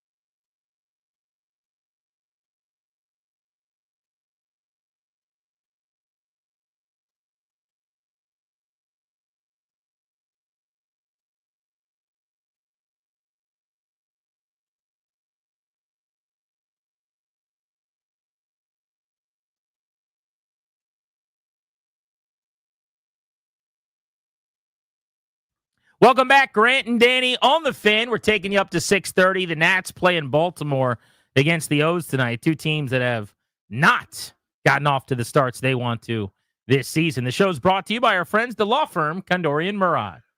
What are you doing to help protect your family's assets? As the exclusive sponsor of our show, that law firm, Kondorian Murad, can help you draft your last will and testament, set up a living trust, or put together a medical power of attorney. Schedule a free consultation with their attorneys today by visiting kmlawyers.com. Be sure to let them know that we sent you. That is kmlawyers.com. If you listen to this program regularly, you know us. We're Grant and Danny. You probably know our producers as well, Darius, Ryan. Occasionally, Toby's in here with us, too. Darius Dameron's a television star now. Yep, that's TV's Darius Dameron. Our friend Eric Flack of Channel 9, an award-winning investigative reporter, put his investigation cap on to try to figure out how the Commanders would do in 2025. And his big idea was, pretty smart, let's go to Darius Dameron and let's have Darius play the season out. Play us out? What do you mean play the season out? What does it mean play us out? Play the season out on Madden. And so he simulated the 2025 Washington Commanders season via Madden for Channel 9. And I believe Eric took that to the airwaves last night, correct? That'd be correct. Yes. WSA 9 did a schedule release show last night where they had a couple different segments. And one of those segments featured me breaking down the Commanders season per Madden 25. So what was the assignment exactly? You had to get the roster updated to the current 2025 roster, presumably. Yeah, that'd be correct. I had to, these nerds will create these custom rosters where you can go on and download them from the file cache, I guess you can say, on Madden. So you had Dorrance Armstrong rushing opposite, whatever of the Jag defensive ends are going to rush. Like Javon Kinlaw starting for you, right? Yeah, it was updated with all the free agency moves. It even included all the rookies that were just drafted in April's draft. Okay, yeah, and then he wanted you to just simulate the 17 games and have some of the stats prepared and the record for the team. Yes, correct. Unfortunately, you can't customize the schedule in franchise mode in Madden. So I had to basically just take each game one by one. I did it in order and put it in exhibition mode and simulated it one by one. Oh, really? Yeah, yeah. Okay, so it wasn't a full season at once. It was one by one. Now, does that alter the results at all, do you think? I would say it definitely. I would say if I was able to do this within franchise mode, it would have probably worked a lot better just because of things like momentum, yes, injuries, and things of that sort. It would have been easier to track stats and stuff, of course, as well. So yeah, it would have definitely worked much more better in franchise mode. Just unfortunately, that's not an option that you can do with the older Madden. Now, I'd imagine because Jaden Daniels is on the Commanders, because they're 6th in power rankings via ESPN, NFL.com, and other places, I'd imagine Madden's somewhat favorable to the Commanders. Like, what's their team ranking at this point? So their team rating overall is 81 overall. That's low, no? It's kind of, I would say middle of the pack. Okay, but that's not what the power rankings are right now. That's not reflective of being the 6th or 7th best team in football. Now, one of the prerequisites that I gave to Eric when we were doing this was that typically Madden overall has never really given the Commanders much favor, or Washington franchise much favor. They typically have always been rated relatively low or somewhere middle in the pack. And I mean, the results have pretty much shown that over the years anyway. So I guess I kind of get it, but I guess you expect once a team goes 12-5 and makes the playoffs and gets the NFC championship, you would think they'd be a lot higher, but it didn't turn out that way, unfortunately. Little respect. All right. So let's get a drum roll going here. So the reveal then of the Washington Commanders in 2025, Darius simulated the full season, game by game, one by one. Let's get the team's record here. So after simulating 18 weeks worth of football, the Washington Commanders end with a 2025 record of 6-11. Oh, no. Yeah. Oh, no. Yeah. That is a disaster. Oh, no. Jaden Daniels was healthy, though. He played in all 17. Yeah. I mean, there was no injuries to deal with since I wasn't able to actually do this within franchise mode. So Jaden played all 17. He actually played really well. I was able to keep track of all of his stats over the course of the season. Okay. So he threw for over 4,200 yards, which is awesome. That'd be great to have a 4,000-yard quarterback here. Steamed up. Yeah. 24 touchdown passes. Now, where he didn't do so well is that he threw 17 interceptions. Oh, no. What are we doing? Oh, no. Mr. Madden, sir. Jaden Daniels doesn't throw picks. Does John Madden not know that? Yeah. I think John Madden doesn't know that Jaden Daniels didn't throw interceptions. He did rush for 700 rushing yards, and he had 6 rushing touchdowns. Wow. Okay, so you had 891 and 6 touchdowns last year on the ground. So that little less run and a little more throwing. I think I'll take that trade right now. I would be thrilled. Yeah. The 17 picks. That's 17 picks is tough. Yeah. What on earth is that? Oof. And I can't blame you for not seeing coverages. This is the computer simulating the game. This is just me pressing the button that says Super Sim and go to end of quarter and end of game, and boom, there it goes. It just does what it does. 6 and 11. Yeah, very tough. So why did they lose so many games? If Jaden had a pretty good season, I'm guessing then that the defense that looks bad on paper got just shredded on Madden. Yeah, and this is something I explained to Eric on the telecast last night. When you were on TV. Yeah, when I was on TV. The television's Darris Darman. I don't know if I said that I was on TV. But when I was on TV, talking to Eric on TV, that the defensive Madden takes into account talent level at the end of the day. And the defense just doesn't have the talent level that matches what the offense is doing. So while the offense was scoring a lot in all these games, the defense was also giving up a ton of points in all these Were games. there 42-34 losses, stuff like that? There was, it looks like, actually, I don't know if you want to, the worst loss was actually when Philadelphia came here in week 16 and we got whooped 41-7. Oh, no. Yeah, that was the worst one. But there were also losses like 38-27, 31-24. Let's see, there's one here that's 27-24. So yeah, there's a lot of those like high scoring, we lose by a field goal or a touchdown type of games. Danny, let's agree to terms here. There's no way Jaden Daniels plays 17 times and they go 6 and 11, right? I know the schedule stuffer. That's not a thing. I don't think that's on the table. But while I am going to dismiss outright the 6 and 11 season that Madden is putting on the docket for us. Yeah, that's outrageous. I totally get the idea that we're not talking enough about the defense might be bad. I think the defense will be fine because you got Dan Quinn and you got Joe Witt and you're relying on some coaching. But defense to me has always been more about the Billies and the Joes and the X's and the O's. You can mask deficiencies, you can do some things, but you need some ballers. And in the middle, my captain, Bobby Wagner's a year older. In the secondary, they have gotten a lot better at corner if Marshawn Lattimore plays a ton better, but they better be right about that. I do like the draft pick of Trey Amos, who's going to help them. He kicks Sanders still inside. But I've been beating this drum. I know I'm not, the only one, but I am fairly confident they're worse on the defensive line than they were last year. I think John Allen's lost because he was injured and didn't play great at the beginning of the year. I think people are sleeping a little bit on not having him around. If Kinlaw's who they think he is, then I'll be wrong. But we got a lot of years that say Kinlaw hasn't been who they think he is. This would be the first time that he became that guy several years into his career. I've always liked Dietrich Wise, the player with New England, but he is no longer. This is not a world beater. Young stud version of himself. Armstrong is fine. I think he's probably their best defensive lineman with Daron Payne, but I am worried about their defensive line. They added a bunch of guys, and everyone keeps saying, oh, well, look what they did. They got Wise. They got Kinlaw. They got Goldman. They got Martin. Yep. But I'm waiting for the impact players. Where they did add some stocking stuffers. Where is my big package that I get to open up? And I think that's part of the reason why Madden kind of pooped on the Commanders was that there just isn't, there wasn't any big name talent acquisitions on the defensive side. All those guys that you just named, those guys are, at best, they're ranked in the mid 70s. None of those guys are a high 80s overall guy or anything like that. So I think that's part of the reason why Madden didn't give us much favor. Is there a chance, Danny, that the defense is bad? Yeah. Because for multiple reasons. It was bad last year. I don't know how much better your man-for-man subbing guys in and out is. That's a good question. Are they better right now? And anybody who wants to chime in on any of this, you can. Grant and Danny here on the Fan, 800-636-1067. Are they better on paper defensively than they were last year? So I would say no to that, but I don't think it's a dramatic drop-off or anything. I think they're roughly the same, maybe a hair better, hair worse, eye of the beholder. To me, they're going to finish worse because they're playing better teams. Yes. The offenses that were any good last year did just fine. When they decided, hey, we're going to stop Saquon Barkley in that first Eagles game, or the second Eagles game rather, not the playoff one, we're going to stop them. They did. Well, then Kenny Pickett picked them apart, and the Eagles scored 33 points after Jalen Hurts went out with an injury. They couldn't stop anybody that was any good. If you stunk, they stopped you. But the Bengals offense was great, did whatever the hell they wanted. The Ravens offense was great, did whatever the hell they wanted. Same with in that Cowboys loss, they couldn't stop people. So to me, this is going to be worse because they're playing teams that understand what the hell they're doing, whether it's the Chiefs, Chargers, Eagles a couple of times, everybody in between. There's the challenge. I am hopeful that if Lattimore is good, that their secondary is going to be a lot better this year.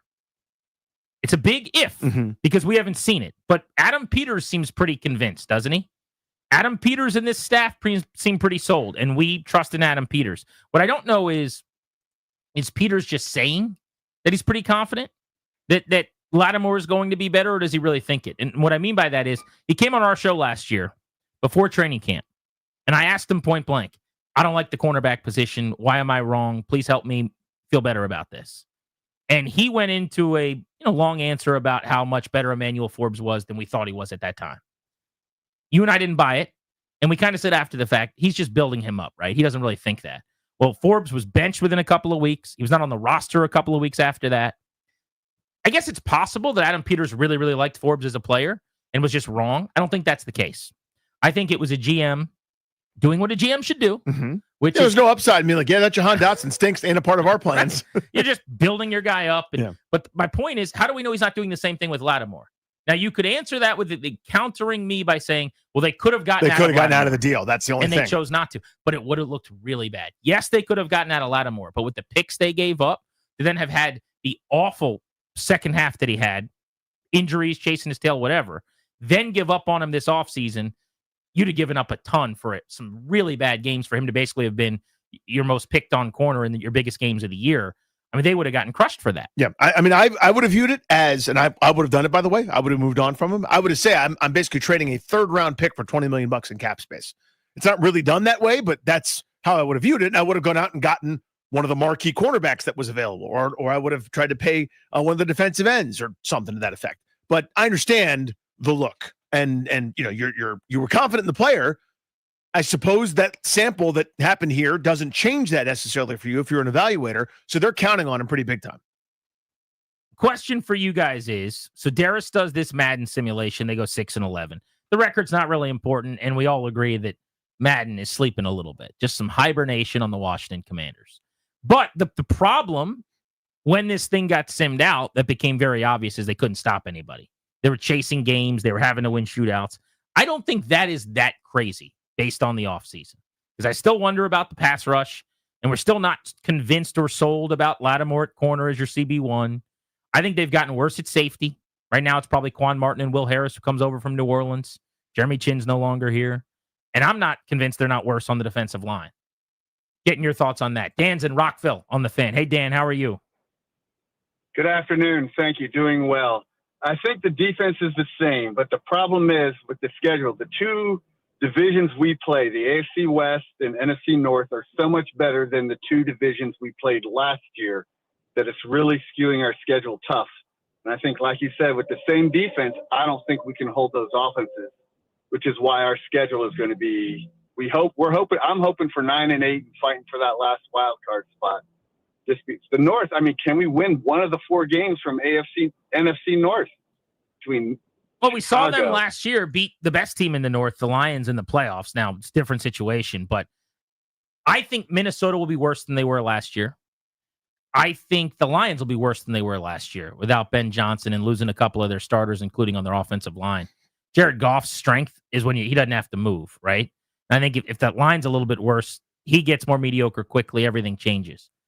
But I think the Packers will be every bit as good, and you could convince me that they'll be better, and the Bears are going to be better probably. You would think. So it's a little bit of a wash in terms of playing the whole division. Yeah, remember, they played the AFC North last year, and you usually think of it as a bunch of handoffs and a pushing contest. Well, Cincinnati was a great offense. Pittsburgh scored 28 against them when they were moving the football. That, of course, went away. And Baltimore didn't have a problem scoring on anybody over the course of the year. Cleveland was the only soft spot. But to his point, the AFC West, that's pretty good teams for the most part, up and down that division, with Denver on the rise, with Sean Payton, a great offensive mind. You know about the Chargers. They're just going to hardball you to death. The Chiefs have a pretty good resume, I would say. The Raiders is the one soft spot.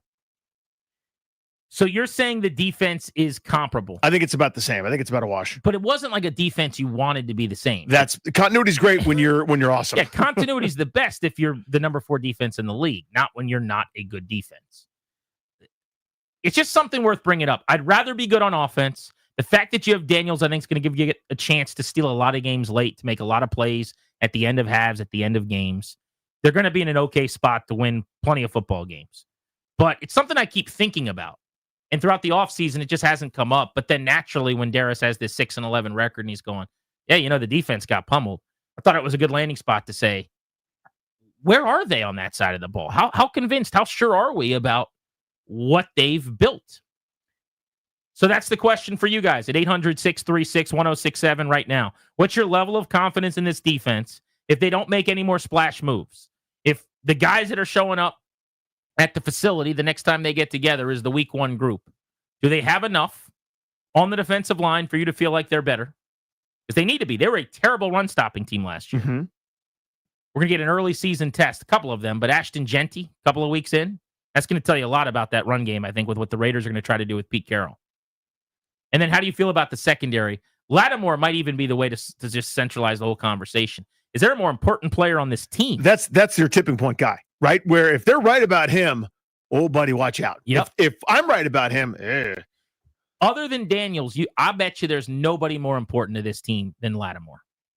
Because a really good Marshawn Lattimore, secondary's legit, defensive line improves, defense is way better. I think that's fair. I mean, pendulum swingers? With the obvious, in terms of pendulum swing, that's exactly right. The fork in the road players. Like, I'm assuming and hoping Laramie Tunsil's himself. Like, if he's bad, then oh crap, that the whole offseason point was bad. But I see your point. Like, but they at least have enough depth at tackle, especially after taking one. You could get away with Coleman or Connerly. Yeah, you just played Coleman all year and you won 12 games. Mm-hmm. Like, they absolutely could withstand Tunsil not being as good more than they could Lattimore stinking again. He's the tipping point player because it's the weak link. What do you think of this defense? That's the question on Grant and Danny here on The Fan.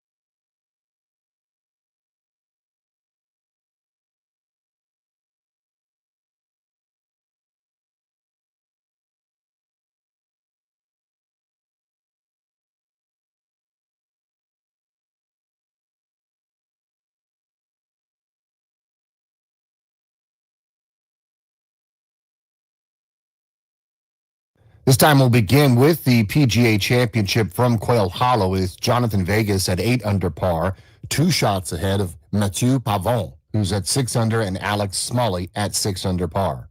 Nationals baseball tonight against the Orioles from Camden Yards with Mackenzie Gore to the hill for Washington after losing 3 of 4 in Atlanta.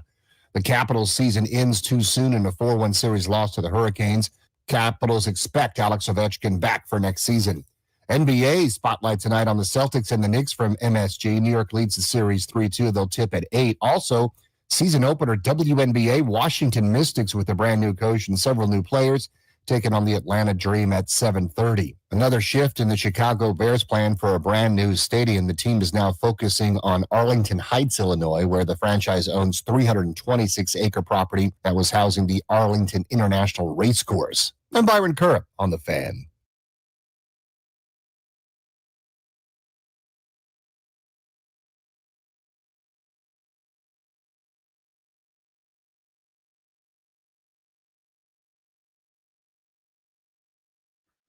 Grant and Danny on The Fan. Is Washington's defense in a better spot than it was a year ago? That is the question. The one area where you can tell me maybe that they've gotten a lot better is corner on paper. I do think cornerback has been upgraded. But you're counting on Lattimore making a leap, and you're counting on Trey Amos helping them big time right away as a rookie. So they need those two things to happen. The big question I would have is, are they better at stopping the run? Because I thought that was their number one issue, and it led to a lot of their other problems. They could not stop the run. They had to commit resources to help do that. And then when that happened, you open things up for big, explosive chunk plays in the passing game. They got big bodies for sure, but do those big bodies stop the run? That's the question. Yeah, for me, the corner spot, I actually like it, I think, a little bit better than you do. I think Jonathan Jones will be serviceable. I think Jones. I think what they had last year was not serviceable, if that makes sense. The huge minutes for like Noah Igbenogany, who I think is fine at best in certain light when the temperature's okay. But when you add in, Sam still probably going back to his original position. Trey Amos, so I'm pretty confident on. So a lot rides on variables and some unknowns. Variable 1 is Lattimore, who we talked about. Variable 2 is a rookie stepping in and playing well. I liked Amos an awful lot, so maybe that's where my confidence comes from. But even if Lattimore isn't great or even pretty good, I still think they're better right now on paper than they were last year. All right, but we're agreeing they're better at corner. I don't think we disagree there. Yeah. That's a spot. Does that make them considerably better elsewhere? No. I don't think they're so much better at corner that they're shut down and it dramatically influences the defensive line. Like, I think they've gone from unacceptable to maybe a little below. Let's even say average. They've gone from bad to average at corner, which is good. I'm excited about that. But that doesn't average corner play doesn't mean your D-line play is symbiotically way better off. Precisely. That's like plus corner play, which I don't think they're at. So I think they're worse at defensive line, and I think it's more or less a wash at linebacker. With kind of the only nugget is it's a year older, and Luvu now is going to be sort of half linebacker, half something else, at least on paper, given they don't have another defensive end that can get after the quarterback. Let's go to the phones. 800-636-1067. Chris is in Kent Island on Grant and Danny. What's up, Chris? Hey, what's up, guys? Happy Friday. Hey, buddy. Kent Island today would be nice, by the way. It's toasty out, man. So beautiful. You got to be loving life. Well, the traffic coming back from work in Baltimore is not so nice. Beach traffic has begun. Oh, here we go. Summertime. Are you bumper to bumper right now?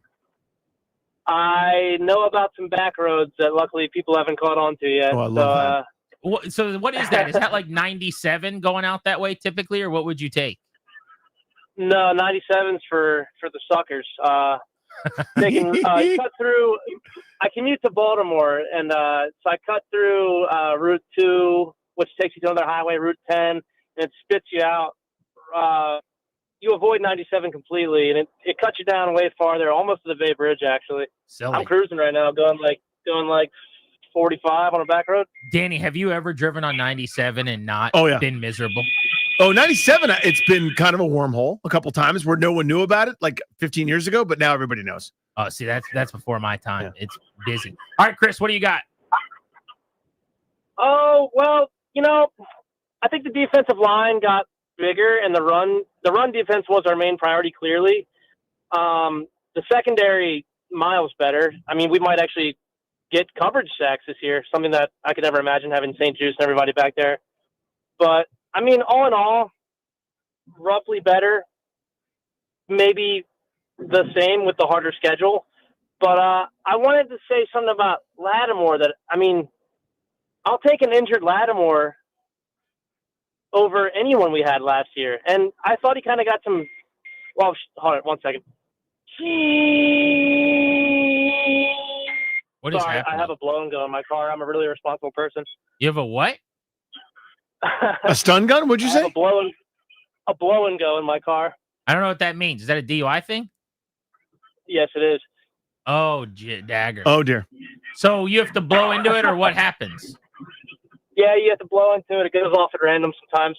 Unfortunately, when I'm on the radio, it goes off. So if you don't, what happens? Do they come pull you over and assume that you're drunk or something? No, they add a month to your time. You're kidding. Dude.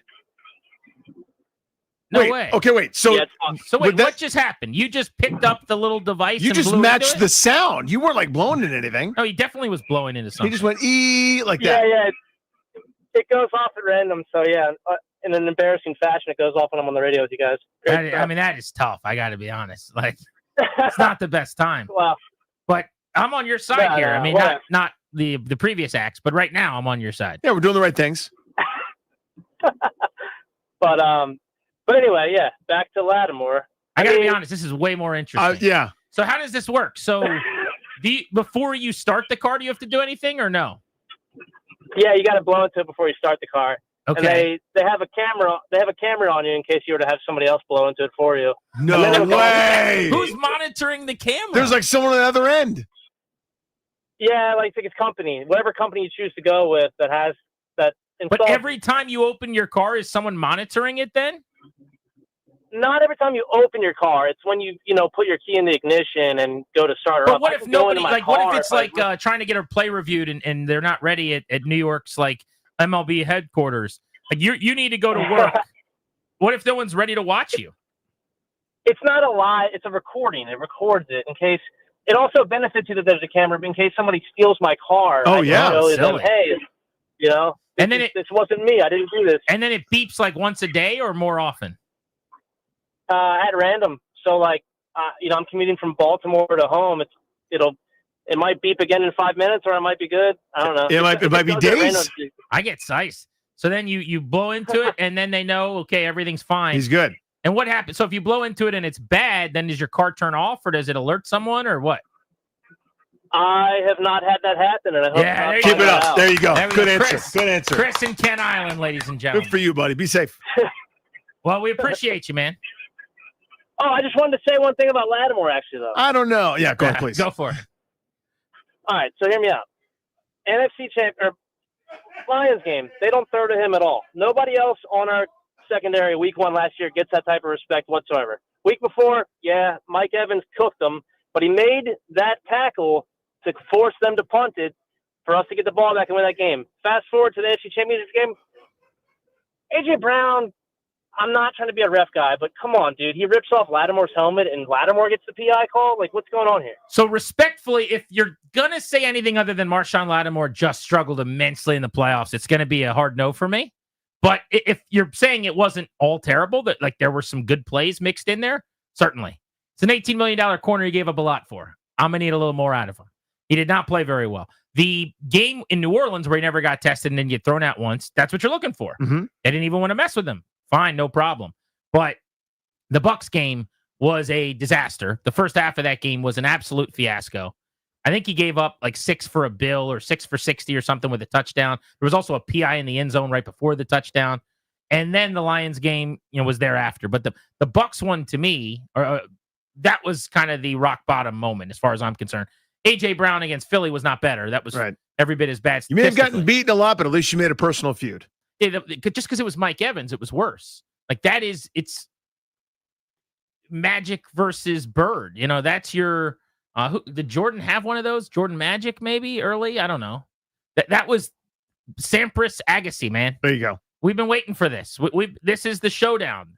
This is Armageddon Deep Impact. They are inextricably linked, and it was kind of a no-show. Let's go to Matt in Arlington. Hello, Matt. Hello. Happy Friday, guys. Hey, buddy. Thanks, buddy. What I wanted to ask, see if you guys had a strong opinion on, is to see what type of impact you think the new linebacker K. Medrano is going to have this year? Really fast. I think could be potential there with that speed, but Bobby's up there in age. He gets hurt. Is he the next one up, or who else? So here's else my is hope on on there? this. Yeah. First of all, his speed is awesome. I want more speed on offense and defense. 6'3", 230, can turn and run. He's got like safety tendencies, honestly. Like He's flips he's his one of hips. these tweeners that's kind of the new wave of the NFL. Now that there's good and bad there, it means you probably don't want him in there on first down getting knocked into the dirt by pulling guards and fullbacks and tight ends and everybody in between, right? I wouldn't think so. There's some Sua Cravens, like everyone's looking for the hybrid rover kind of player. Mhm. I think he can do some of that. But my expectations are low. He was taken outside of the top 200 in the draft. That doesn't happen for guys that are expected to have really good rookie years, right? He was a 6th round pick. I think there's a path for him getting on the field. I've said this to anyone who will listen. I think Luvu comes down and is a pass rusher more often off the edge.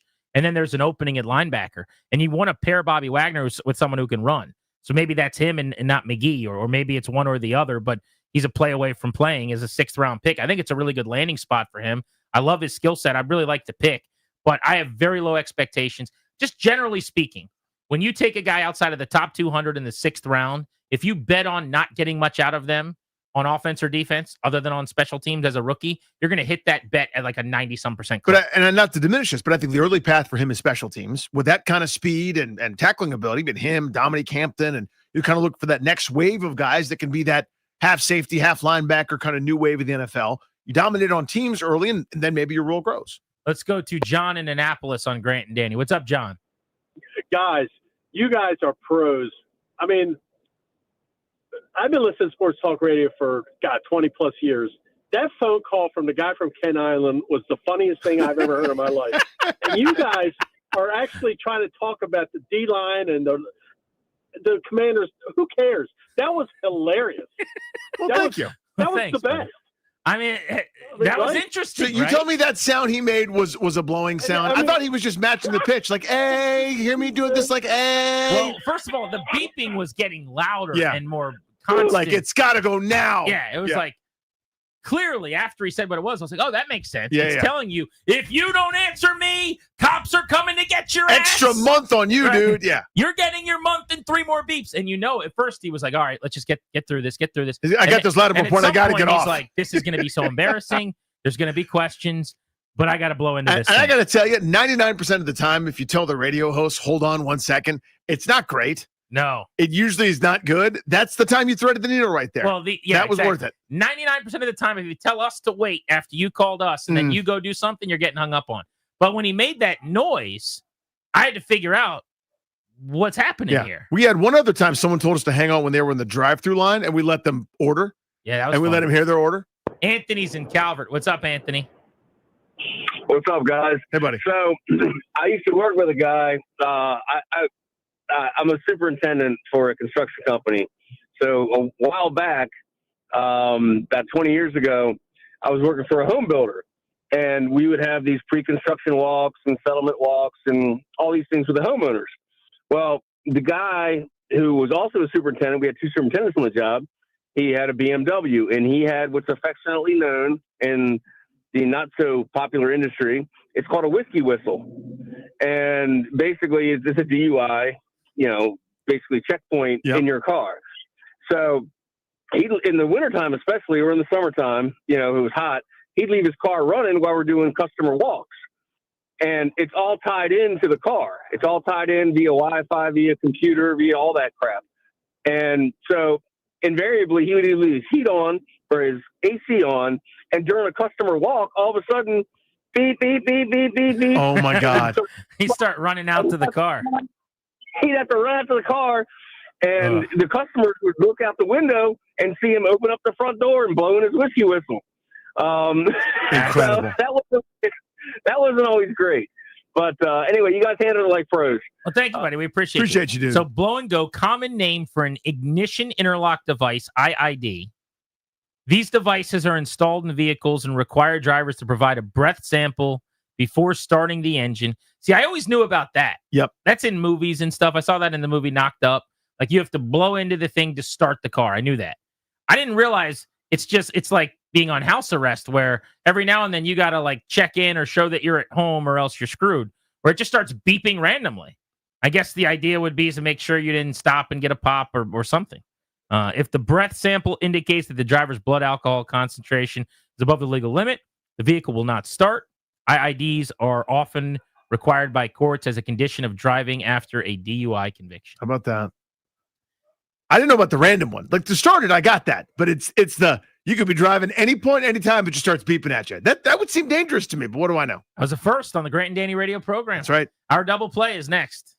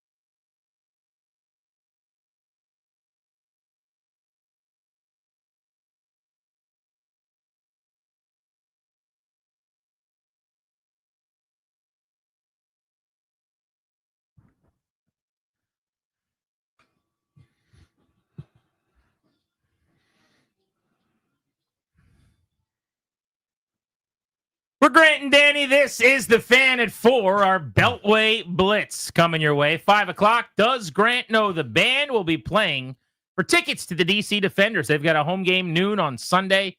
I'm going out there with my little guy. Should be a lot of fun. I will see you guys at the United Football League's DC Defenders game at Audi Field. 6 o'clock today, Grant and Danny's Tony's Mailbag to wind down the week. We do it every single Friday, final segment of the week, our little Ask Us Anything. Danny, how are you winning off the field? This is the busy time, my friend. The children have all sorts of sporting events. Every weekday, except for Thursdays, there's a practice of some kind for somebody. Everybody's always got something. Usually it's two different, completely different places for two different distinct boys. Over the weekends, it's usually, I got to worry about this logistics, and I'll take this person there, come back home, just enough time to pick him up and take him there, then sit around, blah, blah, blah. We don't have a single sports conflict this weekend for the first time in more than a month. Therefore, old Randy Douye will be seated. This one right here, this old fat butt that I'm patting, will be seated in my portable chair that I keep in the trunk, and my feet is up watching sports. Kids running around, having fun. No conflicts, therefore I am. Winning off the field? I got one as well. Today, my friend Danny Rouillet brought in lunch for the radio show. Hey. He got us a delicious couple of pizzas from Pupatella Pizza, thanks to his very important person card, which Pupatella Pizza bestowed upon both of us. Now, does everyone have a card like this? Oh, no. These are very, very select. The group of people that have these cards are the sports junkies and the Grant and Danny radio program. This is how far is this? Probably like a 5-inch drop? Let's say, you know what? I'm in the giving spirit. Yeah. I just for myself, to make myself feel better, I'm going to say that's like 7 inches. Yeah, a 7-inch drop. Ready? Yeah, Here it goes. it's probably this is the drop. You know what? That's 9 inches right there. Depends on where you measure from. Okay, ready? Yeah. 3, 2, 1. That's the sound it makes. That's the sound of a very important person getting some pizzas. How many inch drop was that? A foot. Probably at least in a certain light. Right. You know what I mean? Yeah, in the right temperature. Yeah. Possibly. That's a VIP card if I've ever heard one. But here's what's amazing about this. So you got a Pupatella VIP card. Yep. I got a Pupatella VIP card. That's right. While we're consuming Pupatella pizza today, I get a text from my wife. It says, "We are blessed." And I said, well, that's true, but but what's happening? And then it's a picture of her scooping up Pupatella pizzas. She must have gone into my wallet today, gotten my VIP Pupatella pizza card. She's meeting her friend and their kids with her kids for a little early dinner, late lunch. And she scooped a couple of pizzas with my VIP card today. Would you look at that? Just Pupatella all over the place. Therefore, we are winning off the field. Now, let me ask you this: Is it at all? What's the word I'm looking for? Awkward? No, yeah, yeah, a little. That you didn't know that she went into that old wallet and took something. My wife? Yeah, is that fine? It's fine, right? The lady I'm married to? Yeah, just went in there and grabbed it. Birthed my children? Yeah, that's fine. And like runs my family and helps me. She's with in all charge the of stuff? everything. Not weird at all. Not weird? No. Okay. Now, if this was a random guy, well, sure, at a CVS in the Navy Yard, yeah, or like some dude that I met at Great American Restaurant in Virginia, and my wallet's on the table, and he went in and used my VIP card to get a Pupatella pizza, that'd be weird. My wife? Not that it's weird, but not like that weird. You found out after the purchase, like that's. But she need my permission to go get Pupatella pizza for my kids? No, okay, not specifically.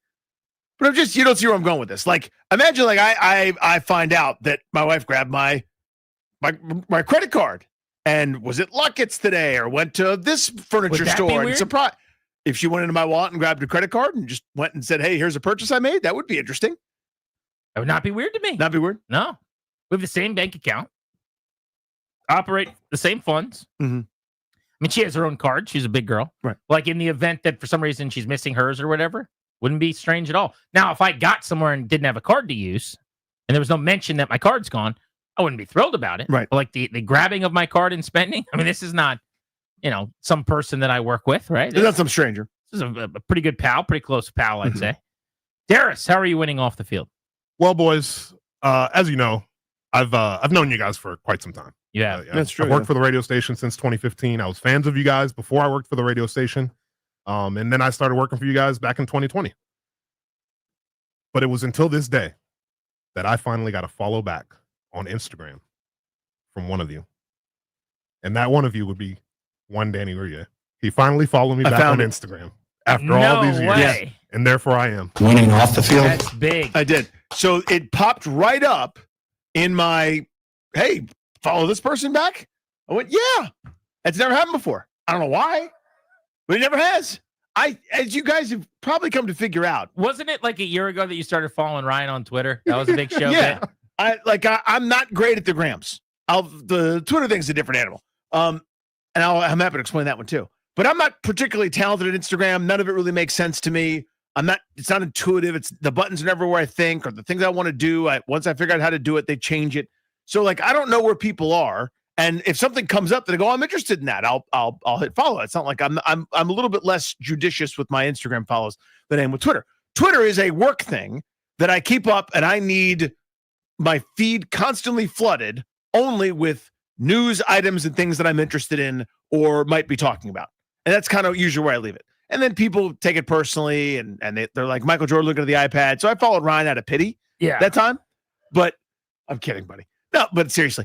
But actually, I'm just being serious. But the point is, I did. It made him feel bad. But it's like, I love Ryan. He's not breaking news on the NFL for me. You know what I mean? Like that's usually who I'm following.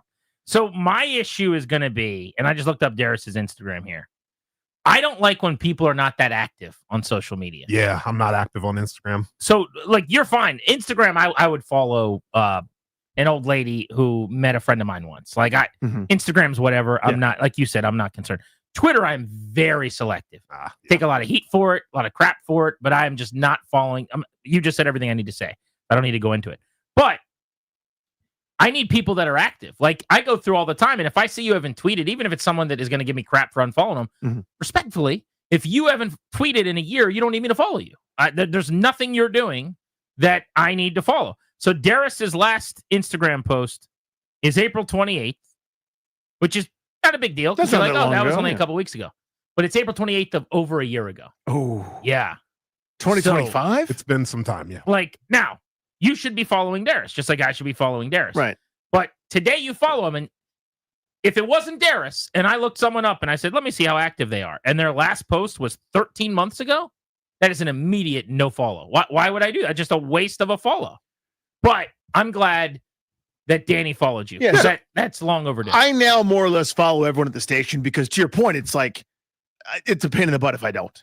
You see what I'm saying? Like it's a conversation or someone gets irritated, and that's not worth it to me. So whatever. But in general, my feed is: have you broken news on one of the sports that I'm interested in? That's what I'm looking for every day. Get that.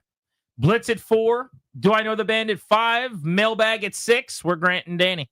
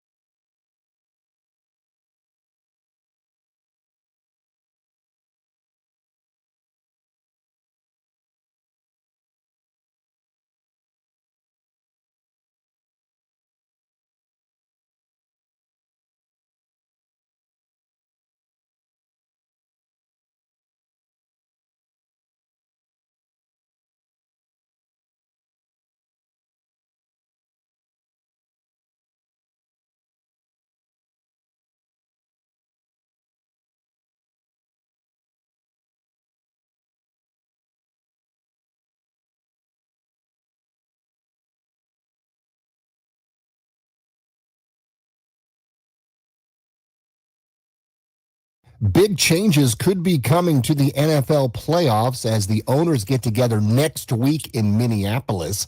According to SI.com, a new proposal would still allow for 7 playoff teams per conference, but under the new format, the teams would be ranked by record, regardless of whether or not they won the division or they got in by wild card. That means if that proposal was used last year, the Commanders would have been the 4th seed instead of the 6th seed in the conference. Still worked out for them as they got to the NFC Championship. A lot of fun tonight for local rivalries as Nationals baseball heads to Camden Yards against the Baltimore Orioles. The Nationals have returned Luis Garcia Jr. from the paternity list, so he is expected to play tonight. Pre-game 6:35 right here on The Fan. The NBA tonight features the Boston Celtics and the New York Knicks live from MSG at 8 p.m. Washington Mystics begin the 2025 season against the Atlanta Dream at home. PGA Championship second round from Quail Hollow. Your leader is Johnny Vegas at 8 under par, 1 shot ahead of Alex Smalley and 2 shots ahead of Mathieu Pavon. The DC Defenders are back at Audi Field this Sunday at noon, and your time to experience football at Audi Field is running out with 2 home games left in the season. Now is the time to lock in your seats at UFLDefenders.com. I'm Byron Kerr on The Fan.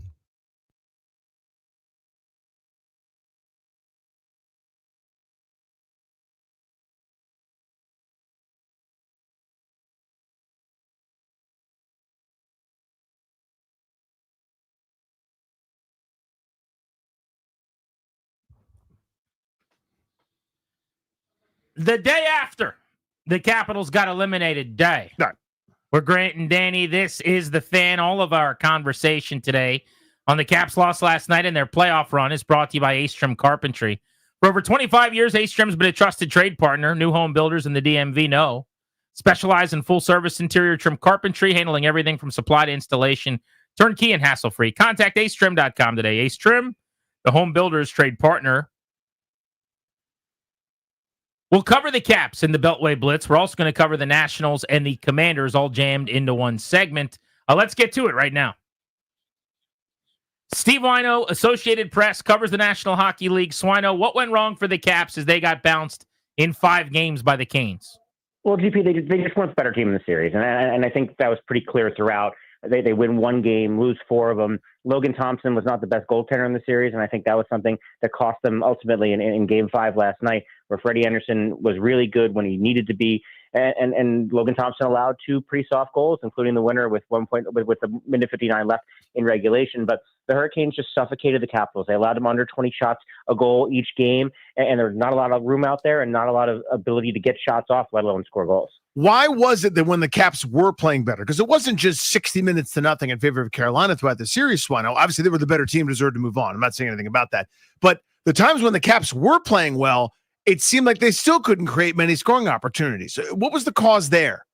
Yeah, Danny, I think the thing is they were playing well and they just couldn't finish. There was something about they got so much puck luck during the regular season, the first 65 games, that they were due to have sort of the luck turn against them. And some of those shots that could have gone in, might have gone in against a different goaltender or a different time in the season or the series. Just they weren't going. The puck wasn't going in, and it's natural to get frustrated in those situations. But they were able to have sustained sort of like bursts of that, but they couldn't contain it over a full, like maybe 2 periods, a full game, enough to be able to turn the tables on a team like Carolina that's been here before, seasoned, and certainly more talented than the Caps. I want to get your big picture thoughts on a couple of topics we had earlier in the show. One is, was the season a success or not? And then the other, the referendum here on Ovechkin, who had a tough series. He's 39, several months into the year, had a broken leg earlier in the year, but he didn't do enough against Carolina. So what are your thoughts on those 2 things? Yeah, look, I think the season was a success because you look at the expectations going in, and not a whole lot of people thought the Capitals were going to be a playoff team, let alone the top team in the Eastern Conference. And they really exceeded all of those. And that's why Spencer Carberry is going to win the Jack Adams Award as Coach of the Year, and deservedly so, is he got so much out of this team more than anybody thought. And I got to give Brian McClellan credit for kind of rejiggering the roster to where people didn't think Pierre-Luc Dubois and Jacob Chicker and all these guys would do as well, and even Logan Thompson throughout the regular season at least did as well as they would. I think it's certainly a success, and it's going to be remembered as a season that Alex Ovechkin broke Wayne Gretzky's goal record. It's going to be the season of 895, and he did score 44 goals, 40 whatever it is, and that makes it an extreme success. But yes, to your point of now Alex Ovechkin is a 39-year-old, soon to be 40-year-old hockey player. The series and the playoffs did sort of expose what he can and can't do outside of the power play. I think moving forward, we may see Alex Ovechkin as sort of a specialist where he's on the power play, playing essentially third-line minutes at even strength, because there's a lot of things in terms of moving and skating and his hands and those sort of things that Alex Ovechkin can't do anymore. But the hardest thing to do in the sport is to score goals. He can still do that. There's still a place for him on this team. It's just probably going to be in a reduced role moving forward. Each year is its own story. You know, there are upsets that always happen, et cetera. And we've learned so much about regular season results not being really predictive of, playoff results. And upsets happen in all sports, right? Whether it's football, team gets hot, or college basketball, the Cinderella story, et cetera. But when you look over a 20-year period, 16 out of 20 times they've been to the postseason. They've lost in the first or second round 15 of those 16 times, the one time they broke through. And there was a previous era from 82 through 03 where it's really similar results, where, again, 7 second-round exits. They lost, I think, 10 times in the first round over that same period, with one time to the Stanley Cup Finals. My point is, it's been kind of pretty regular. This is what they've done for 40 years plus here, Swano. What is that missing ingredient? What's that special sauce that has led to kind of a lack of playoff success that doesn't really befit their regular season resumes? I don't know if there is one, and it's really hard to win in the playoffs in this sport. And I think when you realize, when you go from a 6-team league back in the 60s and 50s, 60s, back to now to a 32-team league now, and 30 for a lot of the time the Capitals have been around during this era, it's hard to win. And I think if you took out the Stanley Cup run in 2018, and they never won that championship, either they got to that final and lost, and you look back at this era, you'd say it was a failure. There wasn't up to expectations, too much talent, not enough results. The fact that they won that championship, to me, changes everything. Banner, as our buddy Brian McNally says, banners fly forever. And having that banner in Capital One Arena is a reminder of this era, even if there wasn't a whole lot of deep runs beyond that. Were there mistakes along the way, namely letting Barry Trotz walk and hiring Todd Reardon as his replacement? Yes. Could they maybe have gone on a couple of longer runs in that span, 19, 20, 21, if the change is made? But a lot of times they ran into better teams, or they ran into hot goalies. I really do think that the 20 years of this team has been way more of a success than the 20 years before that, because hockey wasn't relevant in the nation's capital and the DMV of the area until Alex Ovechkin came along. And for that part alone, this is a better 20 years than the one before that. So I know we got to keep it moving on the Blitz, but real quick, I want to force this in here, 30 or so seconds if you got them, on where to go from here, big picture, off-season blueprint for the Caps. What's it look like? I think it's get John Carlson signed to an extension. He's up after next season. I think they want to keep him around to play for the Capitals for his entire NHL career. And then it's work along the margins. You're going to replace a Lars Eller. You're going to replace an Andrew Mangiapane. And I think it's setting up a lot of moves now with Nick Backstrom and TJ Oshie coming off the salary cap to see what Chris Patrick can do next summer when Alex Ovechkin comes off the books. I think everything this summer is going to be about what to do in the summer of 2026. Swano, thank you as always, buddy. Have a great weekend. Thanks, guys. You too. Hit that Nats Center, please. Voice of the Nats, Dave Jackler, joins us here on G&D on the Beltway Blitz. Jags rivalry series just up the road in 95. What can you tell us about it? Well, right now, unfortunately, Danny, it's a battle of two struggling teams, although I guess maybe fortunately for the Nats, the Orioles are struggling more than they are. I mean, who would have figured that the Nationals would have the better record? Not that the Nationals' record is anything to write home about. I mean, there were a few good things that happened. The win over Atlanta on Wednesday to finally snap the skid, but right now the Nationals need something good to happen, and maybe this is a team they can get right against the struggling Orioles ball club. Jags, I know that you call Nats games, but I'd be remiss if you look at this matchup. It's amazing what's happened to the Orioles, huh? I mean, their starting pitching is brutal. When you dug into the preview of the series and just kind of getting to know the opponent, it's pretty staggering how bad they've been. Yeah, I mean, the shocking lack of starting pitching. I mean, that was maybe a concern whether they addressed that going into the offseason, and a few injuries sprinkled in. The Grayson Rodriguez injury, a backbreaker, obviously, but teams deal with injuries. You've got to have the depth to overcome that. I think shockingly is that their offense has been unable to overcome what has been the lack of pitching. You figure they had the core group of young position players trying to mature at the big league level, and some guys with some track record struggling right now. So Mackenzie Gore takes the ball tonight. He pitched a tremendous game against the Orioles the first time, but he matched up against Cade Povich, who has really struggled this year. But Povich pitched the game of his season and beat Gore 2-1. So the Nationals have to hope that Gore keeps the Orioles lineup struggling. Jags, whisper quieter, but CJ Abrams is putting together a nice little campaign. It just seems to be taking his base hits now as teams are pitching him away. So he's flicking the ball to left center field, left field an awful lot, highest OPS on the team for that matter. Had a little bit of a dicey stolen base down several runs last night, but he made it. So no complaints. Yeah. But yeah, all of a sudden you look up and you go, these are pretty good numbers. Yeah, he kind of stuck in there because his little stay on the injury list, he wasn't among the league leaders. All of a sudden, he popped into the middle of the top 10 once he reached the number of plate appearances. But I think, to me, you hit on it in that question that, you're going the other way. I mean, he tends to get a little bit full happy, maybe trying to hit some home runs, but he's taking his base hits to left. But we know when he has a chance, he can pull the ball for power. He had a tremendous home run against the tough lefty yesterday when the Nationals were down, and they hadn't touched Dylan Lee all series. So you like what you see. The problem is, can you get something going around him? The one thing that this lineup has struggled with is if they don't beat the starter, their best hitters are all left-handed. And if they bat, as they have sometimes, Abrams, Wood, and Lowe consecutively, they're susceptible to late-inning left-handed relief.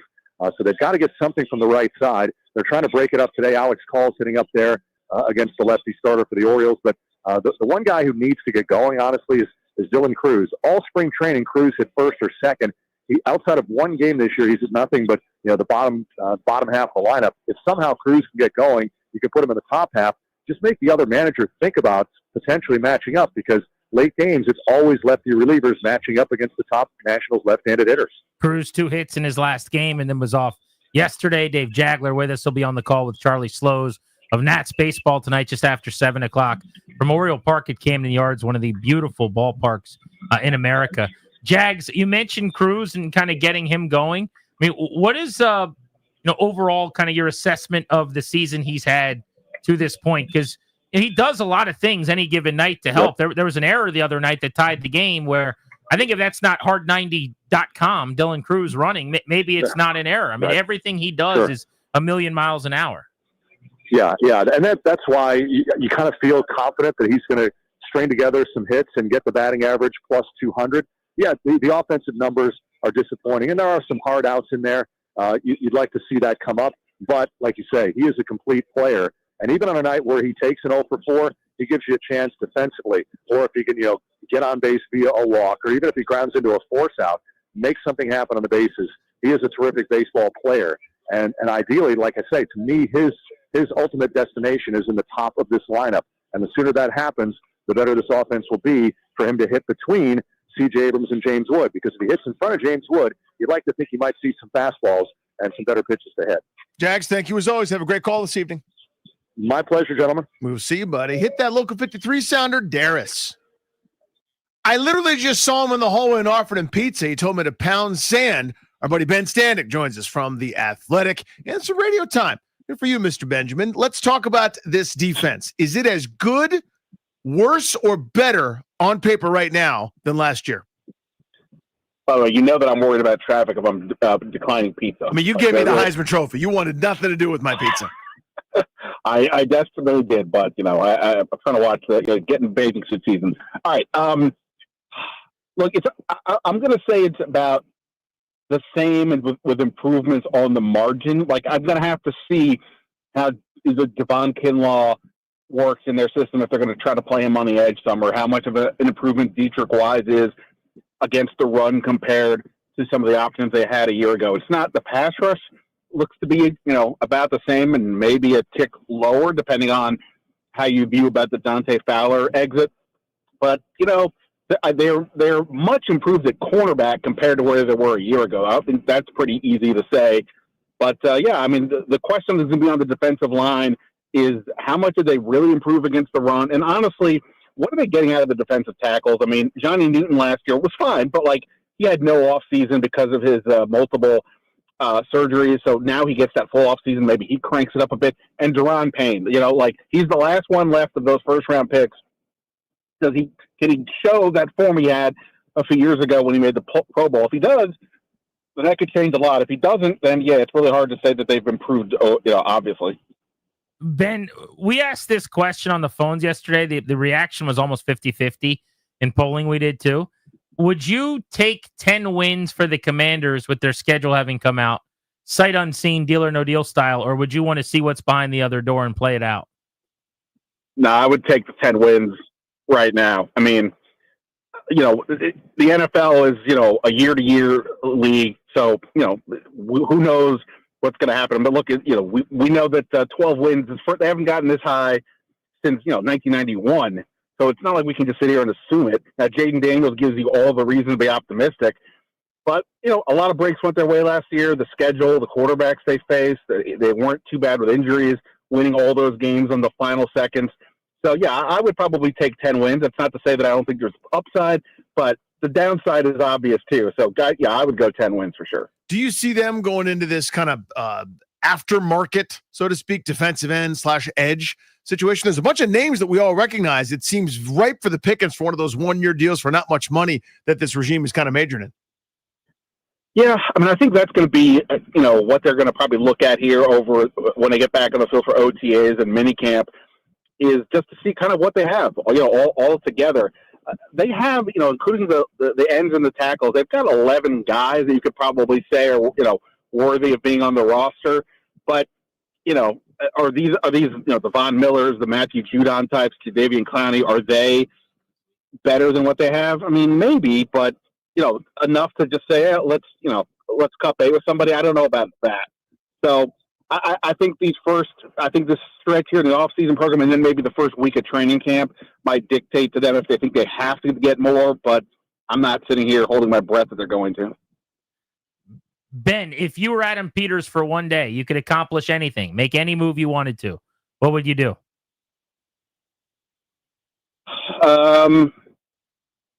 What would I do? I don't know. I don't know that there's too much to do at this point. I mean, to be super honest, I'm not trading any more picks. I get the Trey Hendrickson thing is out there, and that would be the splashy thing to do. And maybe if the Bengals come down enough on the price that you have to do it. But they've already traded a 2 and a 4 next year. This team still needs to build up the overall roster. So I don't want to trade a pick. And then beyond that, it's just hard to say. I will say this. Like somebody asked me on my over on Athletic the other day, who's this year's Jahan Dotson that gets traded or gets moved that you wouldn't see? I still wonder about the running back room. Is there something else to happen there? Is Brian Robinson the definitive answer? He's not a 3-down back, not much of a factor in the passing game. Do they want something? Do they want a group that's more well-rounded? I don't know that there's somebody else to get, but that's the one thing I wonder going in reverse is that maybe there's a move to be made there. But other than that, I don't know if there's that much that I'm going to have to get done here, even if I'm Adam Peters and have that power. Ben, thank you for your time and attention as always, sir. Have a great weekend. Appreciate it, guys. See ya. Ben Standig of The Athletic on the Commanders on Grant and Danny. That is your Beltway Blitz. We're 40 minutes away from Do I Know the Band?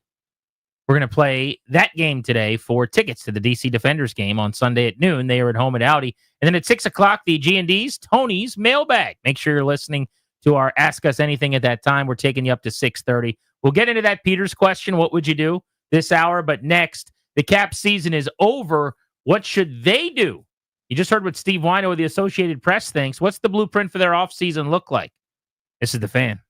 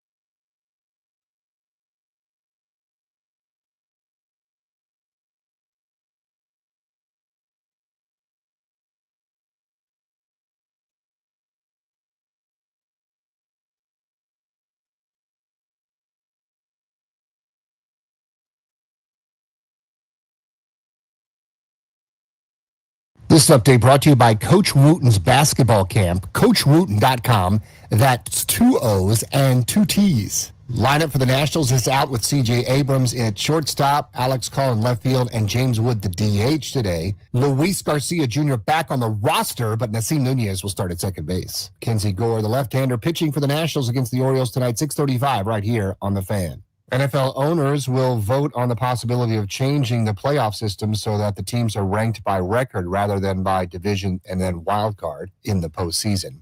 NBA tonight, the Celtics against the Knicks at 8 p.m. from MSG. New York leads the series 3-2.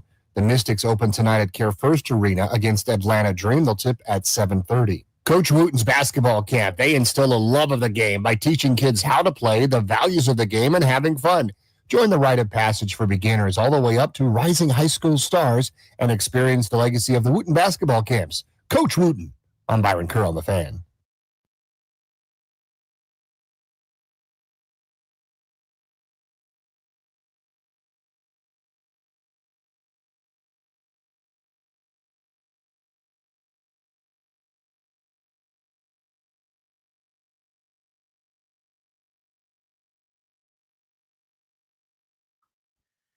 With Danny, I'm Grant. This is The Fan. Yesterday, the Caps got eliminated at Capital One Arena.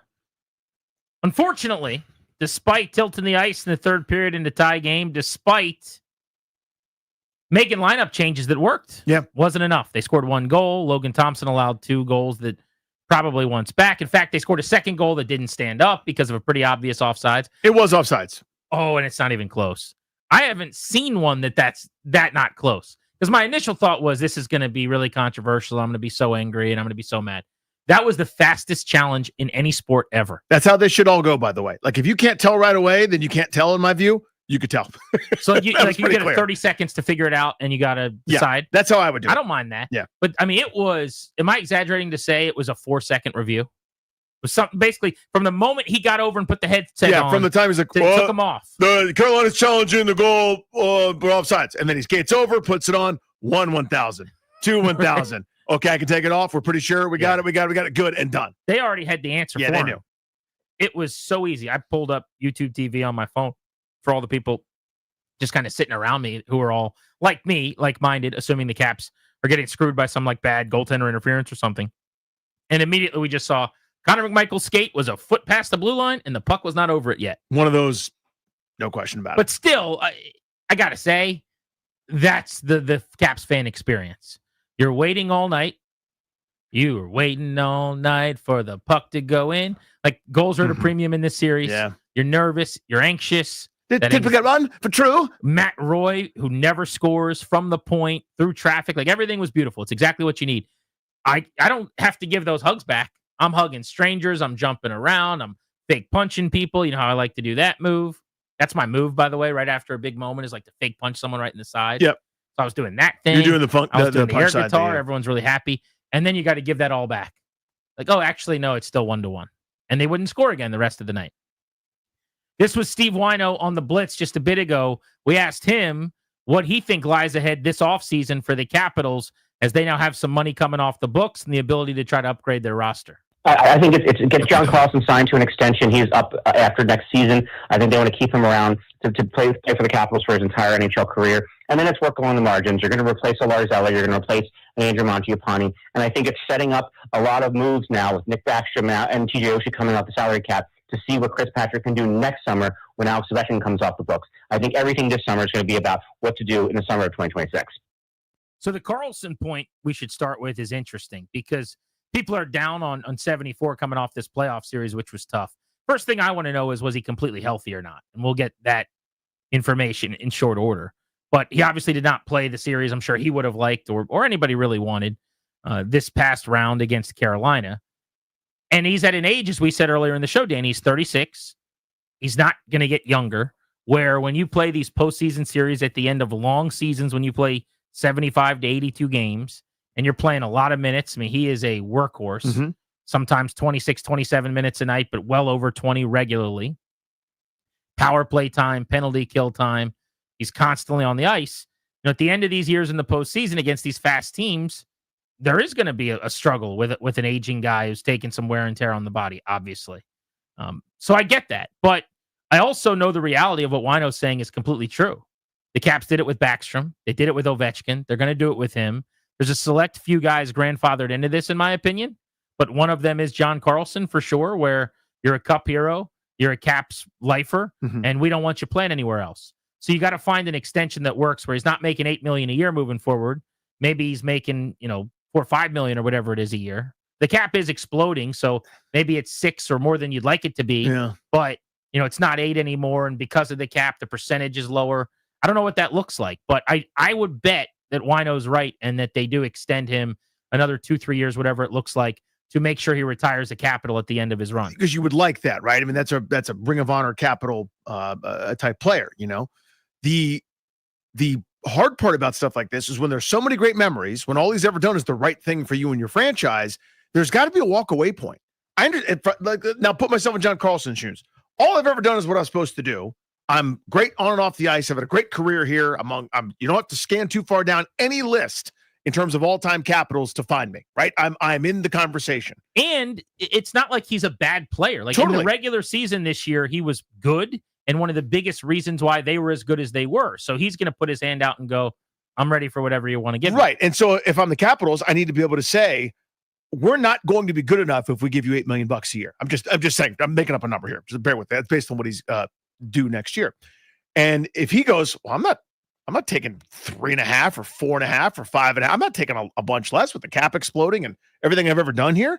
There needs to be a point where you go, okay, fare thee well. I don't think you can overpay him for the twilight here of his career. Ovechkin and Backstrom basically got the same deal, that $9+ million. Now, those guys, in Ovechkin's case, he was making that all along.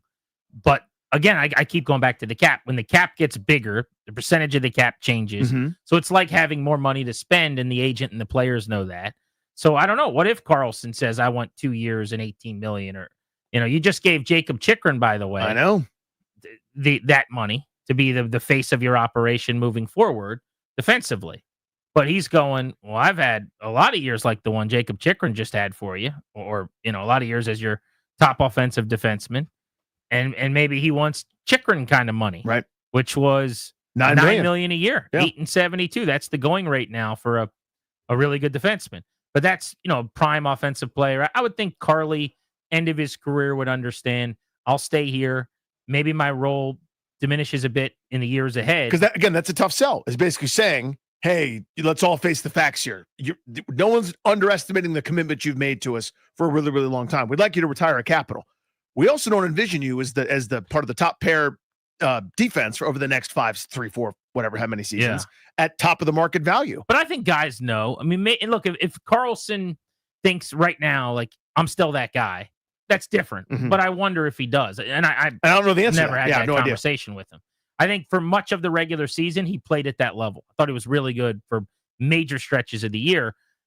And maybe it's overly simplistic for me. My expectations at the end of long seasons for these guys in their upper 30s just change, where I do expect that they're going to fall off and the production's going to subside a little bit.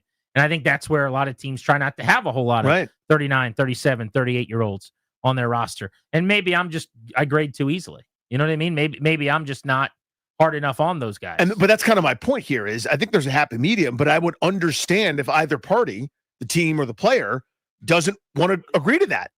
Like, I would totally get that if John Carlson's going, no, I'm not taking a pay cut or a roll cut or whatever. I'll go somewhere else. And I'd understand if the team, hardball is not the right word, but basically said, we can't just keep doing this. Isn't ceremonial anymore. It's ceremonial when we give, I don't know, whoever a contract extension in 2020 because you're a Stanley Cup hero, even though we know your back's bad or we know you're physically not going to be the same. This is now 7 years removed from that. We're talking about the end of your deal will be 10 years removed from that. We need to do what's best for the program, and that doesn't include paying you top of the market money as a defenseman. I would understand both parties not wanting to concede there. I think he's going to be here. It's just the way that they've done it, and I totally understand it. I wouldn't fight that. I would do everything I can if I'm in the front office to make sure we're not giving a contract to him that ends up being problematic. Albatross, right? You can't do that. But I think he'd work with you, and you can figure out something that works for everybody and it's fair. But the question to me, that's not the priority of the offseason, right? Might be one of the things that they're going to get done, but it can't be the emphasis going into this hiatus. He's also under contract for one more year, so they don't really have to do anything right now if they don't want to. But you heard Wino, and I thought he made a good point. This offseason should mostly be about preparing for next offseason because it stands to reason. There's no reason to think that Ovechkin's going to play after next year. I guess if he came to the Caps and he said, hey, I'm not done yet. I think I got more time. Let's do a 2-year deal. And he wanted to stay in the NHL. Like that now gets to the Aaron Rodgers territory of you're kind of like, if he scores 40-plus goals, I can deal with it, but kind of hold me hostage a little bit, you know?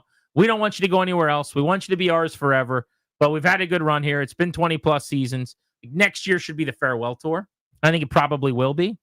Then his $9 million comes off the books. Mm-hmm. That becomes your superstar top 6 two-way player. That's a game changer for them. So you're preparing this offseason for next offseason, according to Wino, which I agree with. But you can't just allow this offseason to come and go without trying to make one major change, one major adjustment. So the question to pose now, Danny, is what would be the number one thing you'd try to do? Whether that's philosophical, an area of the roster you'd try to upgrade, a player to go after, a big trade for a certain position. Like going into the offseason, what's your number one dream scenario? This is hard to quantify exactly because my shorthand for it is speed. And we talked about this, all the time, like a Beauvillier type player. I want somebody or multiple somebodies to do what Carolina just did to me. I want the other team not to be able to breathe in their own end. I want the other team to think they have an odd man rush, and that gets taken away with my speed, my closing, my pest-like behavior as a defender to take not only to thwart your opportunity, but then create a new one for myself. I want that quickness, that relentlessness, which may not translate to a huge point total for a guy in the regular season. Because I don't think if you have a team of Anthony Beauvilliers, you don't have a bunch of 25 goal scorers. You got a bunch of guys that are probably more valuable in a maximum effort environment like the Stanley Cup playoffs. So I want a couple of those dudes to sort of fill out my roster and fill out my lines. I want that, whatever you want to call it, speed, quickness, relentlessness. Yeah. I want those buzzing drones. So I hear that, and I get what you're saying, having just watched the series for sure, that take away the time and the space and make it hard to get the puck out of your own end. But like I think what you're chasing is how well Carolina plays in structure. Like that's not available in free agency, if that makes any sense. Well, but I see, partly, I see what you're saying though. Like the way Beauvillier plays is what you're looking for more of. But like just as an example, they had a line last night that was faster than any line, or as fast as any line Carolina has. They didn't necessarily do it the same way because they're not in structure that way. They're looking to to be creative and dangled and stick handle, that kind of stuff. I'm basically talking about even if it means less skill, I'm fine with that. I want because to me the regular season has nothing to do with what happens in the playoffs. Almost you qualify and that's the end of the correlation. Right. I want the ability to suffocate and take away and have every other fan in every other market have heart attacks every second that the puck's in the defensive end. And part of that's the structure. You're right. But it's like that system quarterback argument everybody always has in sports media. There's a lot of guys that didn't play well in that system, and there's some guys that did. Like, I want the guys that can play in that heavy forecheck, pest, bother role. So to me, it's like the Beauvillier model. Find me 3 or 4 of those guys. And it's easier said than done. Yeah. He had a really good playoffs, so I get exactly what you're looking for. Mm-hmm. He was a regular season non-factor largely, like the same guy. And I'm acknowledging that, yeah. But he played the same way. And I just think yesterday he got a bounce as an example while he was hustling on the forecheck and scores a goal, and so his whole performance looks different. The game against Montreal, great feed in front, he knocks it down and scores. If not for those couple of goals, he's just a guy that occasionally we notice skating fast. So I don't know. I get what you're saying, though. You want the pain in the butt players that put the pressure on the other team. What do you guys want to see the Caps do this offseason? 800-636-1067. That's the question on Grant and Danny. You can tweet us at Grant H. Paulson at Funny Danny. What would be your priority for the Caps as they go back to the drawing board after being eliminated yesterday? You're listening to The Fan.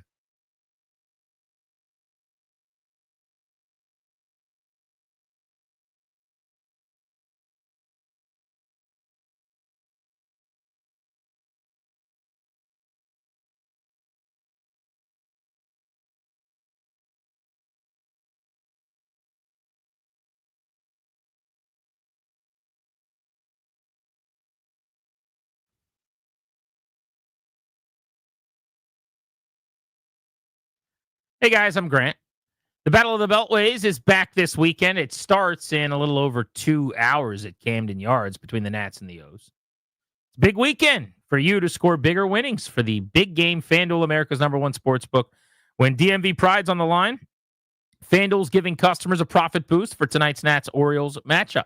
You can ride with your side or make a prediction, make a bet on FanDuel. Who do you think is going to win the game? Which slugger's going to go yard? So much more. A lot of options there. If your bet hits, you score a big payout. Don't miss your chance for bragging rights to get sweeter. FanDuel.com/GP. Get in on the MLB rivalry weekend action. FanDuel.com/GP, promo code GP. Claim your profit boost for Battle of the Beltways. That's FanDuel.com/GP. Must be 21 in Virginia. Opt-in required. Bonus issued non-withdrawable profit boost tokens. Restrictions apply, including any token expiration, max wager amount. Terms at sportsbook.fanduel.com. Gambling problem, 1-800-GAMBLER.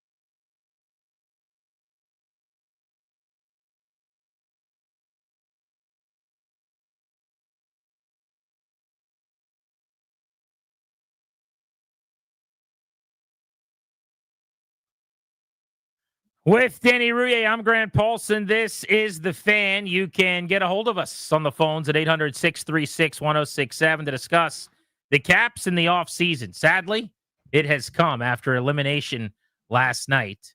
You tweet us at Grant H. Paulson at Funny Danny. What should they do this offseason? Where do they need to improve? Let's go to Frank in Great Falls. What's up, Frank? Hey, guys.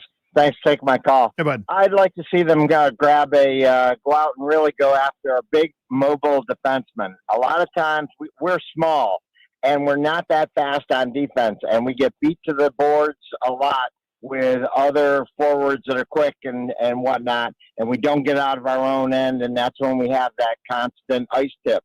You know, we got to have a defenseman that can move along the boards quickly and that can get the puck out of the zone on his own skating it.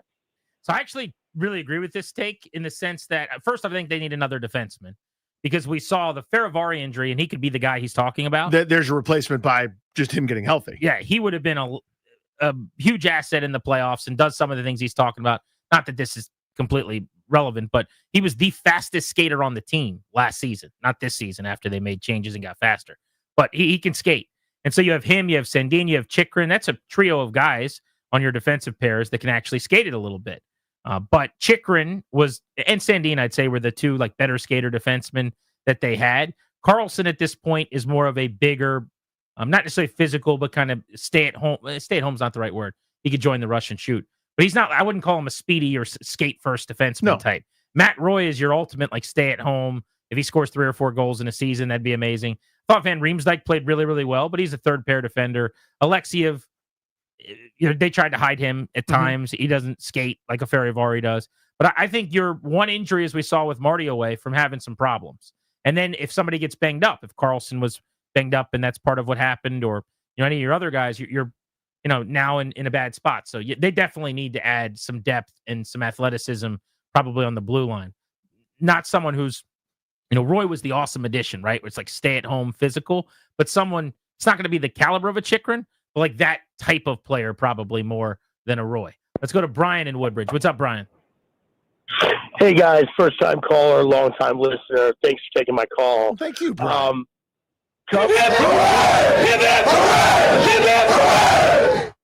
Yes, sir. Yes, sir.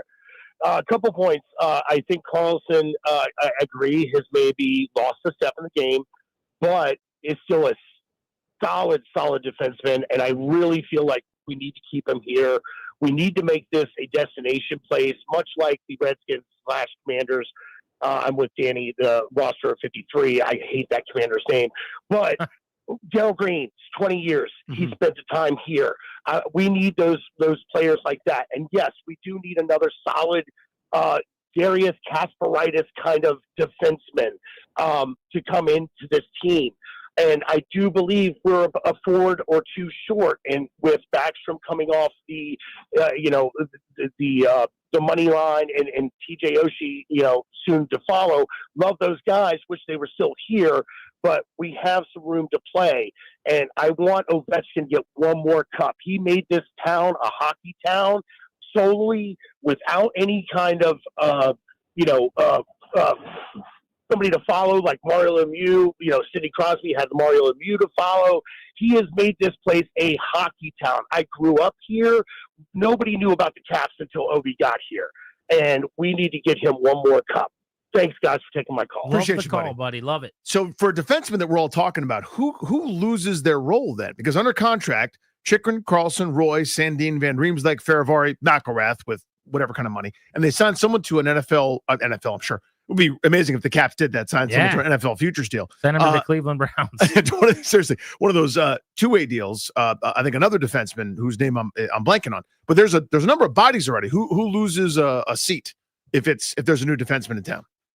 Well, I mean, so you're going into the offseason, so you would probably trade somebody. I mean, honestly, you would either move on from they wouldn't all be here, or you would just have a healthy scratch, a guy, whether that's TVR, depending on the situation. He'll be 35, making $3 million a year. Yeah, I mean, $3 million, you don't want him as a healthy scratch every single night, but like that's a guy maybe a team's looking for a veteran defenseman coming off a really good postseason. Maybe you could flip him. I don't think you'd have everyone on your roster and add a defenseman probably, but it just means you have the depth if you end up parking one of those guys. Like Alexiev's an RFA. Either he gets a very minimal raise and then he's very scratchable at $1 million, 900,000, whatever, or he's elsewhere. So when Ferravari's back, though, to your point, I think probably you pick one of those guys that isn't as good a fit. Like the guys that are locks are Carlson, Chikrin, Roy, Ferravari, aren't going anywhere. Ryan Chesler was the name I was trying to think of. That's neither here nor there. Prospect, yeah. Yeah. So, yeah, I suppose it would have to be via trade then, right? Because, I mean, unless you're talking about a lower depth signing where you go, you're the new Alexiev, someone who will get be a healthy scratch sometimes, but if someone gets 30 That's steps not what in, I'm looking for. but that's them not to what do. it doesn't sound like what anyone I'm wants. looking for like a top 4 defenseman who can Yeah. skate it a little bit, like a Rasmus Sandin caliber Mhm. player you would bring in. Yeah, and then you would be able to move somebody. Pick which guy you want to move. If that's Sandin, I doubt it would be, but or TVR probably is the guy coming off of a strong postseason. That would be what you do. But it's like pitching.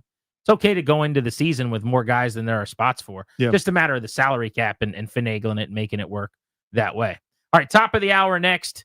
Do I know the band? You and Darius have been getting together Yes. to put together some songs. He's got a list.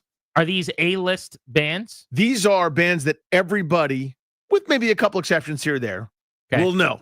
But you're not everybody. You're Grant Paulson. Does Grant Know the Band is the name of the game. You're playing for DC Defenders tickets. So if you want to go to the game Sunday at noon at Audi Field on us, call in now to play. 800-636-1067 on the Fan.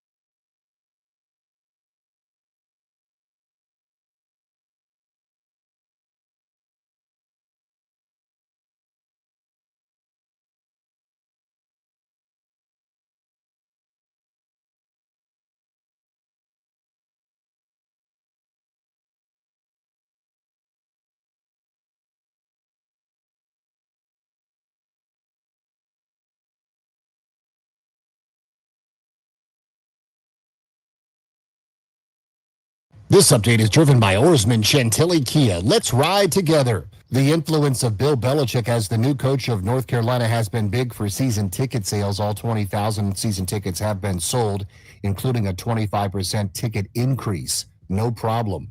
NFL's 32 owners meet in Minneapolis. They will decide whether or not to rank the playoff teams from 1 through 7, regardless of division winner or wild card entrants coming in the 2025 playoffs. Nationals baseball against the Orioles tonight at Camden Yards with Luis Garcia Jr. back with the team, but Nasim Nunez will start at second base. Our play-by-play begins pregame show at 6:35 right here on The Fan. NBA tonight features Boston Celtics against the New York Knicks. The New York Knicks lead the series 3-2. That's 8 p.m. from Madison Square Garden. Washington Mystics open their season tonight against the Atlanta Dream at home. They'll tip at 7:30. Leaderboard at the PGA Championship from Quail Hollow. This is second round. Jonathan Vegas at 8 under par, 2 shots ahead of Mathieu Pavon and Alex Smalley. Matt Fitzpatrick and Ryan Gerard are also at 6 under par. Max Homa at 5 under. Oarsman Chantilly Kia keeps their customers happy by offering great deals on the area's best selection of new Kias, each backed by the Oarsman Lifetime Edge, featuring up to $1,500 in extras. As they say at Oarsman Chantilly Kia, let's ride together. Byron Curran on The Fan.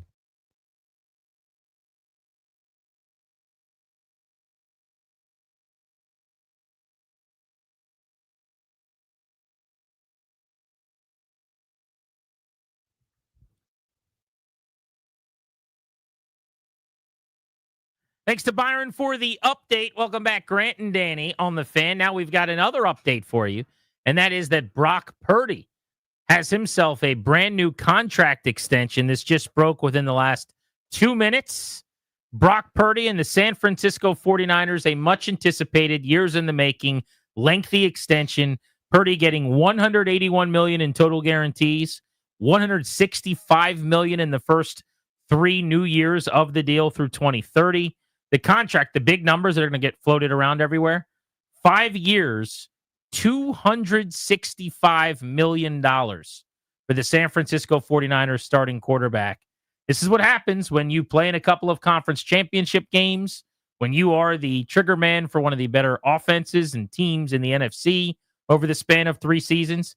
$53 million a year for Purdy, who, believe it or not, Danny, actually cost himself some money last year, because the expectation after Dak was up into the 60s was Brock Purdy would be a $60 million player. And then in 15 games, San Francisco went 6-9. He had just 20 touchdowns and 12 picks. McCaffrey got hurt. Debo wasn't the same.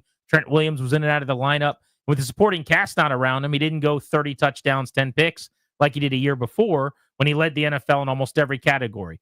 QBR, rating, ANYA, touchdown percentage, bunch of other stuff. So he was much more pedestrian last year. No Pro Bowl, no top 5 and All Pro or MVP or any of that stuff. And so he cost himself a little money. But as the former Mr. Irrelevant 7th round pick, last pick in the draft, still a success story. 25 years old, going to make $53 million a year for the Niners. It's just the data point it slots in. It just AAV, and this is the quick and dirty. This, we're not getting into guarantees and practical guarantees and guarantees due at signing and roster bonuses. Just looking at the quick and dirty numbers for your reference, slots in just behind Jared Goff and slightly ahead of Justin Herbert, who signed his deal a couple seasons ago as a 25-year-old running through 2029. So it looks like, what is that, 7th or 8th, 9th most in the league in terms of AAV. Overall dollars, in terms of value. You've got the Pat Mahomes one that's just sort of different than everyone else. He signed the lifetime deal, whatever it was, 10 years, $45 million a year. So his AAV now actually is down way low near everyone else or below everyone else. But it's Allen, it's Lawrence, it's Burrow, it's Herbert, it's Jackson, and Jalen Hurts, and he's right in that category in terms of overall dollars and then AAV. So right there towards the top of that marketplace.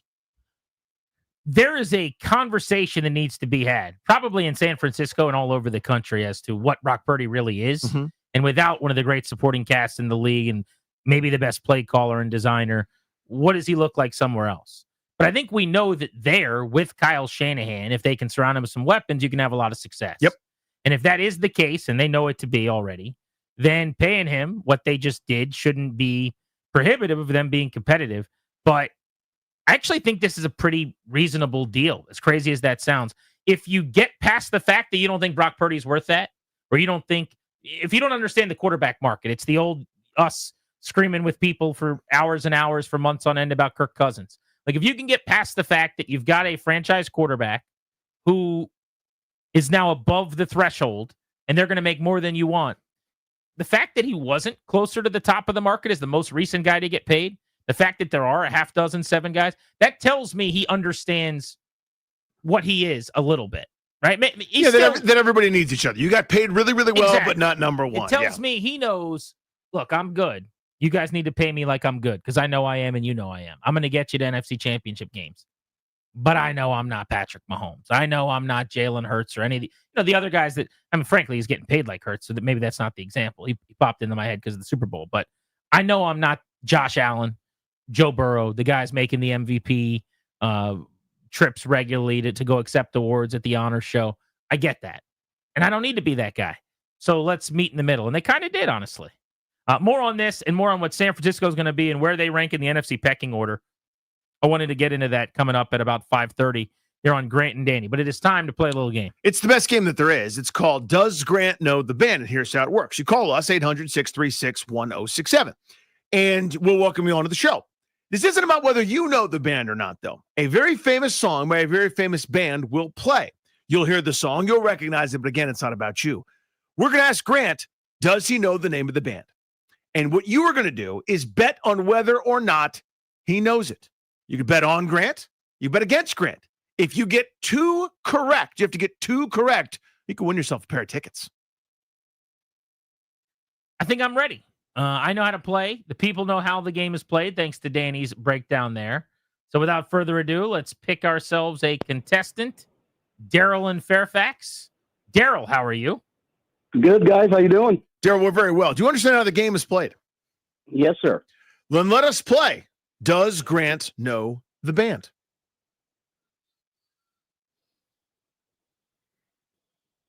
Daryl, how old are you, buddy? 53, sir. So this is your wheelhouse. You know immediately, within a microsecond, you know. But Daryl, it's not about whether you know. Let's let Grant listen to it for a moment. He's nodding his head. He's bobbing along. It's part of a soundtrack of a movie he likes. Daryl, I ask you, does Grant Paulson know the band? I'm going to go with a no. Betting against Grant. GP, who sings this song? So this is Detroit Rock City, right? What do you mean? The song is called Detroit Rock City? No. No? No. I want to rock, rock. I want to rock. Isn't this from the movie I like, Yes. Road Trip? Yes. But it's not Detroit Rock City? No. Okay. Well, now I have no idea. I want to rock. I'll say Guns N' Roses. That is not correct. Daryl, you are correct, sir. He did not know that this was Twisted Sister, I Want to Rock. Twisted Sister, I Want to Rock. No file on that song. I've heard it. You definitely have. It's from the movie. What's Detroit Rock City? That's a whole other Is thing. that I think Take Me Down to the Paradise? That's Paradise City by Guns N' Roses. All right. Nothing matters. Yeah. Okay. So, Daryl, you're 1 for 1. You get the next one right. You get yourself a pair of Defenders tickets. Come on, Daryl. Let's go to the Defenders game. I'll see you there, buddy. Let's do this. Let's do it. Song number 2. Darius, go for it.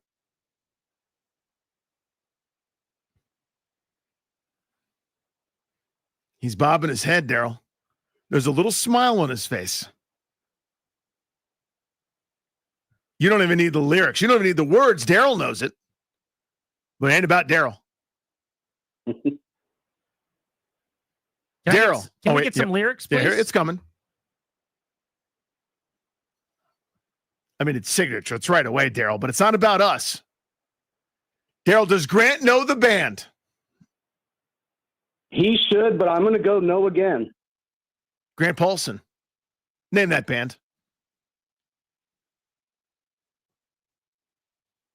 I don't think I've ever heard this song in my life. I mean, we've used it as a rejoin on our show 100 times. Is this You Shook Me All Night Long? Oh dear. It's not. That's Does not this the song song. ever get different or good or recognizable or better or anything? It's recognizable from the start. I Is would there say. a hook Yeah. coming that I would know? Or is this it? Just that was it right there. I mean, they're doing it. You just said the name of the song. Bob Seger. Oh, dear. Daryl, congratulations. You've won a 4-pack of tickets to DC Defenders versus Arlington Sunday, May 18th at Audi Field. Tickets are on sale now. For tickets and more event information, visit thefandc.com. Congratulations, Daryl Stanholt, buddy. Who was that? That's AC/DC. I'm sure Did you hang up on Daryl? Oh, maybe I did. Sorry, Daryl, call back. You're the winner. Daryl, you need to call back. When you get back through, Daryl, let them know that you won. Because it might be tough for a little while. Sorry, Daryl. Dude. I mean, as soon as you hear, I mean, that's AC/DC. I got nothing on AC/DC. Okay. Yeah.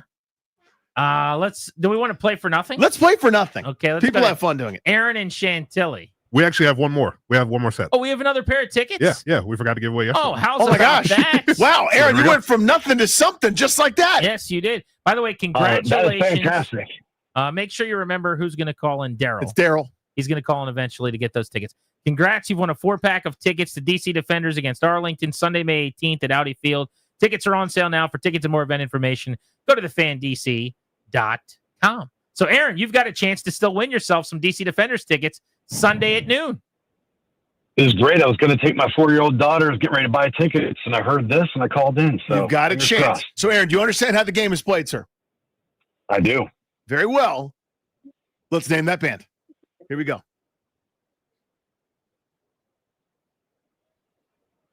Aaron, how old are you, mind my asking? 44. So you're right around the same age as me. 90s kid, you know it, but it's not about if you know it or not, Aaron. Yep. Bet you had this cassette, just like I did. And recorded off the radio. Yeah, every time. Fingers Come on. crossed. I think Grant doesn't know it. Here we go. Grant Paulson. What band is this? You guys are actually ruining the segment. We're doing it. You have to pick songs people know.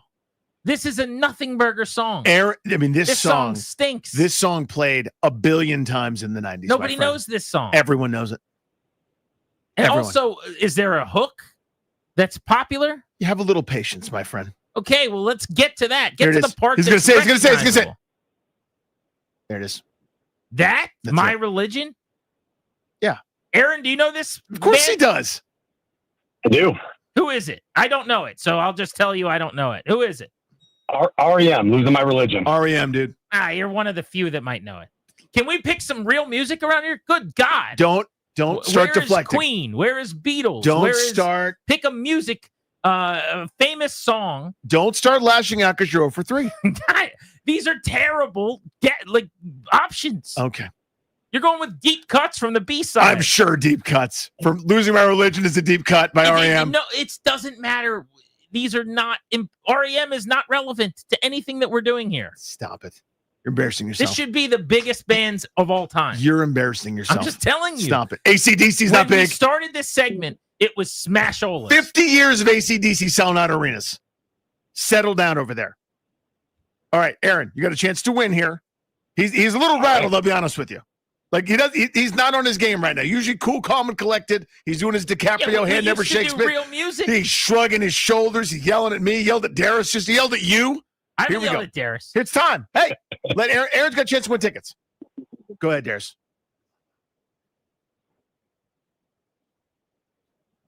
See, the beauty of this one, Aaron, is we've done this one before. We've played this song for this segment at least 3 or 4 times, Darius, probably.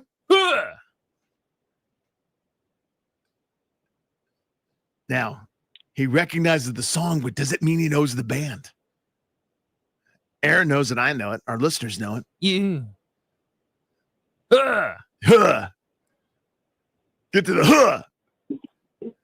I've heard this. Well, yeah. What's he gonna do? What's he gonna ask? What's he gonna ask for? He's gonna ask for an action, a little verb. What is it? What's he want? What's Aaron thinking? Pour. What's he gonna do, Grant? In Pour a this little sugar on yeah. Aaron, he knows the song, but does he know the band? God. Aaron? Does he know it? Oh, I'm really going to hope that you're brain farting on the name of the band. Grant Paulson. What band is this? Let's pour some sugar on me. By?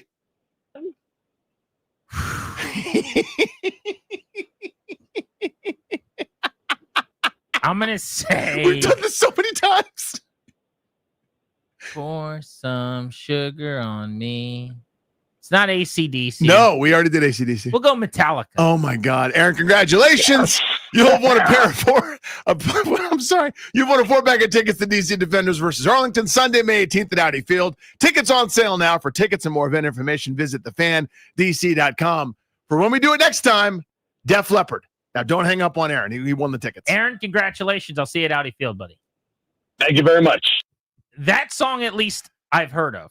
Yeah, you've That heard it was a here good one. this time. But again, anytime you guys want to play real music that is like top 20 all time, that's what we should be working with here. So a group of 20 songs all time? Yes. We can't go even- top 1,000, even top 50. I mean, just that one, I'm not even that upset about that one. Had you started with that, that's reasonable. I knew that song. I've heard that song. I I got could you. sing along, hum along to that song. I could see your complaint. Yeah, it's pretty Exactly. valid. Let's go to Annie in Falls Church. Annie, do you want to play for absolutely nothing? Sure. All right, right, so, very good. So you understand how the game is played?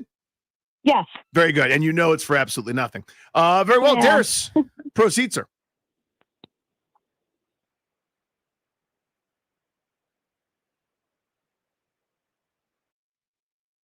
Oh. Right? Right? Yep.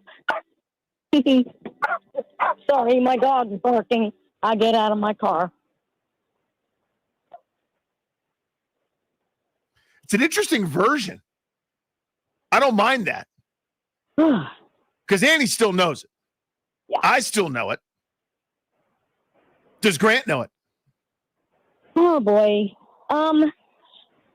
You know, he hasn't known anything yet. You're right, Annie. But he's bound to know something. But I'm gonna say I'm gonna have to go with the flow. I'm gonna say no. GP, one of the songs of the 80s. Never heard this song. Tawny Katane, nothing for you? No. Okay. It sounds awful. Again, it's not a famous song. So does Grant know the deep cut that only 4 people know is the new game? I'm gonna say no. Annie, what song is this? Well, I'm gonna say Journey, but I could be wrong. No, it's Whitesnake. Here I go again on my own. Here I go again on my own. Yeah, there you go. That's a famous one. So I'm bad at this too. Well, don't worry. You don't have to be good at it. You just have to guess correctly if I know the song that nobody knows. Which you did. All right, Annie. So that's again for nothing. Let's Okay. go to the next song. All right, There's- you're almost a winner of Yeah, you're almost a absolutely winner nothing. of 0. Here we go. Oh, yeah. Threw him for a little curveball here, Annie. It's from Zoolander, which is a movie that he hates, but it's famous. You've got to know that. You've got to. Do you think he does? Yeah. Yes. Betting on Grant. Grant, I know this. who on, sings Grant. this song, Grant? Jitterbug? Yeah. A jitterbug. Female leads. Nope. Male Isn't that lead? funny, Annie? That's funny. Before you go. Come on. You know, like a yo-yo. Wake me up before you Shut up. go. Why don't you take my I'll shirt off before you say- jinx the band and they break up? Frankie Valli in the Go. 4 Seasons. Oh, No. Annie, I'm so sorry. I got one wrong and one right. Yes, you did, You did Annie. great, Annie. Good for you. You did wonderful. Who is That's it? Wham, dude. Wham? Wham. Again. This used to be a good segment. Wham? Yes. I wouldn't recognize Wham if it sat on my GD lap. I've never even heard of They Wham. might enjoy that, but I'll tell you this. That's George Michael, dude. Wham.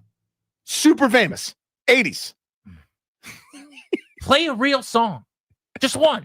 Give me one real song. That's all I'm asking for. One song that any of our listeners know. at any Everyone point. has known We've all of just these. played so many real songs. Everyone has known every one of Let's these. go to George in Waldorf. Hello, Summer of George. George. What's up, fellas? Hey, George, do you understand how the game is played? I do. Grant doesn't. I am aware how the game is played. I just wish the game was playable. Grant, you have my grandkids laughing. They know these songs. There's no chance. How old are they? 14 and 8. They don't know any of these songs. Respectfully, your grandkids don't know any of these songs, and I know it, and they know it. All right, Darius, play a song, a good one, for God's sake. Any way you want. Oh, he's singing along, George. He's singing along. He's got to get one right. I'm going to say yes. He's betting on Grant. George, I have no idea what song this is. Come on, GP. I've heard of it. Come on, GP. Any way you want it, that's the way you need Yeah. it. Any way you want it. Signature voice. There's one voice like it. One. San Francisco, the whole building singing along at a Giants playoff game. They're all losing their mind because he's leading them in song. Come on. Come on. San Francisco? In San Francisco. He's singing the song? They're all singing it. Give me more. Give me another.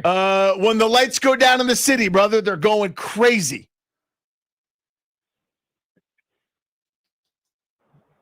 The only guy I could think of at San Francisco Giants games, who's the Tony Bennett sings a lot of stuff at San Francisco. This Giants. isn't Tony Bennett. I don't George. think this is Tony Bennett. No, I'm it's just not. saying he's the only guy. I'm gonna say Thin Lizzy. Oh my God. I don't know. Something else. It's getting worse, guys. It's getting worse. Good try, George. Tell your grandkids I love them. Journey, brother. Journey. The other clue I was going to give is your wife hates them. Who's the Steve Perry? Your wife hates them, but that would have been too much of a giveaway. So, a couple of things. I think I went 0 for that game. You did.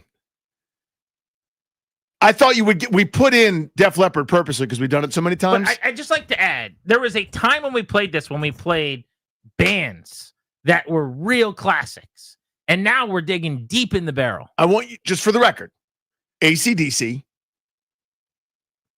REM. But we didn't play, it's not like we played Hell's Bells. It's not like we played, what's another AC/DC song that I would know? Back in Black, Highway to Hell. We didn't play we used to play Back in Black. Now we play Money Talks. Whatever the hell we played. Play the best ones. You're pretending it's not a smash? But do you acknowledge that we've done Hell's Bells? We've done Back in Black? Sure. And you never get those either. Right. But I have a chance with those. I have a chance. And people listening at home can play along, dude, because they've heard of them. Here's the People have never heard any of these As songs. soon as they hear the lead singer of AC/DC, every single human being goes, oh, AC/DC. Give me one silly. That's all I'm asking for. Give me one big silly. What is your definition of a silly? I've played so many. One of the most famous songs of all time. Give me one of the best songs ever that is universally loved by a band that I like. You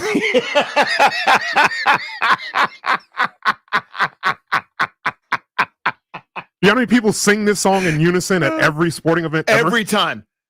Couple of Bet beers you don't know the band. at the bar. Let me wait for it. Hold on. What song is it? I bet you it's a deeper cut.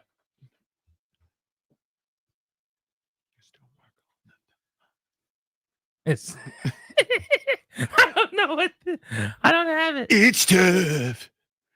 Oh, so tough. What does Jeannie do? Gotta hold Yeah. Yes, on Grant. to Yes, what Grant. we got. Come on. Yes. Who sings it? Oh. Yeah. Living on a prayer. Yeah. Who You sings missed it? the lyric there, but Bon it's fine. Jovi. Oh. Bon Mother Jovi, right? Yes. Bon Jovi. Yes. How'd you get it? Finally a How'd you silly. pull it? How'd you know? It's at every stadium. Oh, we're halfway Show me your phone. there. Is Shazam up? Oh, we're Did you living Shazam on it? a Is that prayer. open? No, I'm this kidding. is I'm Bon kidding. Jovi. I'm kidding. You finally played a silly. This is what I'm saying. As give me a Slizak said smash in the and chat. You give me a tuber, I'll make music. I'm Give me sure. a smash, and I will hit it out of the park. I'm sure Any Way You Want It by Journey's a deep cut, said Slizak in the chat. Come on, dude. Like REM, Losing My Religion. That's a deep cut. Bon Stop it. Mother Jovi. Let's go. This is why we play the game. This is why we're here. This is why we're here. Yes. Do we have the annual disappointment from your wife text yet? No. Darn it. She's had a lunch with her friends, so we might not okay. get it. All right. Kids are on a little play date. Grant and Danny on the Fan. That's how we That's how play. you debate. This is how we play. Give me Bon Jovi. Give me a tuber. I'll make music. All I need is a smash. I thought you were going to get Def Finally, Leppard, buddy. You guys, get off the B side. You'll find me. I'm over on the A side. Grant and Danny on the Fan. Let's talk Brock Purdy next.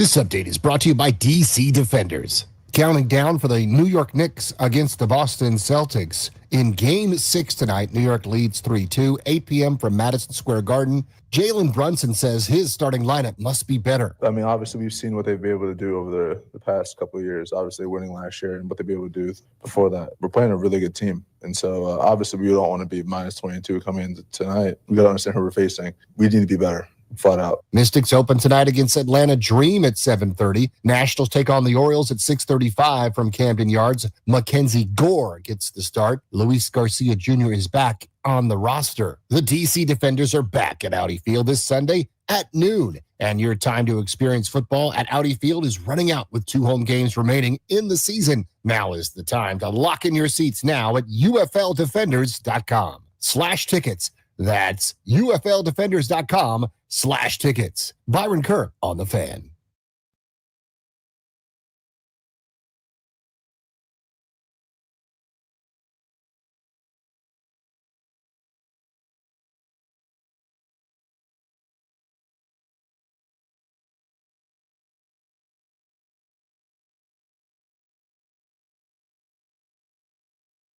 Where was this when I needed it? 2 straight bands that you know? Where was this when I was looking for it? Grant and Danny on the Fan in 30 minutes. G&D's Tony's mailbag. We'll take your questions. A little Ask Us Anything to wind the weekend down before we get to a quick convo on Brock Purdy, who just broke the bank with the Niners. A couple of people want to hop in. Kevin's in Centerville. What's up, Kevin? How are you? Happy Friday. Oh, happy Friday to you all, too. I love that segment. It's a good segment, Grant. Look, I get it, but I just did a quick scroll through Rolling Stone's top 500, and every single one of those songs that was played was in the top 500. So, I mean, I know you want top 20, but I mean, like Losing My Religion won a freaking Grammy.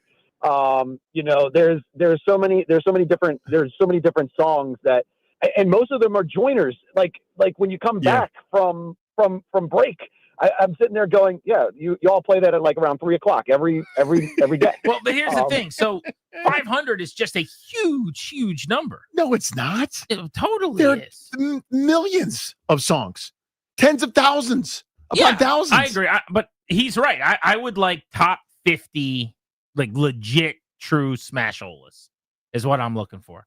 I think top 500 could be fun at a bar with your buddies that know music. I'm not one of those guys. But here's the thing. It's not about identifying like the song title. Like the thing I keep harping on, like when AC/DC plays, the world knows it. Yeah. Even if you're like, is that Shook Me All Night Long or Back in Black or Highway to Hell? They're all the same. It's the same dude. Here's the only way I can describe it, though. Yeah. There are times where I'm in a rhythm. Yeah. Where it just feels like it's coming to me. I get it. And I'm mentally sharp. The rim seems like a big old bucket, and you just are throwing it in there. And I was not in sync today. I was not in rhythm at any point. It's like Tom Wilson after game 1 saying we were just a bit off. Mm-hmm. Even the Bon Jovi one at the end, which I got. For 30 seconds, I had no idea what was playing. Yeah. None. And then I was like, oh, this is that song. This is and then one. I was like, wait, that's Journey. And I'm like, no, it's not Journey. It's the other one my wife hates when people sing it. I was like, wait, the Mason band played that. So I'm like working my way through this. I'm like, Doc Nix and Mason played this all the time. Living on a Prayer. That's Bon Jovi. We landed there. We got where we needed to go. Paul in Burtonsville, what's up? Hey, buddy. Hey, Bob. How are you? Thanks for taking the call. What's going on? Are we playing a game or are we talking about Well, the Purdy? game's over, unfortunately. Yeah, the game ended. Yeah.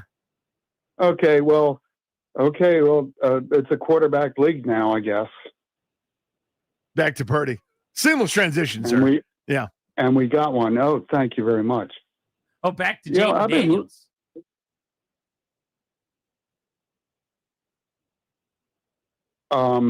What's his contract? Rookie deal. He's a rookie for 3 more years, right? Sure. Well, I mean, he was only a rookie last year, but on the rookie deal for a few more seasons, yeah. What are you up to What's that today, to do? anyway? What do you got going? And I got my work canceled out because of the unstable weather.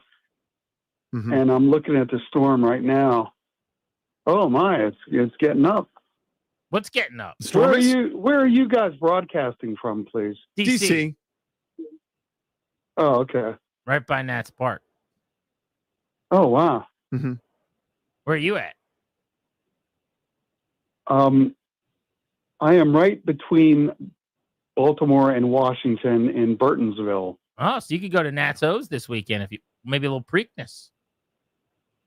How about that? But I'm too old for all that. Okay. What did you have for lunch?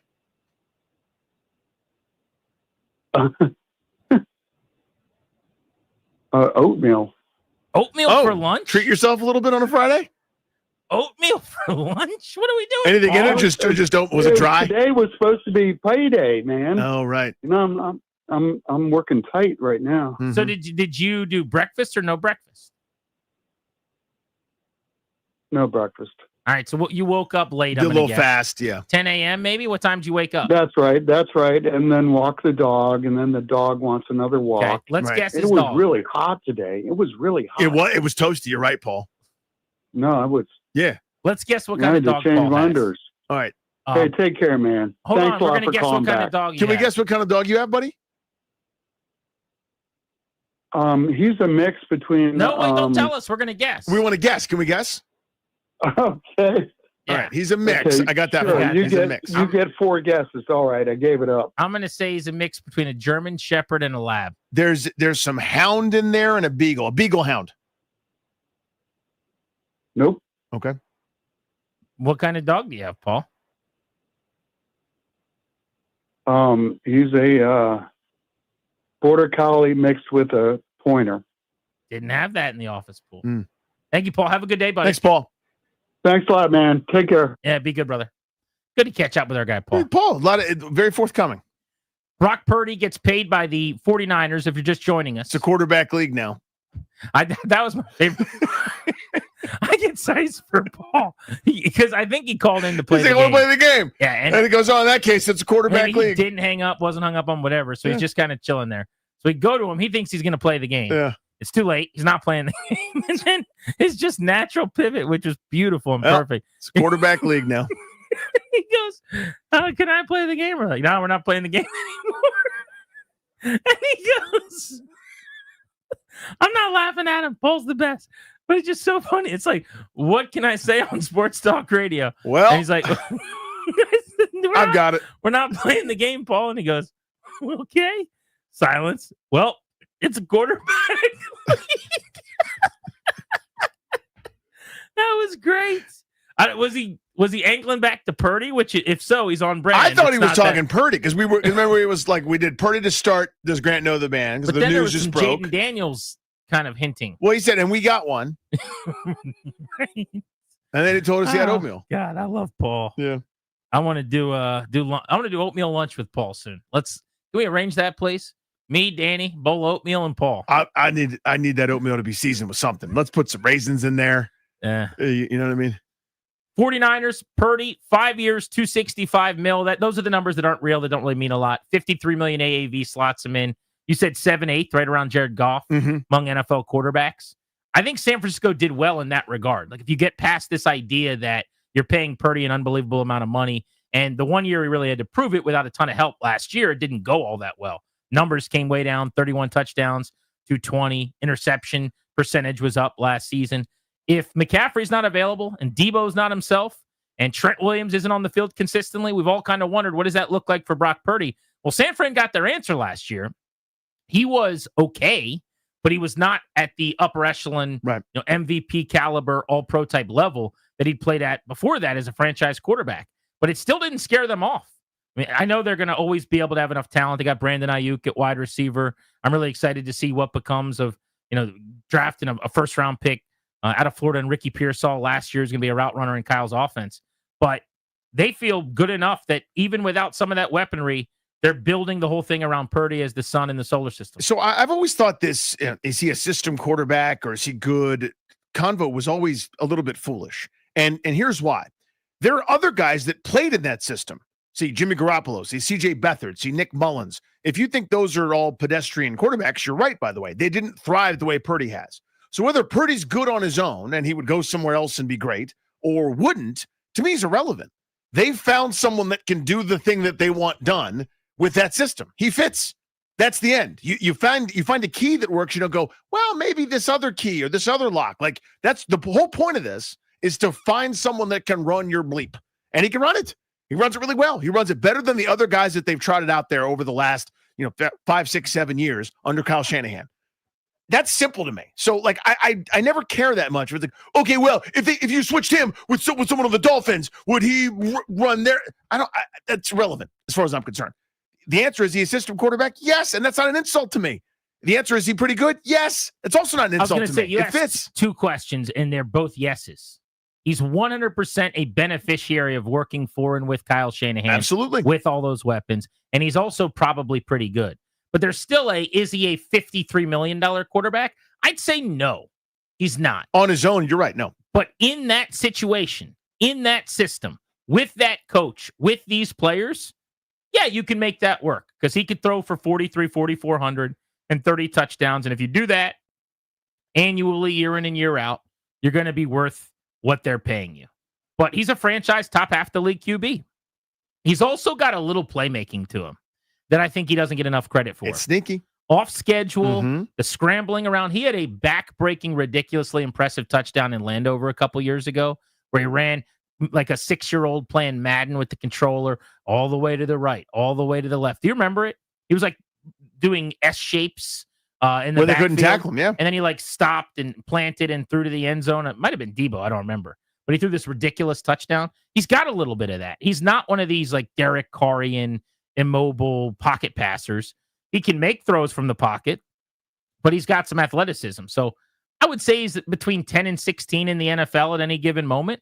And that gets you to 50 million when you've had some of the team's success at quarterback that San Francisco has with him at the controls. Yeah, so I think San Francisco here, actually, to your point, did pretty damn well. In terms of, again, the overall value of the deal and in terms of the AAV, it's going to get superseded in a couple of years when Stroud and then, Daniels and Caleb Williams and all the kind of the next crop has their hand out just in a couple of seasons as the cap keeps going up.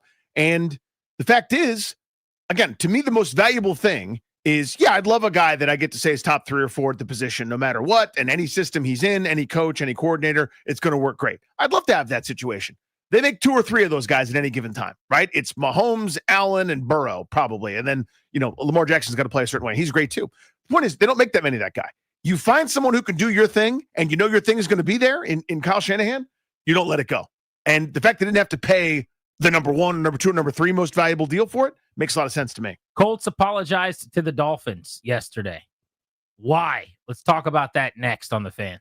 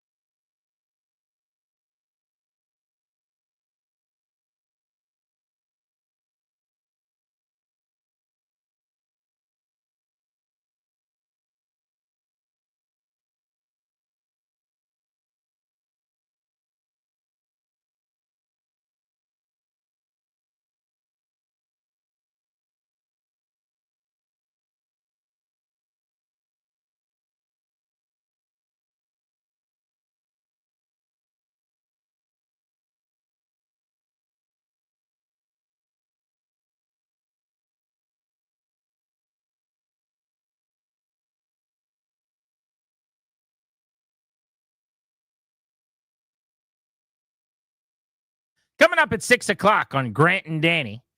Little Ask Us Anything. We call it the Grant and Danny's Tony's Mailbag. It could be a question about a DC sports team. It could be a question about a sports team we don't talk a lot about that you want to hear us talk about. You steer the conversation. Could be a non-sports question. We do as best we can to answer all the questions. So you can line them up now at 800-636-1067. You can tweet us questions at Grant H. Paulson, at Funny Danny. Of course, send them on Instagram, Grant H. Paulson, Humorous Danny, or you can get into the 1067 The Fan YouTube chat with your questions as well. What are you doing to protect your family's assets? The sponsor of our show, Kandori and Murad, want to know. They're going to help you with all the important stuff, last will and testament, a trust, put together a medical power of attorney. Schedule a consultation with their attorneys today at kmlawyers.com. Tell them we sent you. Get a discount. That's kmlawyers.com. Have you heard anything about this controversy between the Colts and the Dolphins? I saw that the Colts apologized. I still don't know what for, though. I was trying to get to the bottom of it. So, you know, the NFL releases its schedule now at this big primetime event that happened this week. As part of the schedule release, every team puts together a video. Everyone's trying to do the next big, funny, viral video that everyone talks about. It's an arms race for the social media groups for every single team, right? So the Colts did their version of their schedule release as like this big Minecraft thing. And I'm not big on Minecraft. I don't know a lot about it. I think one of your kids was. At one point, yeah, but they moved on. And when I asked them about it, they acted like I was saying, hey, do you want some cooties? So I don't know. Well, basically, they go through the schedule, Minecraft-wise, and they did like creative little ways to acknowledge each team that was on the schedule coming up. And so for the Miami Dolphins, they depicted Tyreek Hill as a Dolphin that was being stopped by law enforcement, I guess. Remember, he was on his way to the game, and he got pulled over by police officers last year and thrown on the ground and cuffed. And so in their little Minecraft bit that they did, there's a Dolphin wearing a 10 jersey, and it says Hill. And he's just like doing little dolphin things in the water, hopping along. And the Coast Guard comes along with the siren and stops Tyreek Hill. Apparently the Dolphins didn't like that, or maybe the public took umbrage with it or issue with it, but they reached out to Tyreek Hill and personally apologized. And then they apologized to the Dolphins directly, saying, quote, "We removed our schedule release video because it exceeded our rights with Microsoft and included an insensitive clip involving Dolphins wide receiver Tyreek Hill. We sincerely apologized to Microsoft and Tyreek." Now, I understand if your point is as simple as wasn't great for the league, and it seemed like, even though I thought he was a gigantic pain in the butt to the police officers in that video, like they were overzealous. I don't think anybody comes off well there. Yeah, everybody lost in that video. But to me, this is not an apologize thing. It's a schedule release. You're having a little fun. It's two teams doing a little jawing back and forth. It's not like someone on the Coast Guard boat jumps out and tackles the Dolphin or puts it in cuffs. Unless I'm missing part of the video that I never saw. It's 10 seconds long. A Dolphin is just swimming along. The Coast Guard comes up behind it, and then they move on to the Broncos game. This is absolutely harmless. No one should be offended by this. No one should have apologized for this.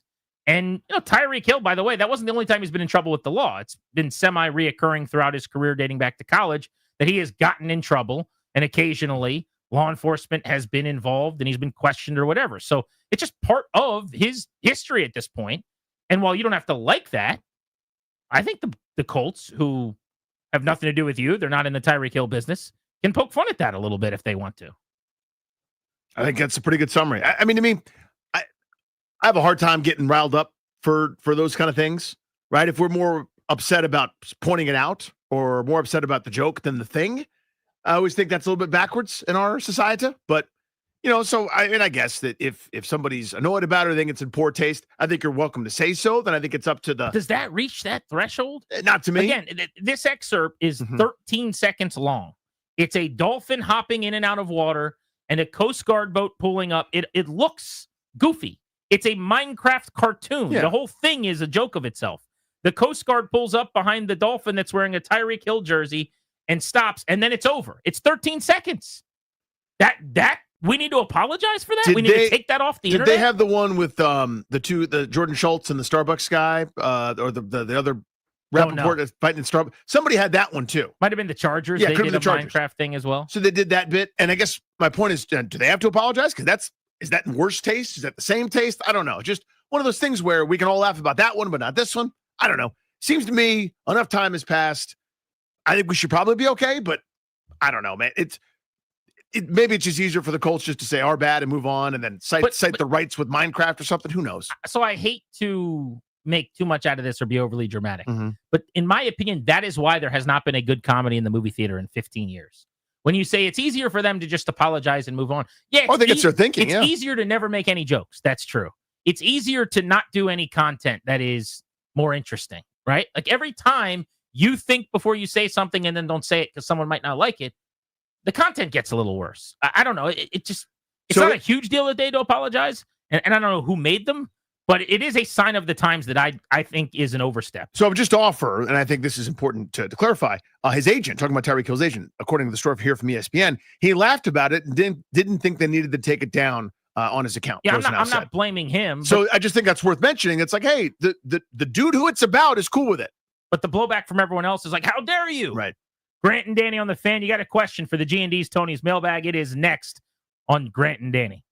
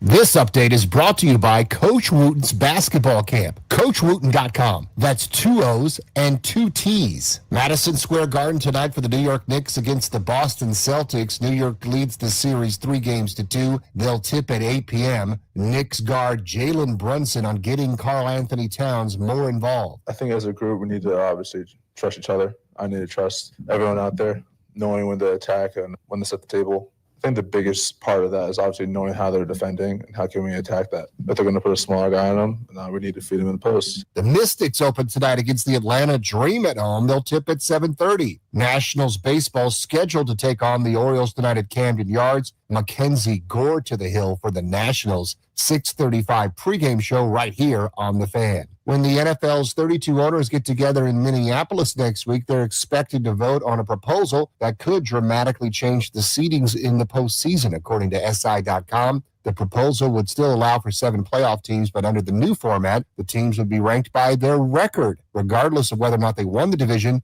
or they got in by wild card. Coach Wooten's basketball camp, they instill a love of the game by teaching kids how to play, the values of the game, and having fun. Join the rite of passage for beginners all the way up to rising high school stars and experience the legacy of the Wooten basketball camps. Coach Wooten, Byron Kerr on The Fan.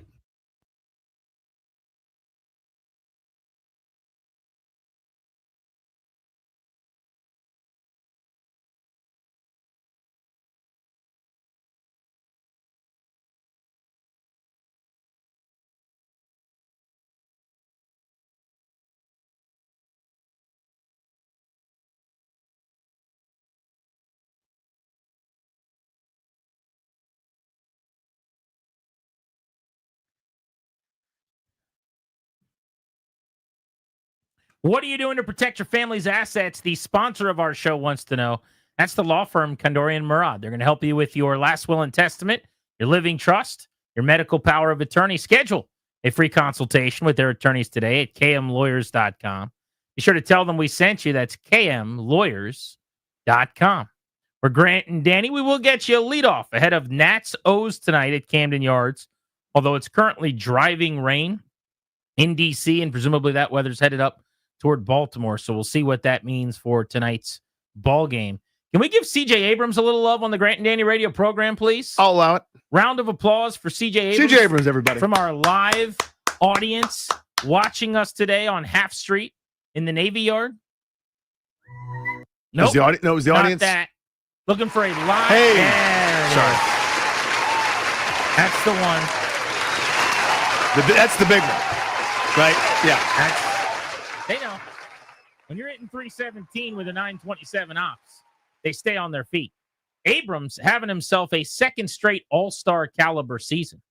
He was an all-star for the Nats last year, their lone representative, and he's going to be back in the all-star game as of right now, it looks like, in Atlanta this summer. He's been great. He was not enough games or at-bats into his season because of injuries to qualify until just the last couple of days. But now he's one of the league leaders in average, OPS, bunch of categories. He's running the bases a lot better, by the way. Last year, he got thrown out 12 times. He's 9 for 11 on the base paths this year. And one of the other key markers of his season, I think that should be acknowledged, still only 24 years old, Danny. At the end of last year, he got kicked off the team. Yep. And there's not another way to put that. For those people that forget this, at the end of last season, he got in trouble. There was somebody in Chicago that had seen him kind of leaving a casino early in the morning before an afternoon game, and it appeared like he had stayed out all night or whatever. Well, the Nats found out about it. They questioned him about it. I guess he fessed up to it, and they said, you're going to West Palm for the final week of the season. We don't want to see you anymore. That's not how we operate here. And so he basically got sent to their spring training facility a week early to end his season. And the question all offseason was, how's he going to respond? What's the relationship going to be like with the ball club? Well, we went down to spring training. He was happy-go-lucky, happy to be there, big smile, CJ Abrams, like nothing had ever happened. Took it like a love tap. And look at the year he's putting together now. I'm ready to extend CJ Abrams, who's not a Boris guy. It's one of the few guys that's ever come through here who plays like a star, who is not a Scott Boras advised player, which means you might actually be able to get an extension done. So let's get it done. Let's start talking about it for sure. I mean, there's still moments. Got caught between third and home the other day with a little bit of a, what are you doing, guy type move. But yes, you're right. I mean, he's been effective. To me, he's special when it's not just home run time, right? Like he can do that. You come inside to him a couple too many times, he'll turn and burn and take you out of the yard. But when he's special, it's just, you want to throw me outside, just flick a couple base hits to left field, get on second base, whether it's via double or, the stolen base. He's a threat. He's pretty good so far this season defensively. The range is always there. He's got a plus range factor. When you look at it, only 3 errors to this point, in close to, I think, 300 innings playing defense at this stage. So you're watching a young star. We're always looking to the next star, forgetting that this guy's still on the upward arrow of his career trend that just turned 24 years old. He's really, really good. But that's the thing I was going to mention when you talked about the base running, which, don't get me wrong, there's nothing more infuriating about the 2025 Nationals or the 2024 Nationals or the 2023 Nationals. But 2020, or the 2022 Nationals or the 2021 Nationals. And one. Than the base running. Yeah. It is a staple of a Davey Martinez operation at this point. You just got to call it what it is. Like, Davey's teams are going to play hard, scratch, claw, come back, steal some games, win some games they shouldn't, but they're also going to get thrown out on base incessantly. It's just part of it. It's baked in, and it is blood boiling. But I think at 24, I can excuse it a little bit more than if you're 27, 28, 29 years old. Not to say he's not pretty experienced, because he's now played over 400 big league games. You should probably know the difference. Like when he almost got thrown out at second, which you've mentioned down a couple 4, times, yeah. You can't have that happen down 4 runs. He didn't get thrown out, luckily, via replay, but he almost did. Yeah, because his helmet came off, so he was safe. Basically, that was the difference, is it got in the way of the tag. All right, it is time for the Grant and Danny's Tony's Mailbag. This is a very important segment on this radio program. You can send your questions to us at Grant H. Paulson and at Funny Danny. You can, of course, send your questions in on the 106.7 The Fan chat on our YouTube page where people are watching the show live. So would love to hear from you guys. Any questions you've got, or ask us anything. It's the Grant and Danny's Tony's Mailbag. Darius, warm up those pipes.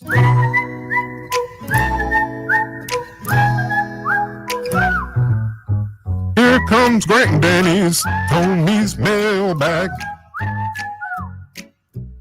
Here comes Grant and Danny's Tony's Mailbag. Every Thank you, time. Dad. Every time. It hits. So good. Let's go to JB in Waldorf. What's up, JB? How are you? Man, what's going on, fellas, on this Friday afternoon, man? Hey, How buddy. y'all feeling? Chill, man.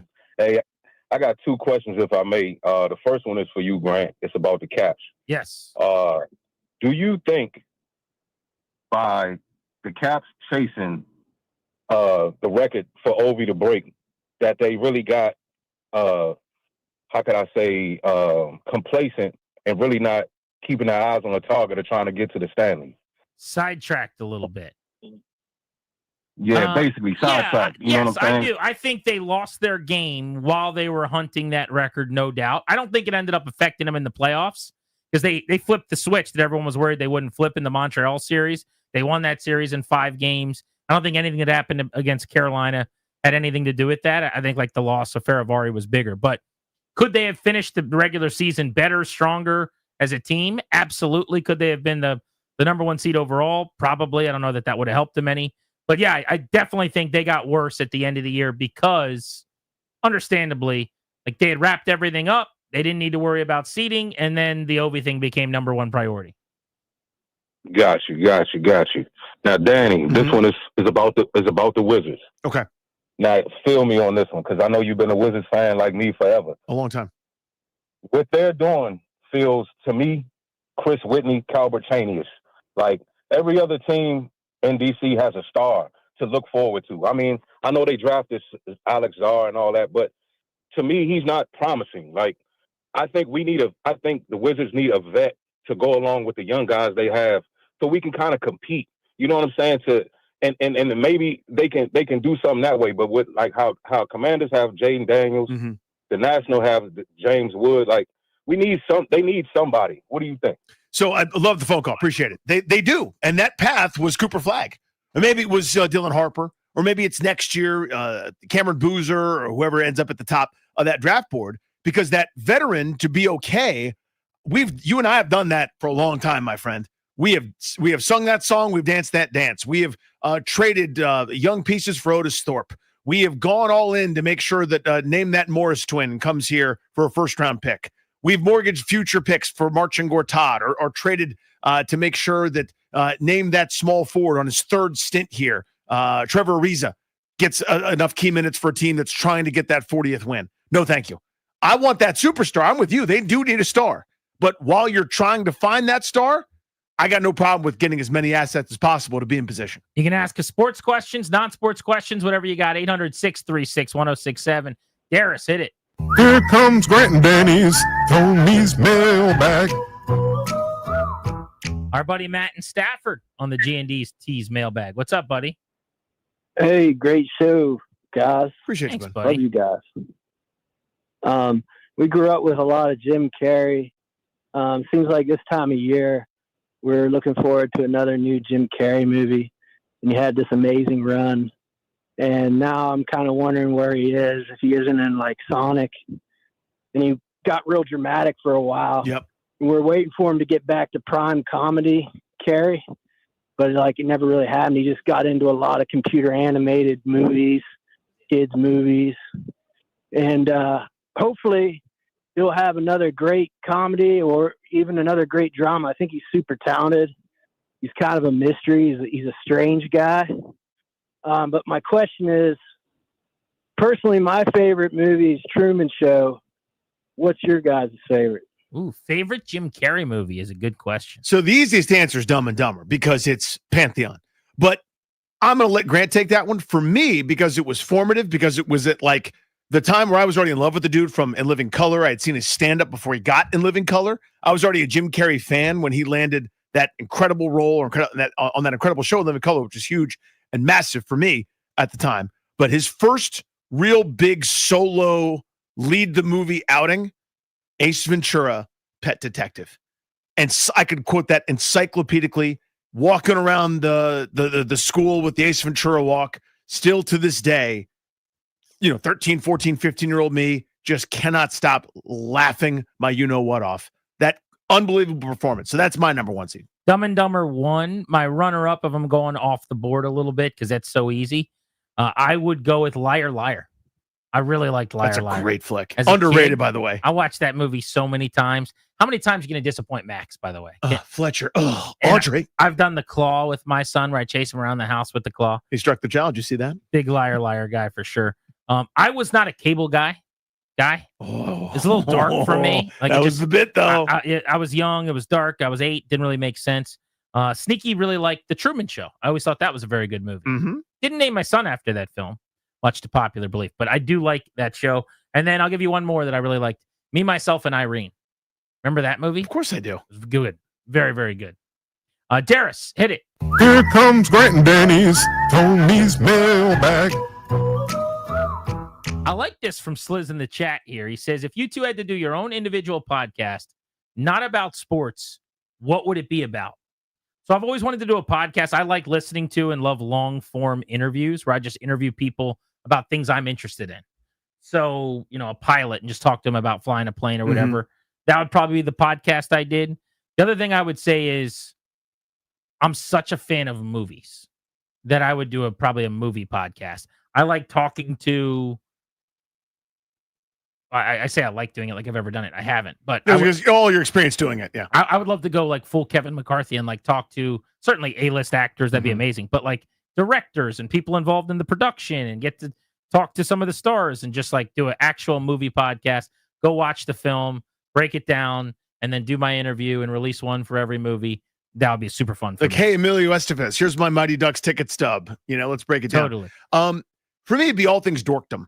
Like the fiefdom of the dork. Everything from Marvel and DC to every comic book movie coming out to video games to Disney Plus shows. All things that us dorks care about. We used to have to hide. We used to have to like kind of have this like sneaky habit where you were, I'm totally a jock and I love sports and that's all I am, guys. I promise. And you would like hide your little Batman comic and read it at night with a flashlight.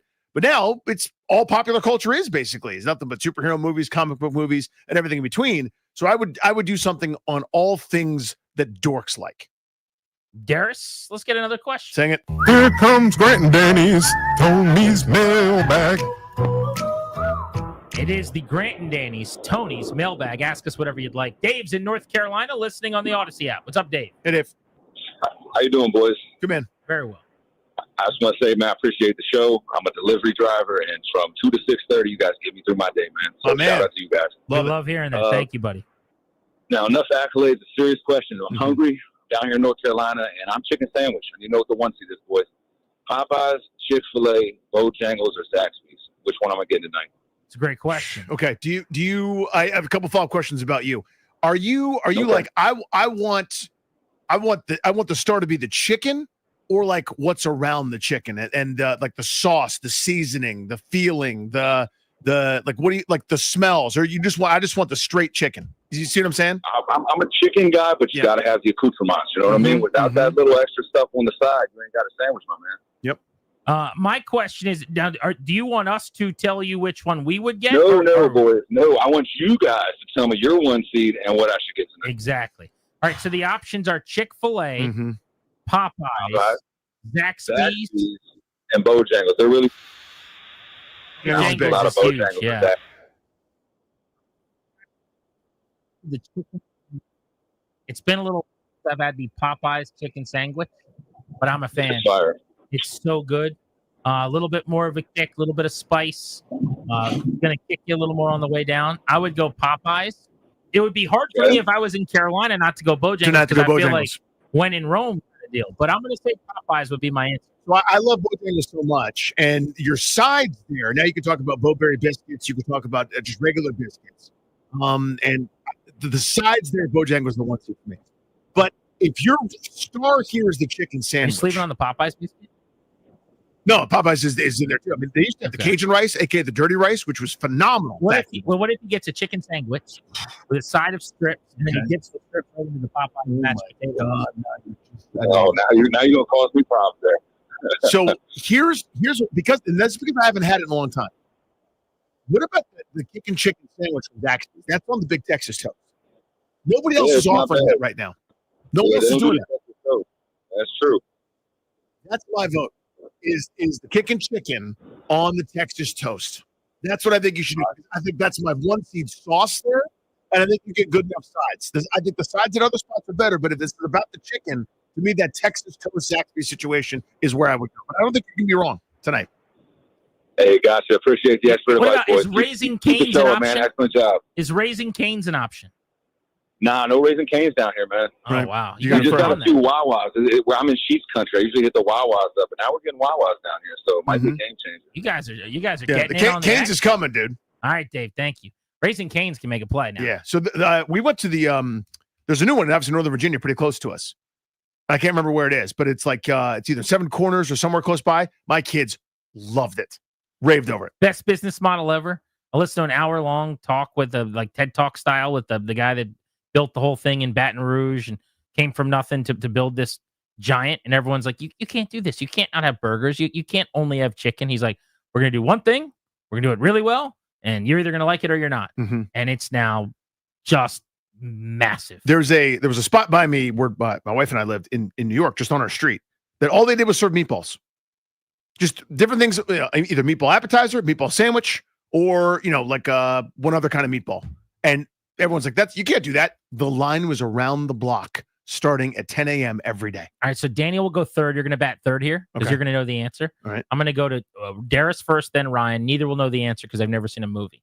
All right, so the question is, I want you to name the movie. Name the movie. Ready? I've got a meatball in my hand. I bite into the meatball. That's a good meatball. That's a good meatball. Darius. So it's from a movie, right? Not a TV show. A movie. Is this correct? This is correct The information. movie. You're stalling. Ryan. I think I know the character. Okay.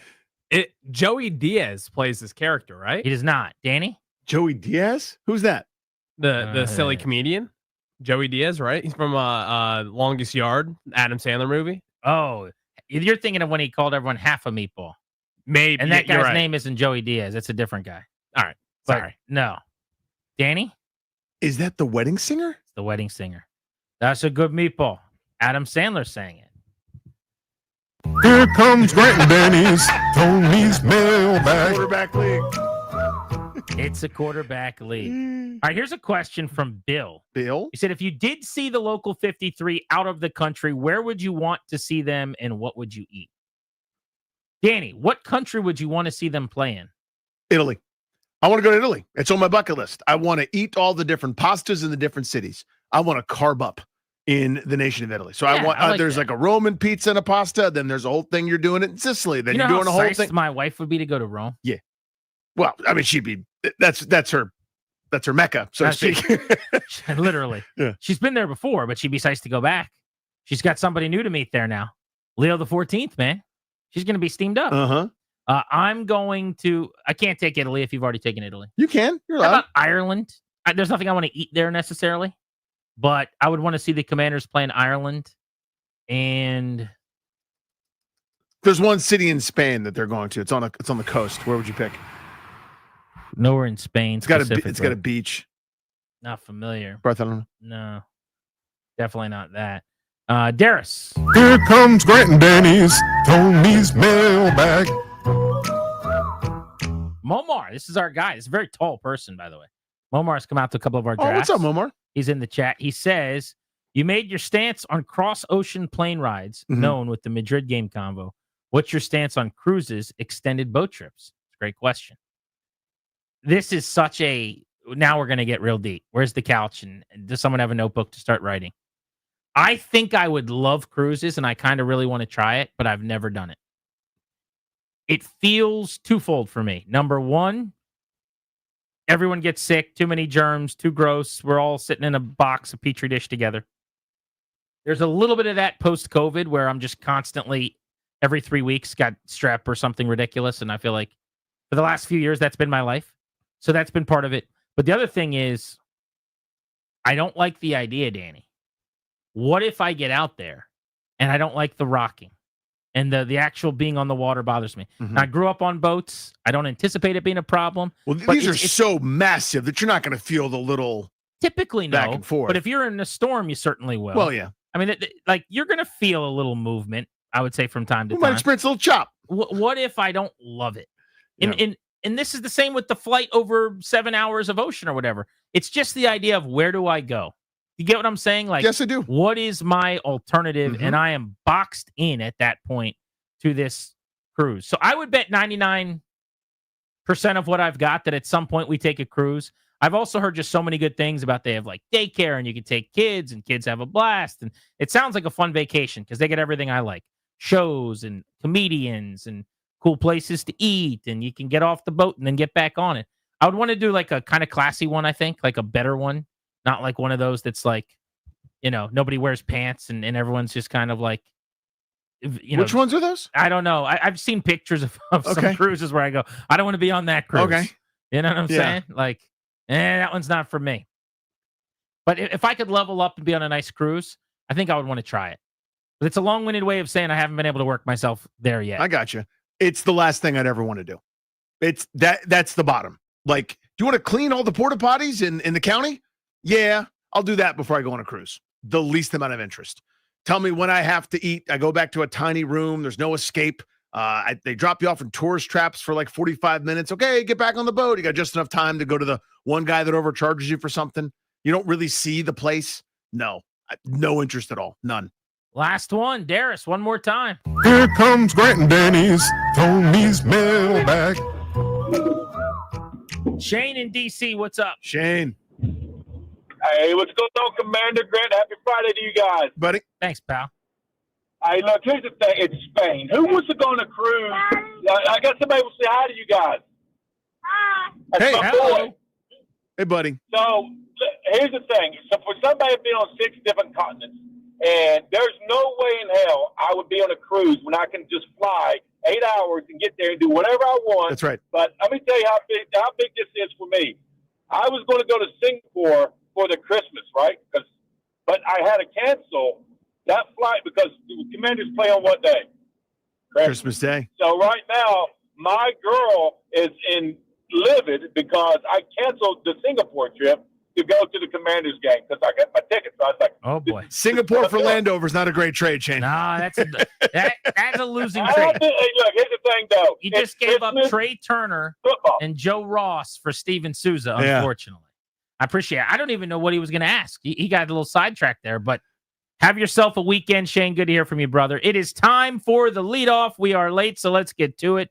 Nats O is going to be in a rain delay, but that pregame still starts right when it's supposed to. So, the leadoff. It's time. Brought to you by The Window Man. Since 1989, The Window Man's been the educational window company. Get your free in-home estimate or visit thewindowman.com's all-new Fairfax showroom. Leading off, playing shortstop, CJ Abrams batting second in left field. That's Alex Call. Your DH batting third is James Wood. Batting fourth doing the catching, K-Bear Ruiz. Batting fifth, he's playing first, Nathaniel Lowe. Batting sixth, doing the right fielding today. That's Dylan Cruz. At third base, Jose Tena. Jacob Young, center field, batting eighth. And Nasim Nunez at second base, batting ninth. Sounds like first pitch is delayed but slated for 7:15. So that is about not too bad. Minimal delay as you're going to get. They're already pulling the tarp off. So Charlie and Dave next, and then first pitch after that. Have yourselves an excellent, safe, fun weekend with the fam, and come on back Monday, won't you? We are here at 2 o'clock. Thanks to Ryan and Darius. We're Grant and Danny saying so long. Let's have a Friday night. Ladies and gentlemen, the weekend.